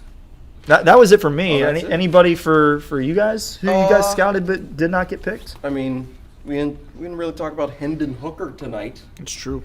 I don't think he landed on my radar. What position is he? Quarterback. Quarterback, Tennessee. Oh, yeah, no, I did not look at him at all. Yeah, 6'3", 217. He's 25 years old. He's still younger than Whedon was coming out of college. And That's not a good person to comp. Brandon Whedon, who played minor league baseball and was 28 years old. Russell Wilson played minor league baseball too, though. So, well, so did Kyler Murray, right? Kyler Murray was a first-round draft pick. Had to give the A's back a bunch of money. Oh. Because he signed a signing bonus. A's needed their money, right? Yeah. He had like $7 million in the signing bonus, and they were like, if you're not going to play baseball for us, you're going to have to give us that money back. And so he's like, okay, I'll go be a professional quarterback and I'll get more money. So see ya. Yeah, he's going to go play in the minors for the A's. He also had that really awkward interview with Dan Patrick. You see that when he was like, when Dan Patrick was asked, "So you're going to go to spring training for the A's?" and he was kind of like, maybe. He didn't really. He just wasn't answering the questions, and Dan was just kind of like, okay, maybe a little batting practice, maybe. Just like it was just really awkward. Oh, okay. Well, I mean, that's the non-answer is an answer at that point. It was a dead giveaway. It's like, yeah, I'm getting picked by the Cardinals in the first overall pick. I'm gonna go play professional football. Let's see. What else did I say about Hendon Hooker? A lot of guys were wide open. Like, I mean, not only wide Kevin open. Burkhardt wide open. Wide open. You know, most of their big games were at home this past season, which helped certainly. Does it though? I mean, Checker Neyland. Did they ever actually win at home? they beat Alabama for the first time in Yes, they did this decade. year, which is probably a credit to Hendon Hooker being awesome, because nobody ever wins big games in Tennessee for Tennessee. I mean, You know that's true. Yeah. Yeah, it is true. Does not have freakish athleticism. He's old. He tore his ACL against South Carolina, so he's coming off injury. I think it would have been a reach to have him picked in the first round, but you know, teams make dumb picks all the time. I'm sure, you know, out of the 31 guys picked tonight, 10 of them are going to be bums, like completely. You know, maybe 15 will be, oh, he was great. Remember that guy? But you know, we'll see. So yeah, Hendon Hooker was unimpressive because like he's so old, he's so much closer to reaching what his potential could be. You know, and he is what he is now. So like, this probably is his potential. yeah, like he's not going to get much better. Yeah. You know, compared to somebody who's 20 or 21. I don't have the age of everybody on here, but so yeah, him. And then I've got Keon White. This is a homer pick, obviously. He's somewhere in here. My last edge guy, 6'5", 285. Keon White out of Georgia Tech. He's a redshirt senior. So, you know, he's 24 years old. I'm sure there's a COVID year in there as well to go with the senior status. He's quick off the ball. He's got a little spin move, and he didn't have elite athletic traits. So, like, he certainly wasn't a splashy edge guy. But, you know, he was splashy from high school, which is not saying a whole lot. But Eric, did you have any guys who you thought you got any? would go tonight and did not? or just anybody you looked at. I don't Well, know. I mean, there were plenty of people that I looked at that were not picked, Shout but out I don't want Devon to talk about Uche. all of them. We don't want to be here all night. We've already been here all night. That's true. I do need to get a few hours of sleep. The only guy I could think of that I didn't necessarily think was going to go first round, but I thought potentially could sneak in there was Kelly Ringo from Evan's favorite school, Georgia, Oh, as a jeez. defensive back. Like a very He's going to the Eagles. yeah, probably. No. A very interesting prospect, like really athletic, big, strong, fast, all that good stuff. A little undisciplined, loses balance easily, doesn't have his technique down yet, so a little bit of a work in progress. He got cooked by, I believe it's Cedric Tillman from Tennessee in their matchup, and that's just kind of Tennessee's one highlight from that game. yeah, but he was losing that matchup. He gives up too much underneath stuff. Like, he just not quite polished, but the potential and the upside is through the roof. So, like I said, I think just the fact that he's not, a day one coming in going to be necessarily an excellent corner because he needs work is enough to push him to day two. But I am intrigued to see where he ends up. None of y'all looked at Devon A-Chain? I did not. Oh, I looked at him too. Yeah, Eric Yeah. said he looked at him. Man, he was great. Yeah. Yeah, he'll be a good pick tomorrow, I assume. Yeah. Yeah. Take it to the house every time, speed, quickness. He was a tough runner between the tackles despite being 5'9", 188. He had great hands, great balance. It was so much fun to watch his highlights. I don't really like my running backs to be under 200. Like, I think last year, and granted, you guys are going to say, you're going to make fun of me for relating this to fantasy football because that's what I always do. But, out of the top, I think 30, and this is coming from the new Fantasy Footballers Dynasty podcast. They were talking about this a couple weeks ago when they were talking about all the rookie running backs, and they brought up A-Chain on that. That's the reason I'm familiar with the name, even though I didn't scout him. Out of like the top 30 fantasy running backs this past year, only 2 of them were under 200 pounds. Like it just doesn't translate to being available, every play or even, every single set of downs. Interesting. I mean, I think he's going to be more of a scat back type, really, at the NFL level. And that's not a guy that I'm willing to spend a first round pick on. Like I'm surprised that 2 running backs went today. I fully expected Bijan Robinson because he seems like a generational talent type of guy. It's like Saquon all over again. Right, but neither of the other 2 guys that I looked at, Charbonnet or Gibbs, felt like Charbonnet felt like more of a every down back. He felt more like a 3 down back to me than either of the other 2, but he's not that generational kind of guy. Yeah. And Gibbs, I don't think, is going to be a first and second down back very frequently. He's going to be more of a pass down kind of guy. Those guys are down a dozen, and their careers last on average about 3 years. Oh, yeah. I don't want to spend first round draft capital on a guy that I'm going to have to replace either in the draft or through free agency in the first round. A first round draft pick gets 4 years. 5? Or, well, a 5th-year option, but they get 4 years.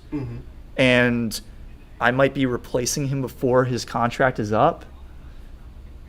Yeah, running backs are replaceable, and unfortunately, to talk about human beings like this, they sort of get used up and then kind of thrown away. It's something that I find very frustrating about the NFL because running backs are some of the most talented, most athletic players on the field. And they are the least likely position to get a big payday on a second contract. Well, yeah, because you'll get a few guys like the Saquons, like the Ezekiel Elliott's, but by and large, they don't seem to be getting that big second contract these days. And think about what we say about Ezekiel Elliott for the last few years: overpaid. Tony Pollard's better. Yeah. So, but he was woefully underpaid during the first few years of his career because he was so good that he was outperforming the money that he was making on his rookie deal. Absolutely. That's the way it works. Is by the time you are eligible to get paid, your best days are behind you. Yeah. Yeah. So a little birdie told you, look out for A-Chain to make a splash this season. I think he's gonna pop. Okay. But obviously it depends on where he gets drafted to. And his highlights were so much fun to watch. You took the opening kickoff to the house against Alabama, right? Like, Texas A&M was at home, and their stadium is freakishly large, even by SEC standards. So, it was 8 o'clock game, packed house against Alabama, and the opening kickoff, 100 yards other way. So he's incredible. Kyle Field. Yes, Kyle Field. I don't know who Kyle. I don't know who Kyle is, but Yeah. So I think that's everybody. Yeah. That's everybody I have anyway. Joey Porter Jr. I wrote down pterodactyl. Pterodactyl. Yeah. Okay. Because he's the long arms again, right? Like, so that's I mean we're into hour 5. Anything happened in Major League Baseball that's noteworthy? The Orioles did win. I think, what was the score? 7-4 was the final. Yeah, 7-4. Corey's Yankees won as well. Yeah, they've been struggling, but they've won the last 2 days. But now we got to see what happens with Aaron Judge, and then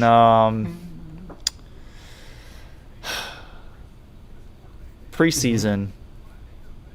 Who did I pick to win the American League Cy Young?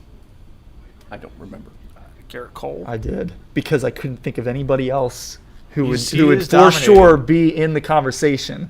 Before you get ahead of yourself with excitement, Shohei Ohtani might win the American League Cy Young. It's very possible. He has been dominant. He's been dealing. He's been dominant as a pitcher, and he's still been very good as a hitter. He gave up a home run tonight. He did? Probably did. Shohei? Yeah. Oh. The A's scored a lot of runs. Oh, no. Yeah, Shohei gave up 5 earned, so Ooh, that Garrett Cole back in the league, ERA baby. has shot all the way up to 1.85. That's yeah. insane. You can give up 5 earned runs in a day, Yeah, and you in still April. are under 2. Yeah, it's like his right in fifth April. start. We're still in the first month of the season, and he's still under a 2 ERA. So Insane. The Yanks. Wait, Insane. I thought Cole pitched tonight. Did he? No, he didn't pitch tonight. I thought he did. Oh, I didn't even have a...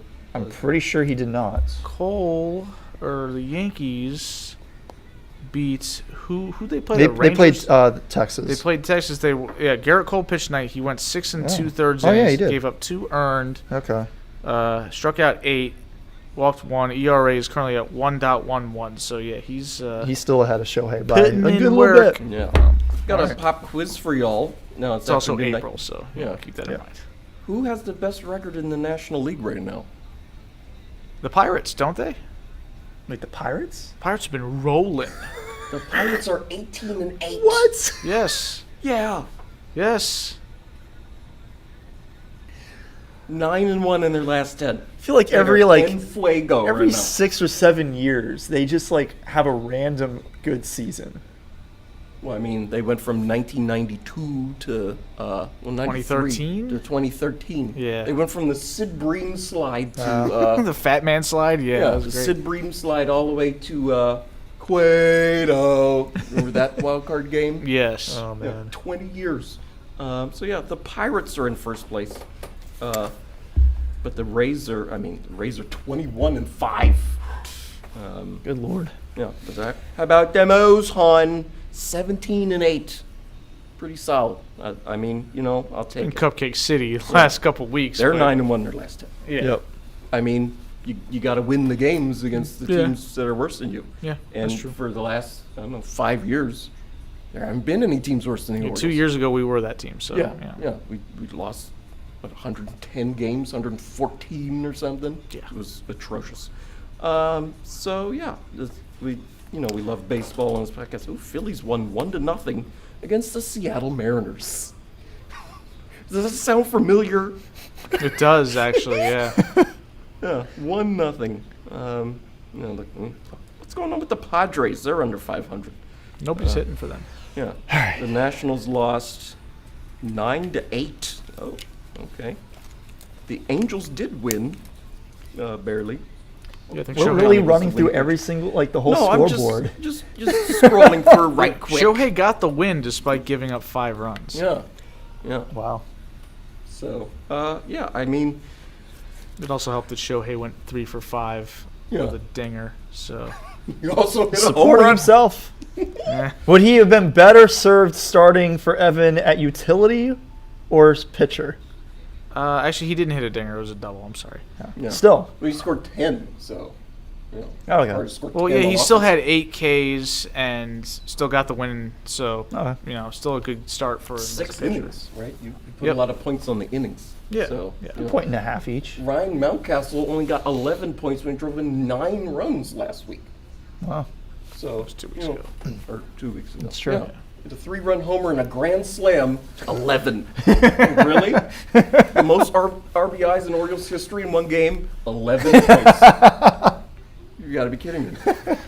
So, that was underwhelming, I guess. That's underwhelming. Yeah, underwhelming. So let's see. I mean, we're pretty much done. So I got, off the top of my head, a bunch of people to shout out. Starting with you, Corey. Corey settled us up. We're in a classroom. Reminds me of, stuff that happened in Harry Potter all the time would just be in an empty classroom. Like, you just have those. So obviously, it's the middle of the night. We're in an empty classroom. So, thanks to DeMatha for hosting us and for Corey for setting all this up. And Corey bought pizza for us tonight. Eric bought soda for us, and I'm just here. So, You hosted for us. yeah, I hosted again somehow. Yeah, somehow it always falls on your Yeah, it's my turn. Turn We took when last we have week the off, draft. and I'm like, well, look at that. Look who's hosting again. It's me. Well, to be fair, I didn't really want it to fall to me because I can't host while I'm doing all this. Oh, okay. I mean, I can barely find time to jump in with my notes Yeah, on these you're the one players. with the best notes. So And you got the most notes. So thank you to all those people. Do we have any YouTube comments that are outstanding? No. Everybody else? We only had 2 comments. No, we had a handful of comments through the night. I've kept you guys updated on those, but we haven't really had anything for the past couple hours. Oh, a couple hours. yeah, Okay. we're still Well, going. it's 12. It's almost 12:30. Yeah, Oh, okay. bedtime, man. yeah. We're over 4.5 hours now. Time flies when you're having fun. So, I mean, do y'all have any shout-outs before we get out of here and maybe go to bed soon? Yeah, I got a couple. First of all, shout out to Jorge Mateo for some of the most fantastic base running I've ever seen in the Tigers game that they won 1-1. Can't Or win 2-1, or they tied it 1-1, where he scored on a double that was hit into the corner, And left. but it didn't even get to the corner. Like, the outfielder cut it off, and he scored from first just because he just kept going, and it was just insane. So shout out to him for that. They don't win the game without that. And shout out to, Evan, you may be familiar with Scooter Magruder. Yes. Yes, YouTube personality who frequently reacts to Cowboys and or Florida Gators games and other things.